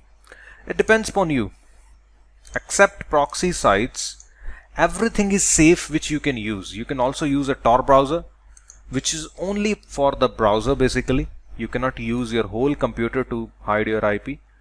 To hide your whole computer IP, you can use maybe VPN, or to make more better, you can use VPN plus VPS. So, like this way. Now we'll be on the socks. Now what socks is? Before I explain you the socks, let me again rewind up a little bit and explain you the base of every technique. If you see, in base of every technique is routing. Like we go to a proxy site and proxy site takes us forward. So that proxy site will use its identity to take you forward. in the Tor network, in a Tor browser, we go to some Tor servers automatically, and that servers hide your identity and they use their identity to take you forward. In the VPN even, you connect to any of their server in the US, UK, anywhere, and that server basically use its own identity to take you forward, and they will hide your identity there and they will take their identity to take you forward. Means is we are always behind something, that's why we are able to hide our IP. But if you notice one thing, proxy sites, Tor, VPN, they are very public networks. I would say they are very public, that so much people, thousands, millions of people, I would say, they use their service. So sometimes their IP addresses are blacklisted. So if you are going through like Viper VPN, I will give you one example. Suppose you purchased a credit card of somewhere of a person maybe from Texas in the USA, because it also shows you the address that from which location you bought the card. So if you want to use that card, obviously what you have to do is you have to change your location to US with Texas City, not Los Angeles, US with Texas. So maybe this Viper VPN could support that you can go to change your IP and you can maybe select Texas as your location, but same Texas location hundreds, thousands of customers of Viper VPN may be using at the same time, and that IP maybe it's blacklisted. If you go to apple.com to make any purchase, if you go to amazon.com to make any purchase, they will most probably they will be knowing that the IP which you are using, it's a Viper VPN's IP which is provided to you. So you are using actually a VPN. It's not your own IP, because their IPs are very much used by thousands of people. So maybe there could be a problem while you make the purchase and it will make you deny. So how we can have a residential IP address, like maybe there is a customer, there is a person living in US, maybe Mr. John, and maybe someone hacked his computer and he's selling his computer IP as a proxy, that you can use his internet by just sitting somewhere in Asia. You can use Mr. John's internet sitting in the US and you can go forward from his residential internet connection or from his residential computer, which will not be blacklisted. And if you go through his computer, there is most probably you'll be more trusted over the websites. But there is only one issue of using socks, that they are not trusted, because you do not know who's that person whose internet you're using. So you should only do illegal stuff from that. You should not open your Gmail accounts, your personal Facebook accounts, because maybe he could be intercepting your traffic because you're going through him. So we should only open that specific things from your internet that time. What he can even intercept will not affect you. So that's the socks. Socks, same like proxy or the Tor, but they're residential IPs. Normal people, normal computers, normal hacked people, their IPs are the one which we use in the socks. Now I'll show you how to do them. There are two types even. You can also go to Google and you can see free socks list.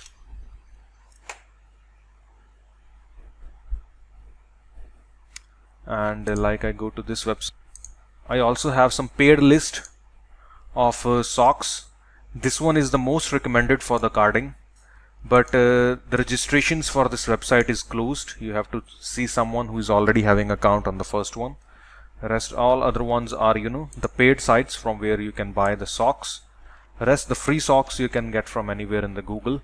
And this is the website basically where you can check the sock is active or no, or it's closed. Maybe the person found it that his computer is hacked, he's no more letting his computer to use his internet.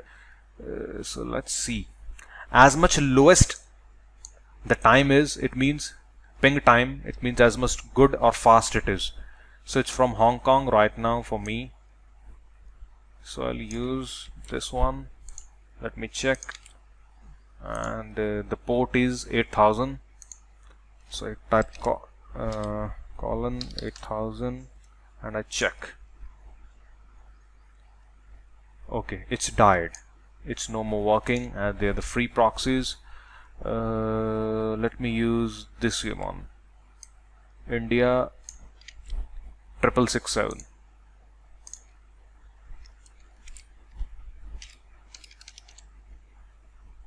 Check. Okay, it's also died. Okay, there is one more from France. This is the IP.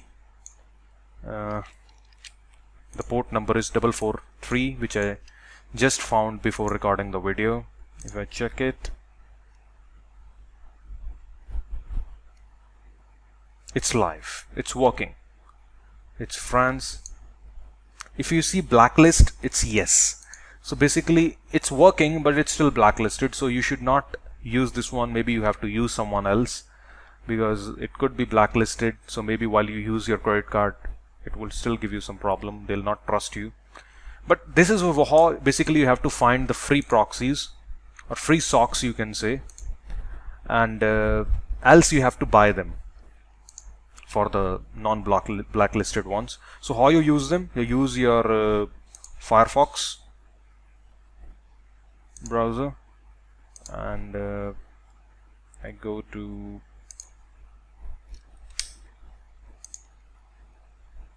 options,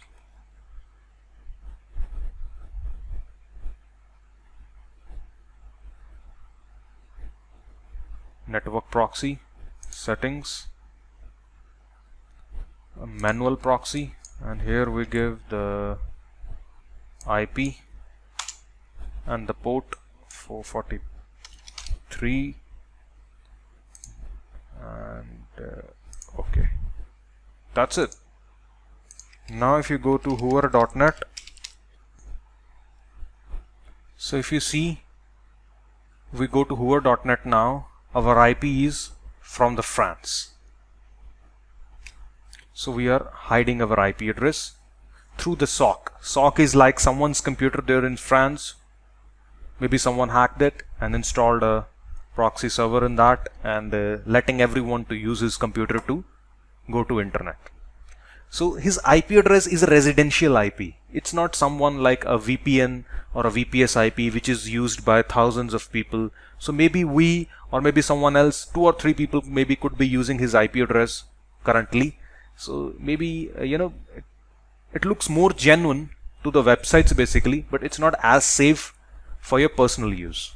So I hope you got an idea related to how you can use a VPS, and over the VPS you can also put a VPN for extra layer of security, so that 2 hops will be between you and the internet. And I hope you also got an idea related to SOCs as well. So next video will cover about the Tails OS, the whole operating system which is built for hiding your identity. So thank you for watching. See you in next video.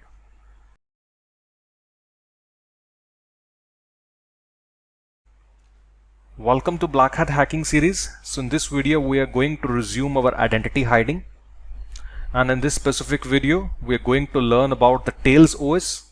If you can see, Tails is a complete operating system like Kali Linux, like Windows 7, like Windows XP and anyone.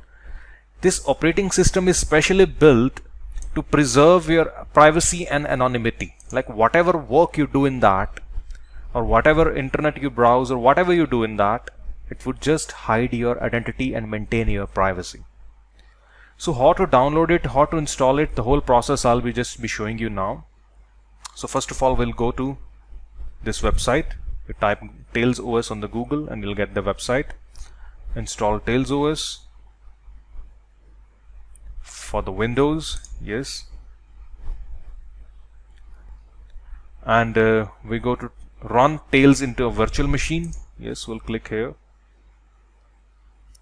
And we want to download the Tails. You can just click on this and it will download the image, as I have already downloaded right now. Or you can also download from the torrent. Then what I have to do is, you just have to open your VMware workstation, create a new virtual machine, custom, next, I will install operating system later. Next. Here we choose Linux, and you can choose any one other Linux, 4.x 64-bit or 3.x 64-bit, any one. Let me choose 3.x 64-bit. Next, and here you can give a name like Tails OS. And next, here you can do 2 cores of processors. Next, 2 GB RAM. Next, NAT to share the internet in the VMware. Next, recommended. Next, next, in a single file, and you can give maybe up to 15 GB of space. Next, and finish.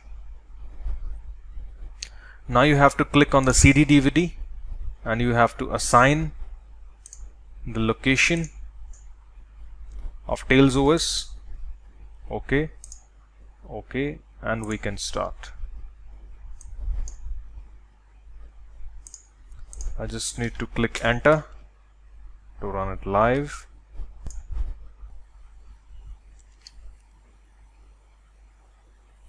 So start Tails, and that's it.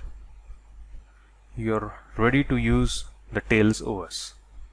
It's Linux based, so if you want to operate it from the commands, you must be knowing the Linux commands which you use in the Kali Linux. So it's same like that. Like I go to applications, I start Tor browser, it have already inbuilt in that. So if I go to hoover.net,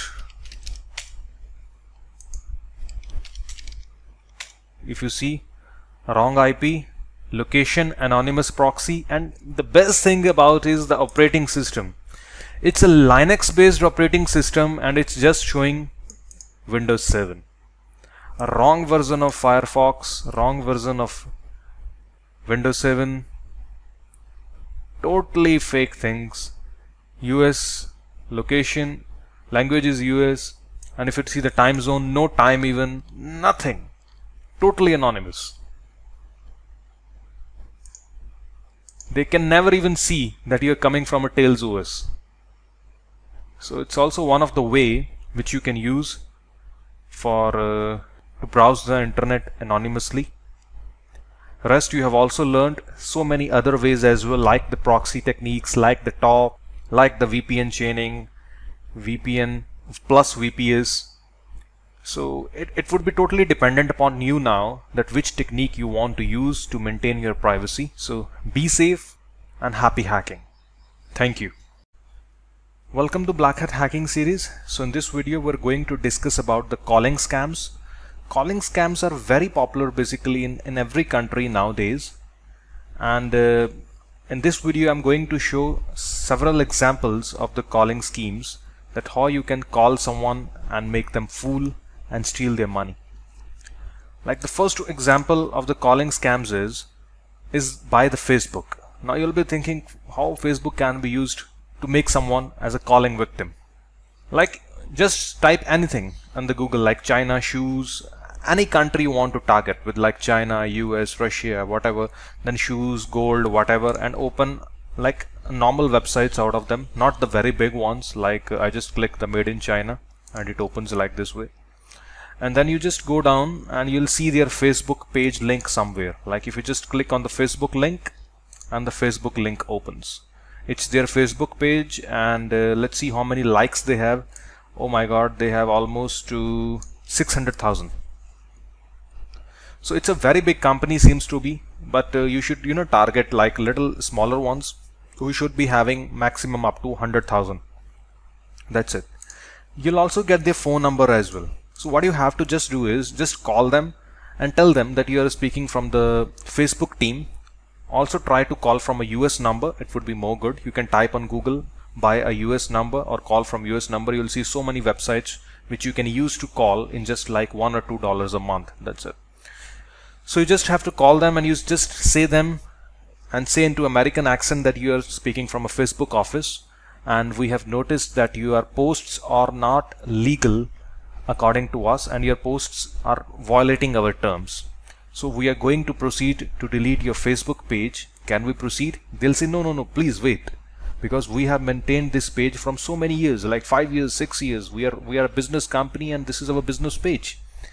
From like 6, 7 years we have gained as much number of likes. If we delete it and we again rebuild it, it will take so much of our time to again get so much number of likes. So you'll say, okay, no problem, we'll give you one chance to improve the type of the posts which you post. Please next time do not post like these ways, and try to post some more better ones which which look more good. They'll think that we have not posted something bad, but they'll say, okay, no problem, as we are saying, we do not have to argue and will be better in the future. But you'll say, okay, but before we cut the call, please tell your email ID. You'll tell to the customer that please tell your email ID, so that we are sending you our terms and services. You have to read them and accept them. They'll say, okay, and make sure that you'll not do it in the future. They'll say, okay, please send us. They'll give you your email ID like ABC or info@madeinchina.com. Then what you'll do is you'll send them a fake phishing page link. Once they click it, they'll see Facebook or work. They'll fill something. They'll log in. They'll get a second page that facebook.com assumes responsibility and you do not need to do this, that, etc. Please accept all the terms and submit. So before that, they have entered the username and password which have already gone to the attacker. Once they submit, they'll just see the real facebook.com. They'll be redirected to real Facebook, and he's doing it everything on the call. The call is still running, and you just say them, thank you very much, sir, you are safe now, we are not going to delete your page. So after you disconnect the call, what the person do, they have their username and password, they log in with their username and password in the Facebook, they make himself as the admin of the page, and then they remove the original person from the admin rights. Then you are the one who have their Facebook page control and the owner do not have it. And then you again call them that please check your Facebook account what we have posted. And maybe you have posted something invalid and very bad. They'll request you that why you are doing that way. Please return us our page. We cannot delete that illegal stuff from our page. You say, no, we'll not give you the page back till the point you do not pay $10,000 or $5,000, etc., depending upon the client.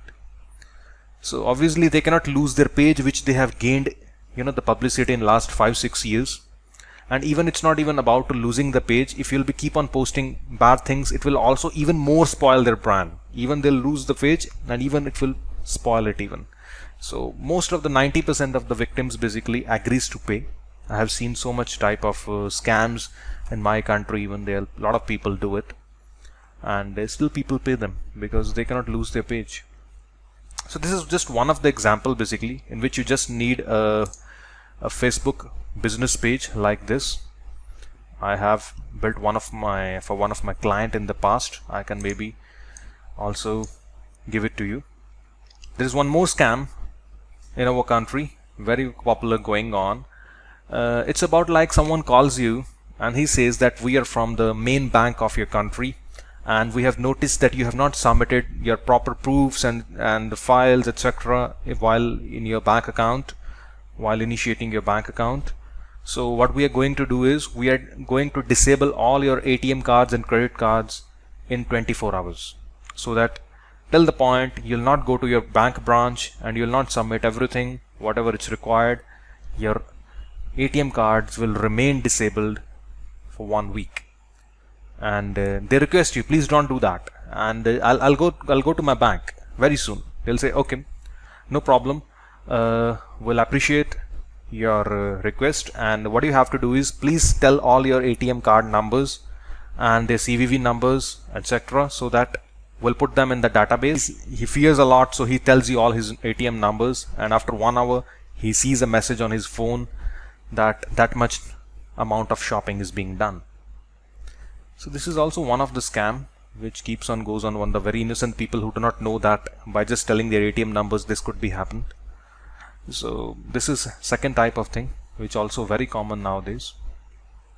And maybe you'll be thinking that what if you got someone's credit card or ATM card and you're trying to use it on the internet, maybe you'll get a OTP, or the person gets the OTP who owns it on his mobile phone. That's also right, but there are still some websites where you use the same card, and that websites are so trusted, like apple.com and other ones, that that the OTP will not come and the purchase could go direct. So that's the second type of. There is also one more type of scam which I have not seen yet by someone, but I just heard about it from one of my students. He claimed that he did it. But if you have noticed one thing in my trainings, they are very genuine and clean. I am only showing you that things which are possible in the real life. There is nothing imaginary or dummy. But only this is type of, a calling scam, the third one which I'm going to discuss with you, which one of my students have discussed with me, but I have not seen it with my eyes. So, but I'm going to discuss with you because maybe it could help you in something. So what he told me is that there are a lot of carding websites. In the past videos I have shown you that how you can buy a credit card in just $10-12 of someone. After doing that, there is a SSN buying list. Like, you can go to any of the sites and you can find that person there of the same city of same name, and you can just put it here and you buy his SSN number as well. It's just social security number of the citizens living in the US. These are the websites who have almost every person's database of SSN living there in the US, and you purchase the same card, because once you'll be using the card over somewhere on the internet or you're doing some purchase, sometimes for security reasons bank and the website asks you for the SSN number, because they think that SSN number only the owner of the card could be having, no one else. So if you have the SSN number, the purchasing can go more smooth. And even what my friend said, that he haven't did even the purchasing out of it. What he said, that they buys a credit card, they buys his SSN number, then they calls the bank from the US number that hello, my name is Mr. Richard or whatever the name from the card you have bought, and I have lost my I traveled to a different city and I have lost my card. So and I need it urgently, my money. I wish to be, my old card should be blocked urgently and I should be reissued with a new card. They say, okay, please confirm your address, please confirm your SSN number and everything. He confirms everything as he have bought it. The personal details as well you can buy. I'll give you the website very soon here, from where you can also buy the address details and everything of a person of living in the US as well. So they say, okay, that's fine. We can verify that you are the real person and this is your card number, this is everything. You can also send someone to collect from the bank, or we can tell you it's all the digits and CVV etc., so that you can use it there in the different city where you are currently, so that you'll not feel short with the money. He gets thank you for the assistance to the bank, and you use the card numbers and you just make any purchase out of it. Sometimes bank again stop it if you make a purchase with that, maybe at the Apple shop or somewhere with like $10,000, $20,000, because they have a system like when some suspect purchases are being done, stop it. Then he again calls the bank, then I'm the owner who is doing it, please unblock it. I don't wish that as much type of purchase I make, I don't like that it should be blocked. They'd say again, okay, you're verifying with your SSN number, we're again making you more limits, do as much you want to do. He makes a big purchase, sends to Aramex or FedEx, and they ships you back to the Nigeria somewhere, to the anyone who is doing it, and then they sell the products and they make the money. So even they are able to make fool to the banks that you are the real person, and they are able to even get the real card from the bank even, which seems to be very imaginary, but sometime I think maybe it could be possible even, as he said that he have done it several times, one of my students. So I hope you also like this video regarding the calling scams as well. So it depends upon you. If you also want to, if you feel them important, you could also try to use them. I'll not say that there is a very big shit of money here, but still it's a good money. Yeah. So I hope you liked the video, and thank you for watching.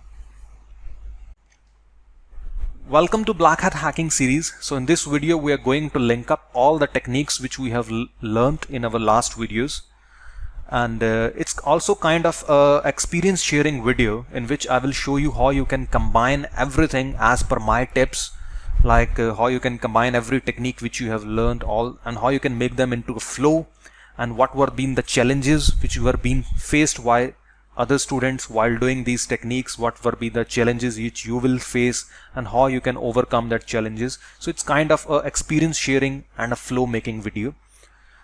So I hope you'll enjoy this one very much a lot. So the first thing is, which techniques are more being used by the students to make money, out of which all you have learned. So kind of FAQs even, where I'll be answering so many of things which you ask. There are two ways. The first thing is the rats, the Trojans. People create Trojans, they encrypt them, they write a good message, and then they send it. They also they can use some social engineering techniques, like they can link up with some PDF, they can change its icon, they can use a semi-silent exploit, or any way they can turn it up. And then they need good emails of the CEOs or something, and then they use a good SMTP to send it. One is, so 50% of the students go this direction.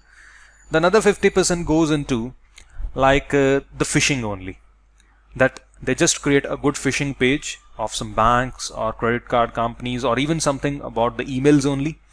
They send them, they buy good emails, they use a good SMTP, and then they send them a email phishing link. If they enter their email details of their username and password, they keep on monitoring their emails of what they do. Like they have seen that it's a CEO's email ID, and he speaks with the accounts guy that please transfer this of the bills or dues of the company in this account or something. So they knows that okay, this is the accounts guy. Then they, after some time of monitoring of few days, then they writes an email to the accounts guy that it's a very urgent, that you have to transfer $20,000 in this account. And as you know, in the US UK type of countries, if a CEO writes an email with urgent, it means urgent. They will not call and confirm. No, they take the email as same as the mouth words of the CEO. So they do it. So some just do the basic phishing and they also make the same amount of money, or some go with the Trojans way as well, in which they do not only get the email account control, they also get the whole computer control, through which they can even gain something more as well. But that's a long process. So what are the other rats? Like I have just shown you the Ramcos. Like I have the collection of rats basically, and according to me Ramcos is good, and a lot of students use it. That there is JRat as well. There is some good ones. There is Nanocore even, it's good. There is so many, and even let me show you. These are the top most usable rats, and Ramcos is one of them. So I don't think so that you should change your rat, but in the future if you also want to go with some any other one, you can pick any of them out of these, but Ramcos is also good. So next, the crypters. The crypter which I shown you, like the crypters is a non-constant thing. Whatever a crypter is good today, maybe it could go bad after a month. So maybe after a month you have to again look for the crypters. And believe me, most of my students are being ripped off on so many sites like hack forums and all that. People say that they have a FUD crypter and all that, and they just take $50, $100 from you and no one have it. Crypters is also a very challenging thing in which you may suffer a lot. But right now, on some judgment, if I have been arrived, is that this is a cipherit.org, as you can see, and this you should also go with, you have to see the compatibility of a crypter. Maybe you buy a crypter which is not compatible with the Ramcos rat. That's also would be a problem. So I have seen a most compatible crypter with all the topmost rats, and also gives you like satisfying results. We just bought it today in the September of the month 2018, and as they claim that it bypass all of them, and it just cost $20 euros, and this is the cheapest and the best which I have just found right now, and other ones would be costly. And if you want to go for a private stub, then this is a dark eye protector crypter, but it costs like $225, but they will give you a private stub. As you have learnt in my previous video that what is a private stub, that it would be a totally fresh code would be just written for you, and it will last more longer rather than the ones which you buy like the public stubs like this one. So these two I have found till now good. After so many research, believe me, crypters are also like thousands of crypters available, and you cannot spend on everyone and to see which one is good, but these two I am giving you surety right now they are good. This is also an online site which was giving me very good result. They just take $10 to crypt it if you buy it, but right now they are not working anymore, but maybe in the future if they work, they give very good results which I have seen. Okay, so the next thing is what about the emails? Emails, I would say that you have also seen my previous videos. There's nothing to add more regarding the emails. The best way is if you go on the LinkedIn and get one by one emails, the quality emails which and you can speak with the CEOs and all that there. You can gather quality emails there, which would be more better rather than if you buy and you do not trust that even the bought ones are good or no. So just go with the lesser amount even, but go with the targeted ones. So it's about the emails. So the second thing about the SMTP. I'm saying that SMTP is also a very challenging thing like the crypters. So the one I would just suggest you is that you can just use your Gmail into a Fastmailer Pro and you can send from that as many emails you want, and you can like create 5-6 Gmail IDs. So if from one Gmail ID you can send 500 emails, so you can use 6 emails, maybe you can send 3000 emails a day. And you may be thinking that 3000 emails a day is a very less amount, but no. If you have crap emails, like I can give you 1 million emails, but crap, not good ones, so then it could be less. But if you're just getting a targeted emails of top CEOs and good ones from the LinkedIn, even 100 emails is also enough, a daily point of view if you send it. And the good thing about Fastmailer Pro, as I shown you in the last time, is that if you put a Gmail ID and you can tell Fastmailer Pro that I do not want to show that from which name it's been sent. You can send it from Office 365 team. You can also show a name that the email came from a Facebook team. So you can show any name. It will not display that from which Gmail ID it came. Even you can show them a wrong email ID from which it have been came. So I think so it would give you satisfying results rather than buying more SMTPs and all that.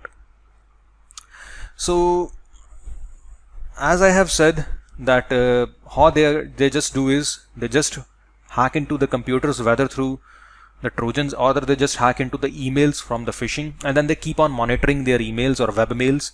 After monitoring the CEO's emails, they just makes a transfer or say the accounts person to transfer. The last thing which I would also like to add is that if you are able to hack into one email ID of someone, you can also go ahead with the concept of email chain hacking. In email chain hacking, what it is actually is that if you send an email to unknown people, sometimes they do not maybe click the things which you are sending. Like if you send me something, I would not execute it. But if one of my close friend is sending me something, obviously I'll try to open it, that what he's sending, because I'll trust that email.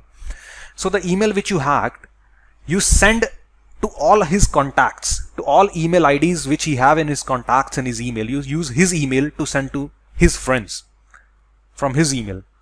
So all his friends to whom you are sending the Trojans, they will double click on that because they will think that it's coming from their friend. And once you get their emails, you send to their friends more.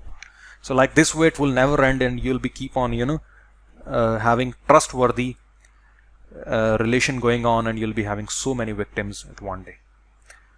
So hope you like the video, and I hope I'm able to clear all your questions even. And one thing more, which I would like to add you, the next thing is the VPS even. And VPS also have so many sites. As I have shown you, the Profit server is good because it's Russian, but it's slow. QHoster, you can also use it, but I have not tried it personally. But the good thing about QHoster is you can pay from the bitcoins, but it's costly, like $7. Contabo is also fast, but they only accept PayPal, and their terms are very tough. Once you pay, and they always say that send your passport copy or something for verification and all that. So maybe for that point of view, you can skip it. But if you're living in the US and you can provide them the copy and all that, then it could good. Then you can go with the Contabo, but they are little quick. The best one, which, or the good one, you cannot, the best, all of them are the good, but the fast one I have found is either Contabo, either Hostkey. The good thing about Hostkey I have found is that there is no PayPal. You can also pay from the Bitcoins. Average price, fast enough and safe. So as I say that there are a lot of research have to do. You have to keep on buying from a lot of websites. Then we get to know about the best ones. So I hope so you will not the guys who will be suffering. So I have tried as my best I can do the research for you guys, and I'm trying to bring up everything best I can give you so that you do not need to struggle over the internet and keep on wasting your money. So I hope in this video I have cleared a lot of your doubts and gave you more suggestions, to give you a far up speed in your career. Thank you. So welcome to Blackhat Hacking Series. So in this video we are going to start our topic named as social engineering. So what is social engineering? Social engineering is all about making people fool. Now you have learned so many techniques in our past videos, that how to generate ramcos files, how to bind it with PDF, how to create silent exploits, and etc, etc. But now you also need to learn how you send these things to people, how they will trust your files more, how you'll be able to make them fool, and they'll think that what you're sending is the real stuff and they'll accept it. So there are multiple ways to do that. We'll be covering 3 videos of social engineering, in which we'll cover different scenarios to send your stuff to people so that they'll trust. So first of all, I'm showing you is the phishing emails, like this way. Like I have received an email by the VMware that a new version of VMware is launched to 12.5 and you can upgrade now and download now. They have given 2 buttons, and even I can go down and there is also the upgrade now and download now button. So now if I download it, if I click on the upgrade now or download now, I'll get a file will start downloading. Like click on download now and you'll see the WinRAR starts downloading. Now why WinRAR is actually downloading? Because it's a fake VMware email. You can change the links behind it, and we should serve this file with the name of vmware.exe. And you can also write down that maybe today we have a 10th anniversary of VMware and you'll get free license key. You can also put even the license key down there in the email. So once they install it, they double click on your file, the ramcos will be executed and you'll get the complete computer control. One of the way of social engineering. Now how you change it, how you change the links and how you link your own files. So first of all, we have a file like we generated from a ramcos, then we used a crypter and we encrypted our file. It's FUD now. So now what I'll do is I'll go to my cPanel, which you remember I shown you last time in the Q hoster. We have created it. You can upload the files.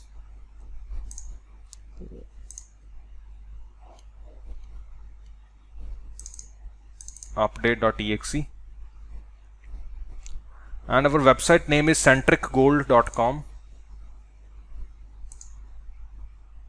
Go back up, it's capital U, so the name is centricgold.com.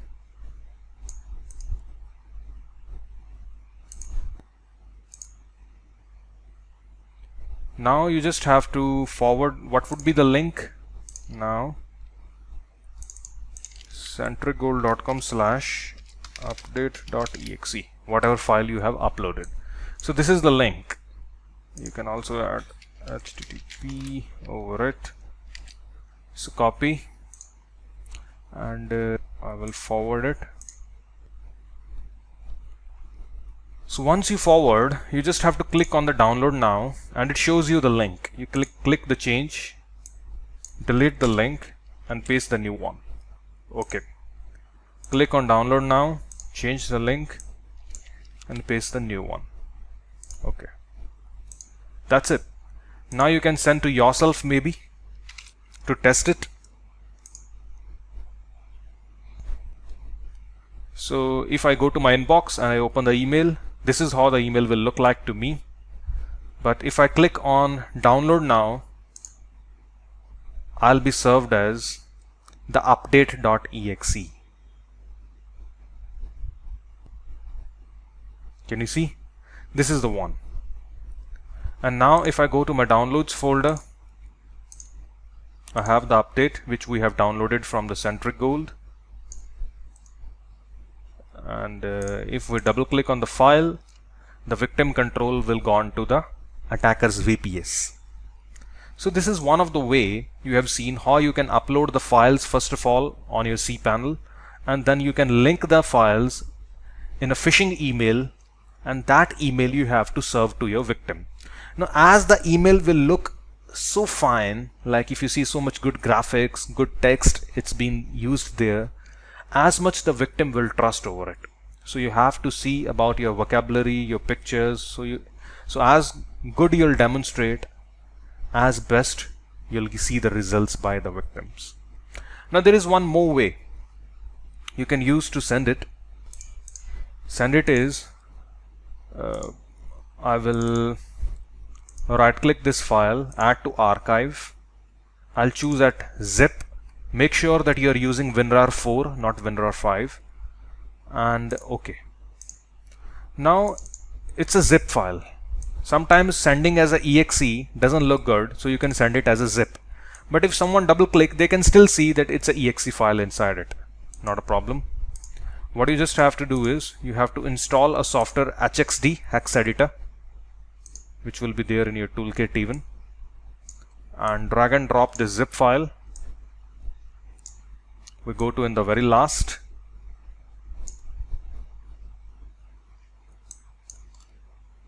and here you see it's written update.exe, and I make it update.pdf. That's it.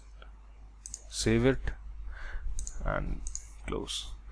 Now this only shows PDF, but it have not changed its name to PDF, just to make it look like PDF. Now if I take it to somewhere else, because here is already the file is there, maybe I take it to music, I paste. Now if you serve it this zip file, and if you extract it, and you'll see the exe file is out, and if they run, and you'll get the session back.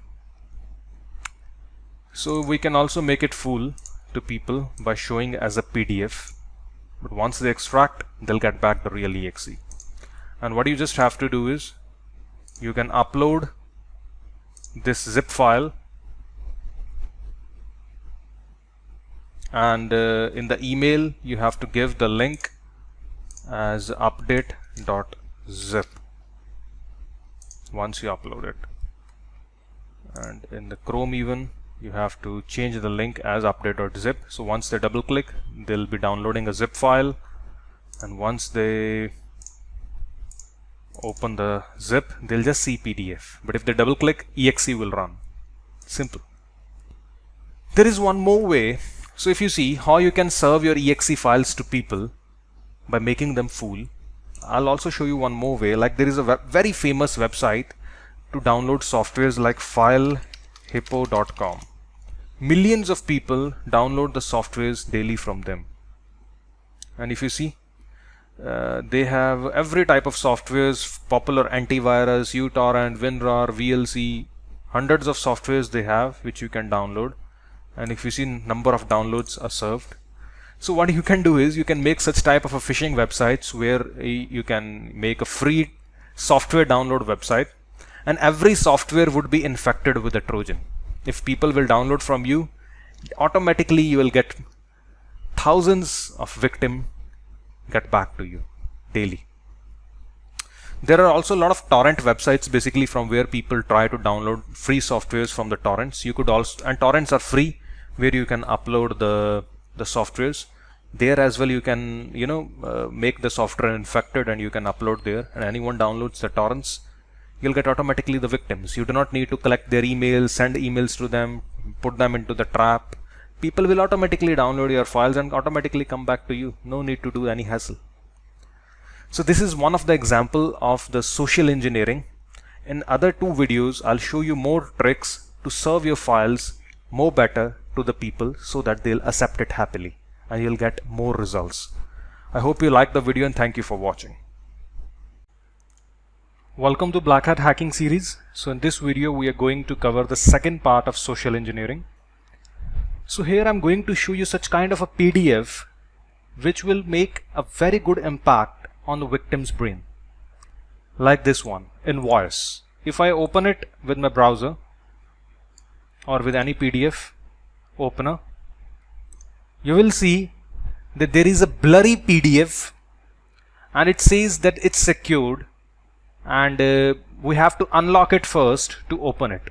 So if you send this type of a PDF to maybe CEOs that someone paid you, or an invoice that from a bank, or you have to pay $10,000 to the bank, and this is a secure document, only authorized people can view it. So they will think that okay, I am pending with some dues by the bank, and it's safe, it's secured because of only, so that only me can open it. So the person will click on get the key, and once he key, he'll be redirected to some exe file would be downloaded in his computer, or he'll be redirected to some phishing page or somewhere where he have to log in with his email and password, and you will get his email and password. Whether you can redirect him to a phishing page, or whether you can serve him a download, or a ramcos file will be downloaded on his computer once he click on the get the password link. Now how you can create this type of PDF on your own, I'll show you. First of all, you need a software named as Acrobat DC. This is the one, Acrobat DC Pro version. I will add it in your downloads folder, this one, so that you can download it, and this will be like this one. So first of all, you have to run this one as administrator. That's it, and then you have to just double click and next, and it will install. So once it's installed, you can open it, and we can create it. So first of all, we need a invoice like this one, invoice. For this type of invoice, you can get it, you can type it on the Google invoice, you can click on the images, and you can download any type of invoice which looks good to you as a picture. Like this one is also good. So you can choose any type of invoice here which you feel okay. Then what we have to do is we type on Google blur image online, and you have to open this website lunapic.com. So I have to browse, like I'll be using this invoice which I have already downloaded the picture. Open it, and it will blur it. You can also adjust the level of blur more or less, but I think it's fine now. You have to click apply, and then you can save it.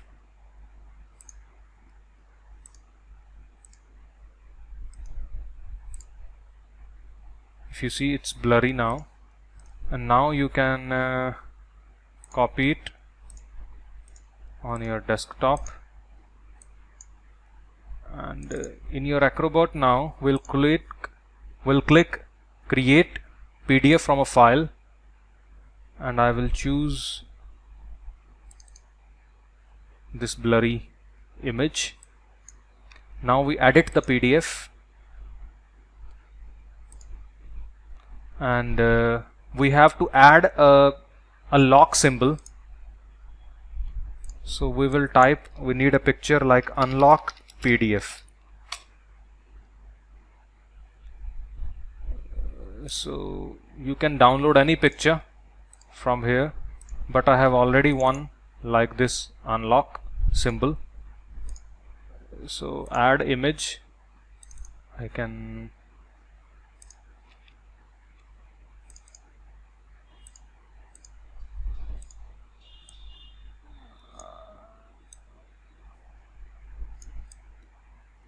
so I think in the center it's good now. So now what I have to do is this image I want to make a hyperlink. Add, I select this area, choose open a web page. Next, and here we have to give a link. Let me give a link of like WinRAR download.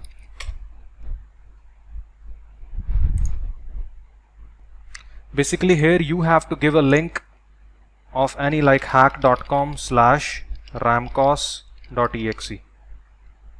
Here should be your website which you have hosted on the Q hoster, or in that you can upload a Ramcos file and you can link it, so that once they click this link to unlock the PDF, they will be served with a Ramcos file, and if they double click on the Ramcos file, you will get their complete computer control.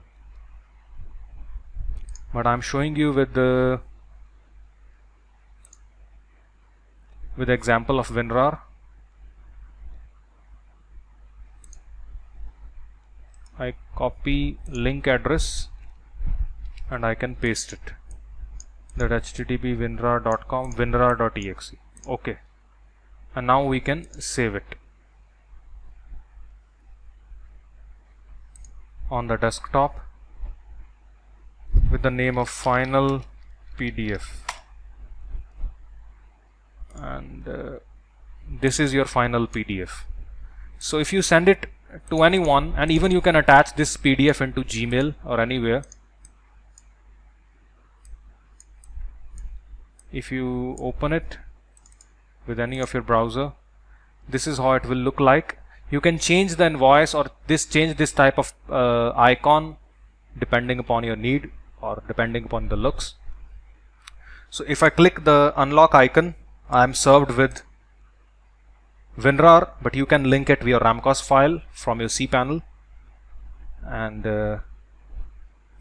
so if someone click this one, if it's Ramcos, that's it. We will get their full computer control. So this is one of example of a social engineering with which you can also make people fool very easily, as I have demonstrated in one of my old video, where I have explained about concepts regarding the extensions, that a PDF is either it will be a looking like PDF, or either if you want the extension exactly to be a PDF, then you need a silent exploit. But if you do not want it extension to be exe and you do not have even a silent exploit, you can use this type of method where you're sending a real PDF to the people, and through PDF we serve exe and we get the control. Like rather than sending a direct Ramcos file, we send a PDF, and through PDF we can redirect them to the Ramcos file, and from Ramcos file you get their full control. So the first thing which you send to them as a PDF, which makes a more big impact to the victim, that you are not sending something malicious, you are just sending some type of invoice, and for security reasons the PDF is locked. So it will look more original to the victim, and there will be more chances that you will get their victim computer control. So I hope you liked the video, and thank you for watching. Welcome to Blackhat Hacking Series. So in this video we are going to cover about a very exciting topic of social engineering, which is named as autolink. If you can see this type of email which I have received, it shows that in your inbox it shows me my email ID, and if I click the message that please recover your messages, and the email is received from Office 365, if I click it, a phishing page would be opened in front of me of Office 365, and it will automatically show me my email here. So if you send this email to maybe 10,000 people, and everyone, once they click this link, everyone will be shown with their own email here. Now it gives a very good impact on the victim's mind, because if he sees that his email is already filled and he just have to enter his password, he thinks that it's original.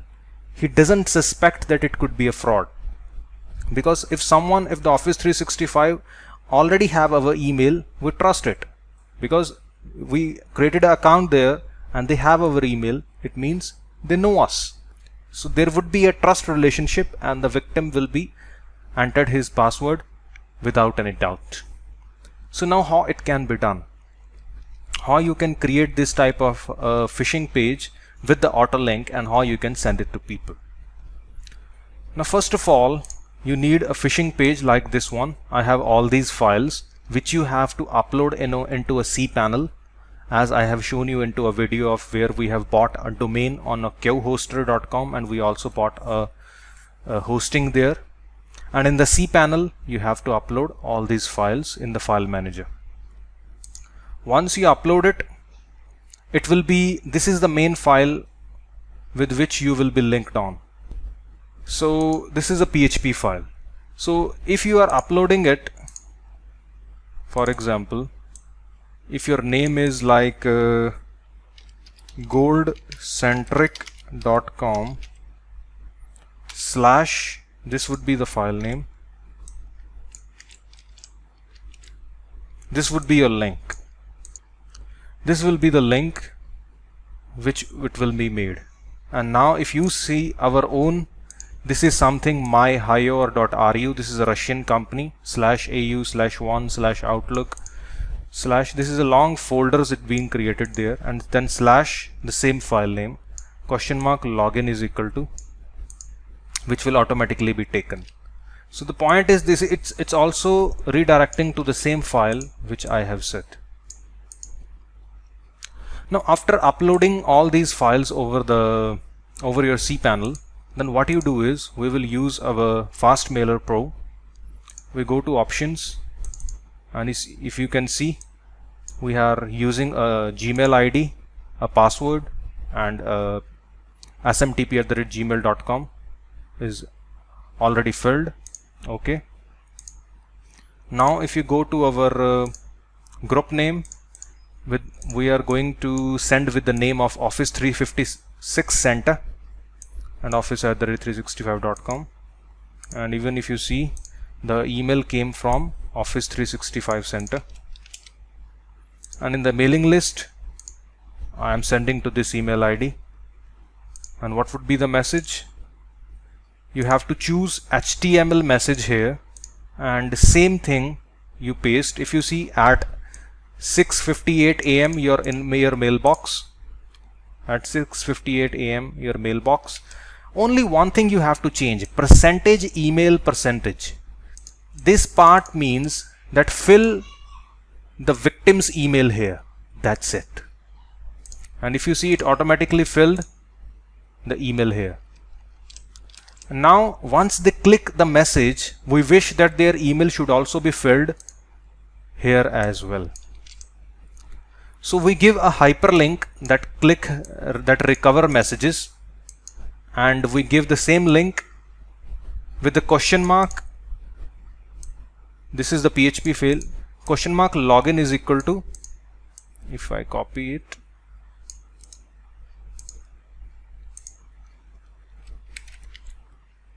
this is the one.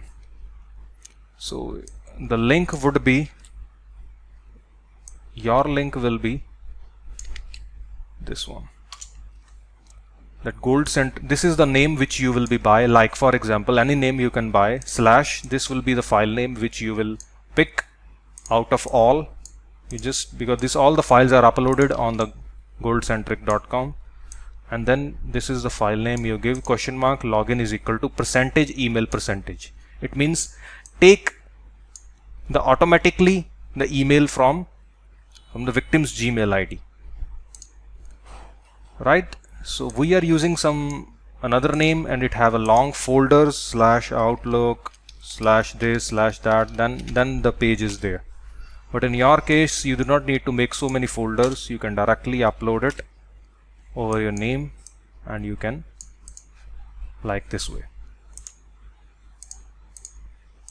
and you give the whole message.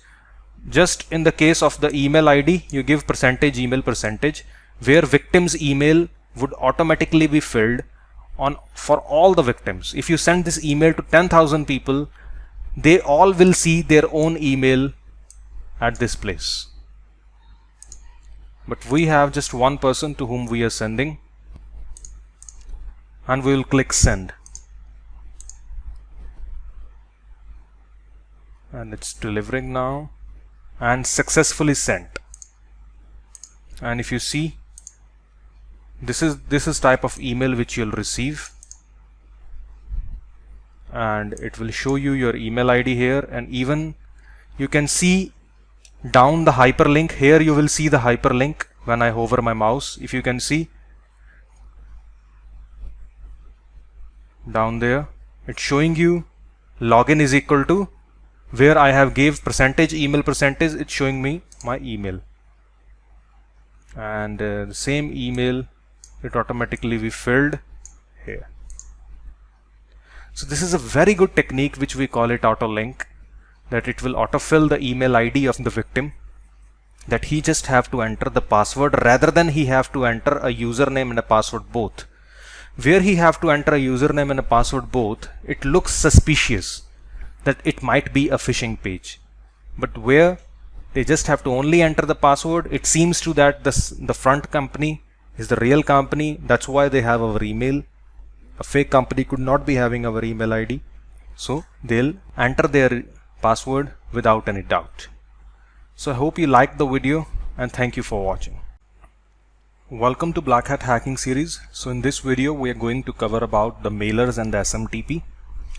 So you have learned so many things in the previous videos, that how to create Trojans, how to create phishing links, etc. Now you wish to be delivered them to the people or to the email IDs which you have gathered. Know how you can send bulk emails to bulk people, like 10,000 emails a day, 4,000 emails a day, 5,000 emails a day, how you can send them. And the main goal is that after you send that emails, they should be delivered in the inbox of the people, not in the spam. So what to be done now? What can be used to send that emails? The question is SMTP. Now what is a SMTP? What is a mailer, or what is a PHP mailer? These type of terms maybe you have heard before, or some of the hackers already use them to send emails to the people. Now I'll give you a quick example. Now you all be using Gmail, Yahoo, Outlook. You all must be using them. Now what is a Gmail? Gmail is a SMTP. SMTP stands for Simple Mail Transfer Protocol. SMTP is a server which can send or receive the emails on behalf of people. Like Gmail have a SMTP server. You always open your gmail.com, you log in with your email ID, you can send this email to some company, or you can receive email from someone as well. Now Gmail have a limit. Gmail, Yahoo, Outlook, they are the public SMTPs, means anyone can use them, anyone can register their account there, and just for free they can use their service. So they are limited. You cannot send more than 500 emails from Gmail, Yahoo or Outlook, right? Now the point is, it's not maybe sufficient for you. You need something bulk. Like Gmail, there are thousands of more companies who have their own SMTP servers. It means you can also use them to send or receive the emails, but they will be paid as SMTP, as the Gmail is free for 500 emails, but that SMTP servers, you pay them and you can send as much you want. That's what people use, or the hackers use them to send emails. But there are good SMTP server companies. If you use them, they'll deliver in the inbox. If you use the bad companies or the spammer companies, or a lot of spammers who use their SMTPs, they can go to spam. I'll show you how it works. If you just type on Google SMTP buy, Amazon also have their own SMTP, which is also very best, but it's very tough to purchase from them or set up it. Not very tough, like little complex, I would say. And if you see complete mail server, netinside.com, sendpulse.com, hundreds of thousands of companies, and if you see $200 per month. So there are thousands of companies which you can use to send or receive the emails to the people. If you use good companies out of the list, they'll not go to inbox, some of them go to spam. So it depends upon the server. Now you will ask me that I should suggest you which companies go inbox, and so actually there is no permanent solution for that. Like maybe some company like this company, if I'm using it today, it's going to inbox. Maybe after a month it could go to spam. So you have to test on your own which one looks easy and cheap for you. You can use that, like this one, $9 per month, etc. But I'll give you more examples. You have to wait for that. Now second thing is, what is a mailer? Now mailer is a software which use SMTP in the backend and you can send emails from that. So Mailer do not have something its own identity. Mailer is an easy platform with which you can configure a SMTP server. So you click button, send button in the Mailer, and Mailer will automatically use your SMTP to send or receive the emails. For example, I'll give you an example like Fast Mailer Pro. This is a mailer software. So you have to tell your SMTP details in that. Like I go to options, and here you have to click add first of all, and now once you buy any SMTP, they will give you their SMTP name, the port number, and a username and the password. You can also use Gmail SMTP to send or receive emails, but 500 maximum. I'll show you. You have to type on the Google Gmail SMTP settings. So they give you smtp.gmail.com. I copy it, I paste here, and the port number is 465.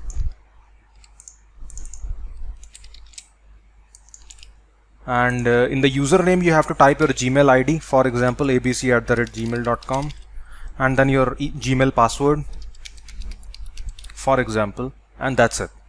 Okay. Now any email I send from this software, it will log in my Gmail and it will automatically send from it. I do not need to go to gmail.com. So then why actually, now you will say, why we have to use this software? Why not directly go to gmail.com and send from there? Because this software have so much advanced features.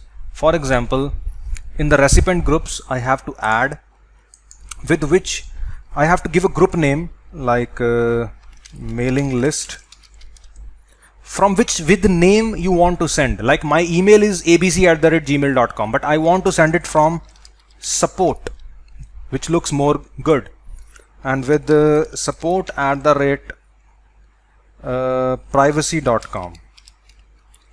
Any email you can display to people, but actually it will be sent from abc@gmail.com. It will use that to send emails, but it will send through this name. It will display this name when it will be delivered to the victim.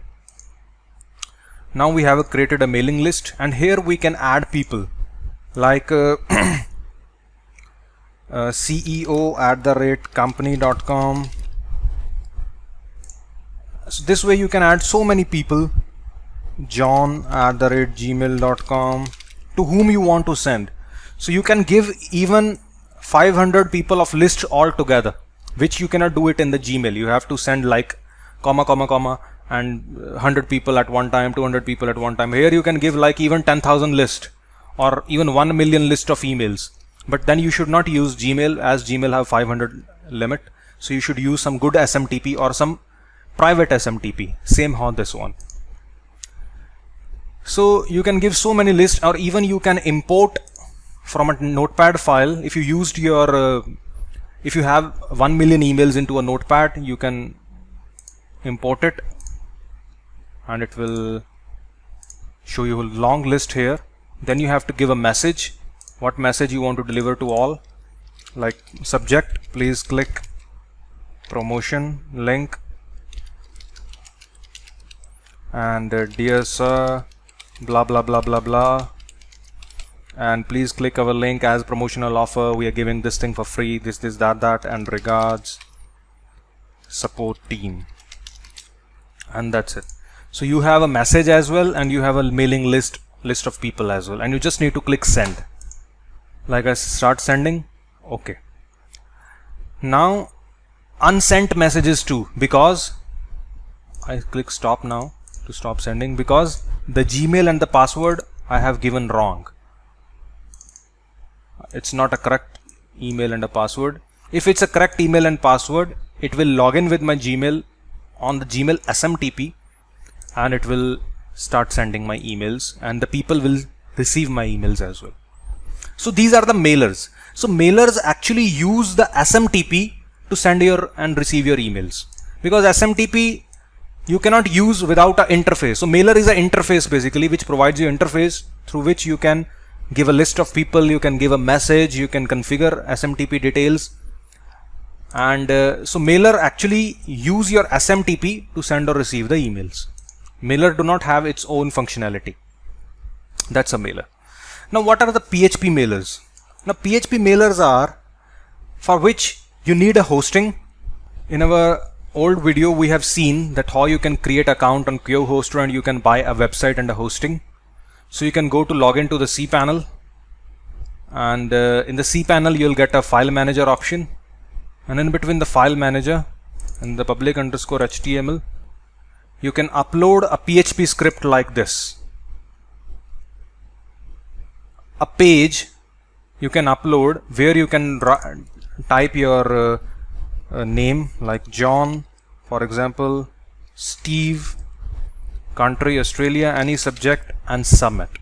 Once you submit, it will send to, you should also have an option where emails like john@gmail.com, comma this @thisthing.com, comma. So you can actually use your hosting company to send or receive the emails, because your hosting company also have a SMTP server in the backend. So that because every website nowadays have a contact form. For example, I go to like this way. You can give your name, your email, your mobile number, and a message, and you submit. Once you submit, an email will be sent to this company that this person is interested in your business. So there is some service. It means this is a website, and website have also means a SMTP server. Actually the website do not have SMTP server. The hosting company where this website is hosted, that hosting company also have a website SMTP server, so that the queries on their website they can receive. But we can misuse them. Like we can upload something, a page in our website where we can have a email option where you want to send what is the subject, what is the message, and keep on comma comma comma. You can give like even 10,000 emails and you click submit. So it will use the hosting company's SMTP to send them emails, for which I'll also give you an example in the next video. But I hope you have got an understanding between these main three terms which always confuse to most of the students, that what is SMTP. SMTP is the main thing which sends an email or receive an email. Mailer actually use the SMTP to send or receive the emails. PHP mailer actually use the hosting company's SMTP to send or receive the emails. So PHP mailer or a normal software based mailer are the interface which use actually the SMTP to send or receive the emails. So I hope you liked the video. In the next video we'll cover about the PHP mailers and the more options to send or receive the emails. And thank you for watching. Welcome to Blackhat Hacking Series. So in this video we are going to discuss about the cPanel based SMTPs. So if you remember in our previous videos, I have shown that how you can buy a hosting or a domain from any type of hosting sites like QHost, Bluehost. There are thousands in number of sites basically in the world from where you can buy a hosting or a domain name from there. And once you buy it, you can log in it. Obviously, like this one, it's a separate one. It's not bought from the QHoster, so I can log in the cPanel. And we can also use, as I have shown you in the last videos, that how we can use this type of cPanels to upload a phishing page or a phishing site. Even what you can do is you can also go and create email accounts there, and you can send emails from there one by one, which is not a good option. It will behave like a Gmail. As you send the emails from Gmail, that's how you'll be sending. But we do not want that one. We want some more better way to send emails even. So today I'm going to show you how you can use the same cPanel for email sending perspective as well, like a SMTP as well. All cPanels or all hosting companies have a SMTP server as well in the backend. So I just go to file manager and I have to upload a script. I have a PHP script, mailer.php, which you just have to go to public underscore HTML, and here you can upload the mailer.php, I have already there. It said you want to overwrite. I say yes. That okay, it's done. Clear. So we have uploaded in our cPanel in our hosting, and this is our website of someone of my student. He have it. So I can just write it, the website name /mailer.php, and the mailer is open now. So you can use any website. Like last time we have used the goldcentric.com on the Q hoster, and the same way you can log in there. Let me pause.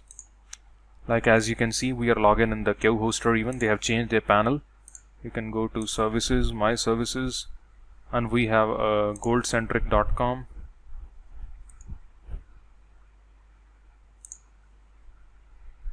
And we can go to its cPanel.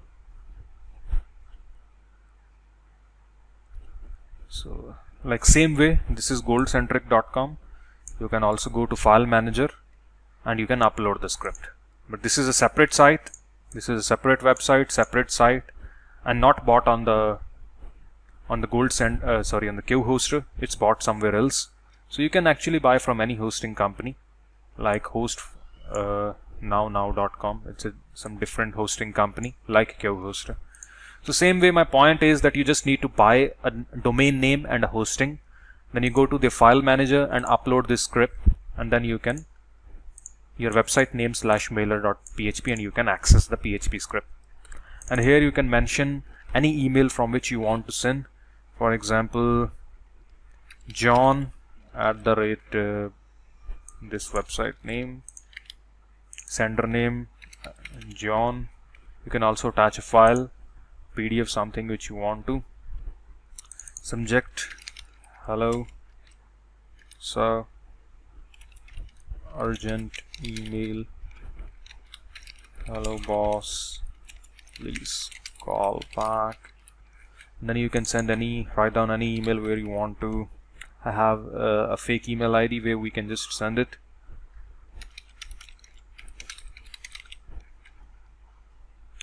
And we just click send. You can give complete list of emails here, like maybe 10,000 emails, 20,000 emails. You can just paste them here and click send. As I said in this video, that every hosting company have a SMTP server in the backend, which this PHP mailer can access automatically without buying them. They are for free. The SMTP server by the hosting company is always free. So from this type of script we can access it, and we can send as many we want. And as you can see, it says that to this email it's okay, it's been sent. So let me verify that the email has been received or no. So if you can see, it came in the spam, because maybe this hosting company is not as strong like Q hoster or anyone. So it's sent from the same name, John, and with the same email ID it's been sent. Hello boss. So if you buy from some good hosting companies like Bluehost, like too many in the world, and then there if you upload this script, it will go in the inbox as well. So let me show you one thing more, that how you can buy hacked cPanels. Like someone owns goldcentric.com, someone hacked their website and uploaded this script, and then they just sell to you the link. They give you this link that okay, take it and send as many emails you want and just pay $7, $10, that's it. Like someone hacked this website and they go to their file manager and upload the script, and then they just give you the link. Now this link, anyone can open it in the world who pays $10 to the hacker, and anyone can send emails. So this is a website like olux.to where you can log in. You can also create account there if you don't have account. And they gives the mailers and SMTPs. As I gave you the difference last time, the SMTP is the whole server. Like as this hosting company have a SMTP server which can be used for all the websites. Like I also have a website on the hosting company, you also have a website, so all we just use the same SMTP server to send or receive the emails. And but so you can buy the whole big SMTP server as well. the whole server as well. You can buy the hacked SMTP, or you can just buy a mailer that someone hacked someone's cPanel and uploaded a script there. So if you see the hosting company, this is a hosting company, different hosting companies, and people owns websites there, and you the good thing I like about this site is that you can also test. Click send.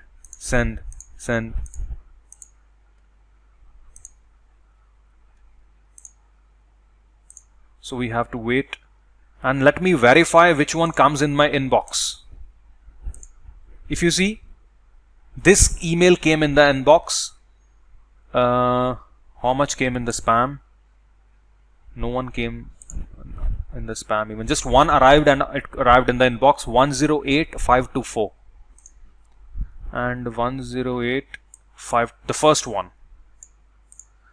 and this is the hosting company, and this arrived in the inbox, and you can just buy it in just $5. Click buy, pay $5 as a Bitcoin, and you can buy, and then they will just give you the link like this one.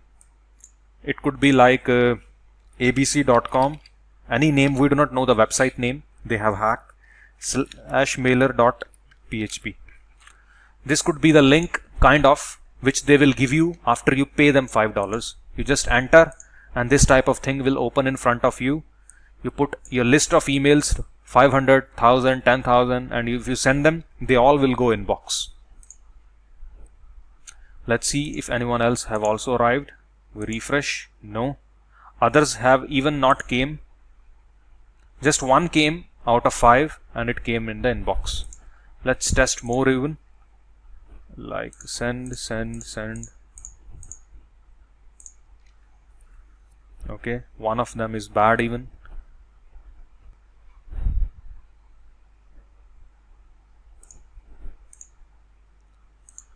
So no one else have came. So it's better that we just buy the first one, and they give you the link, and then just send it, as we just used our own. So if you just see, the first thing which I just shown you is that we use our own cPanel. On our own we put the script and we use it. These one are also same, but these one are the hacked ones on which the scripts have been put by some hacker, and they just give you the link of someone else cPanel. So you are using someone else cPanel and their name to send or receive emails rather than using your own. So anyhow you can use it. So the point is, whether you can follow my last video where I have shown that how you can configure the Gmail in your Fastmailer Pro, which is also a very good way that you can send emails all inbox, and you can send from any name or any email ID you want. That's also because Gmail also supports 500 emails a day. According to me, that's also best. Rather than buying another SMTP server, or whether you can use this cPanel method, whether your own or whether hacked one, anyway, and you can send the emails to your clients, and you can forward them your phishing pages, your Trojans, hack them, and make your money. So I hope you liked the video, and thank you for watching. Hello everyone, welcome to the last video of Blackhat Hacking Course. So first of all, I would like to thank you for watching this beautiful training. And I hope you have really enjoyed in this training, and you have learned a lot which would help you to achieve your goals faster. But the point is, the Blackhat hacking is not a very small topic which could be covered and finished in one series. So due to a very high demand from all the students who purchased this training, we have finally created a fresh level 2 in the Blackhat hacking. So the level 2 would be the last level in the Blackhat hacking course, in which we have covered everything which was left in the level 1. After you finish the level 2, there would be nothing left to learn in the Blackhat hacking, and you'll feel yourself a master in these Blackhat stuff. This course is already an all-rounder, but what still could be more added in the next training? So first of all, I would say the more powerful hacks. There are already so many types of hacks I have shown you, whether it's Trojans, whether it's ransomwares, whether even the silent exploits. But how you make your own exploits, how you make your own tools, how you can design more powerful hacks, that would be covered in the next training. What I mean from less expensive is, if you've seen in this training, we have to buy the crypters, we have to buy the VPN, we have to buy some specific tools even. But in the next course, we'll only be using the Kali Linux, which is known as the hacker's operating system, which we have used very much less in this course, and that's the most important operating system. If which you do not know how to use it, you cannot call yourself a hacker. So the beauty about Kali Linux is that all the powerful hacks which we will be performing with it, all the powerful tools, they all would be coming for free. So you just need to put a little effort in learning Kali Linux, and then what would happen is you do not need to buy anything, you do not need to purchase anything. You can call yourself a professional hacker, you can make powerful attacks, and without spending a single penny. Now obviously if you're making a good money, you can spend some bucks over your tools as well. The problem comes in the beginning. Most of the people who are watching this series, they all are beginners. Some of them, they haven't made any money with it before. If in the beginning they have very tight budget and they still have to buy the tools and the VPS and all the other stuff, it becomes an extra burden for them. So if they have the extra knowledge as well, they have more knowledge, they have more safety tips, they have more professional attacks, and they do not need to buy anything, I think so that would be all-rounder too. So due to the high demand from Nigeria, Ghana and most of Africa, we have finally created the level 2, of which some of the highlights I'm going to show you in this video. Obviously in the next course it would also focus on the more safety tips, so that it would make sure along with the more powerful hacks, you would also be covering your tracks, that it would become impossible to track you down, so that you can make money for a longer period of time. It's not about making something, it's also about protecting yourself even. As well as it would be a last one, so that you do not need to invest more on knowledge and then just start making money, that's it. So let me show you some of the sample clips of the next training. Rest, a lot of topics would be a surprise even, which would be revealed in the training itself only. So after installing Kali Linux, first of all we'll see the brief about all the tools present within the Kali Linux important for Blackhat hacking. Then we'll cover the basic commands related to Kali Linux, which are very much important if you become a master in the Kali Linux. The basic commands are related to editing the files, creating the files, removing the files, and other basic stuff doing command line. And then we'll also cover the lock picking techniques as well, that how by using these sticks you can open any locks within the world. We'll cover the exploitation basics behind the scenes. Then we'll also cover how to scan all the victims nearby you, and then we'll open the Metasploit within the Kali Linux, and we can exploit their machines without sending any Trojan, any file to their computer, which is a blockbuster, I would say, which is there in this course. That I think it would be replacing the whole concept of Trojans which you have seen in the past training.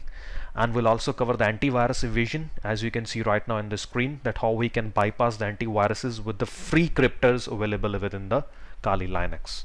We'll also learn the Wi-Fi hacking, so that you can use any of your neighbor's Wi-Fi or coffee shop Wi-Fi and you can break into it. Doesn't matter any type of security is being implemented on that. We'll use our latest techniques to break into our Wi-Fi, so that if you do not use your own IP address and you just use someone else's Wi-Fi, you would be more safer. And then we'll also cover the reverse engineering techniques. By using them, you can turn any software from trial to a full version without paying any fee to that software company. So it would also be a blockbuster in this course, so that you can use some softwares for free by cracking them manually. We'll also cover the password hacking techniques in this course, via which without having any password of someone's computer you can enter in that very easily. Phishing is again becoming very important in 2019 now, which is being used by a lot of my students nowadays. So I'm adding a whole stack of phishing within this course, in which I'll be covering basics of HTML, and we'll see all that type of tags which could be very useful for you if you want to learn. And then we'll also learn how to create the complete full websites as well from the scratch, which would be very useful for you even while you'll create the fake bank websites for the catfishing. We'll also learn the bank's phishing as well, of related to any bank if you want. There are a lot of bank websites which are denying the phishing, but I'll show you how you can learn all that codes and you can create the phishing manually without getting dependent upon the security of the bank. Then we'll cover the multi-page phishing pages, in which the user gives the input in multiple pages, and after submit you'll get all that inputs on your email. And then we'll also cover the SSL, which we also say the HTTPS, that how you can make your fake websites or phishing pages over a HTTPS, which looks more good if you're sending it to some victim. He would only accept your phishing page if your website is over the HTTPS. And then we'll also cover how you can track your users, that how many people are coming on your phishing page and how many are getting caught. And then we'll also cover the mobile hacking, in which I'll show you how we can create the Trojans related to mobile phones, and we can hack into their call details, their SMS, their geolocations, even their webcams and everything. Then we'll cover the DOS attacks, that whatever you cannot hack, you can destroy them, you can make them crash, even the servers existing over the internet. Rest other topics would be a surprise, and see you in the training. Thank you.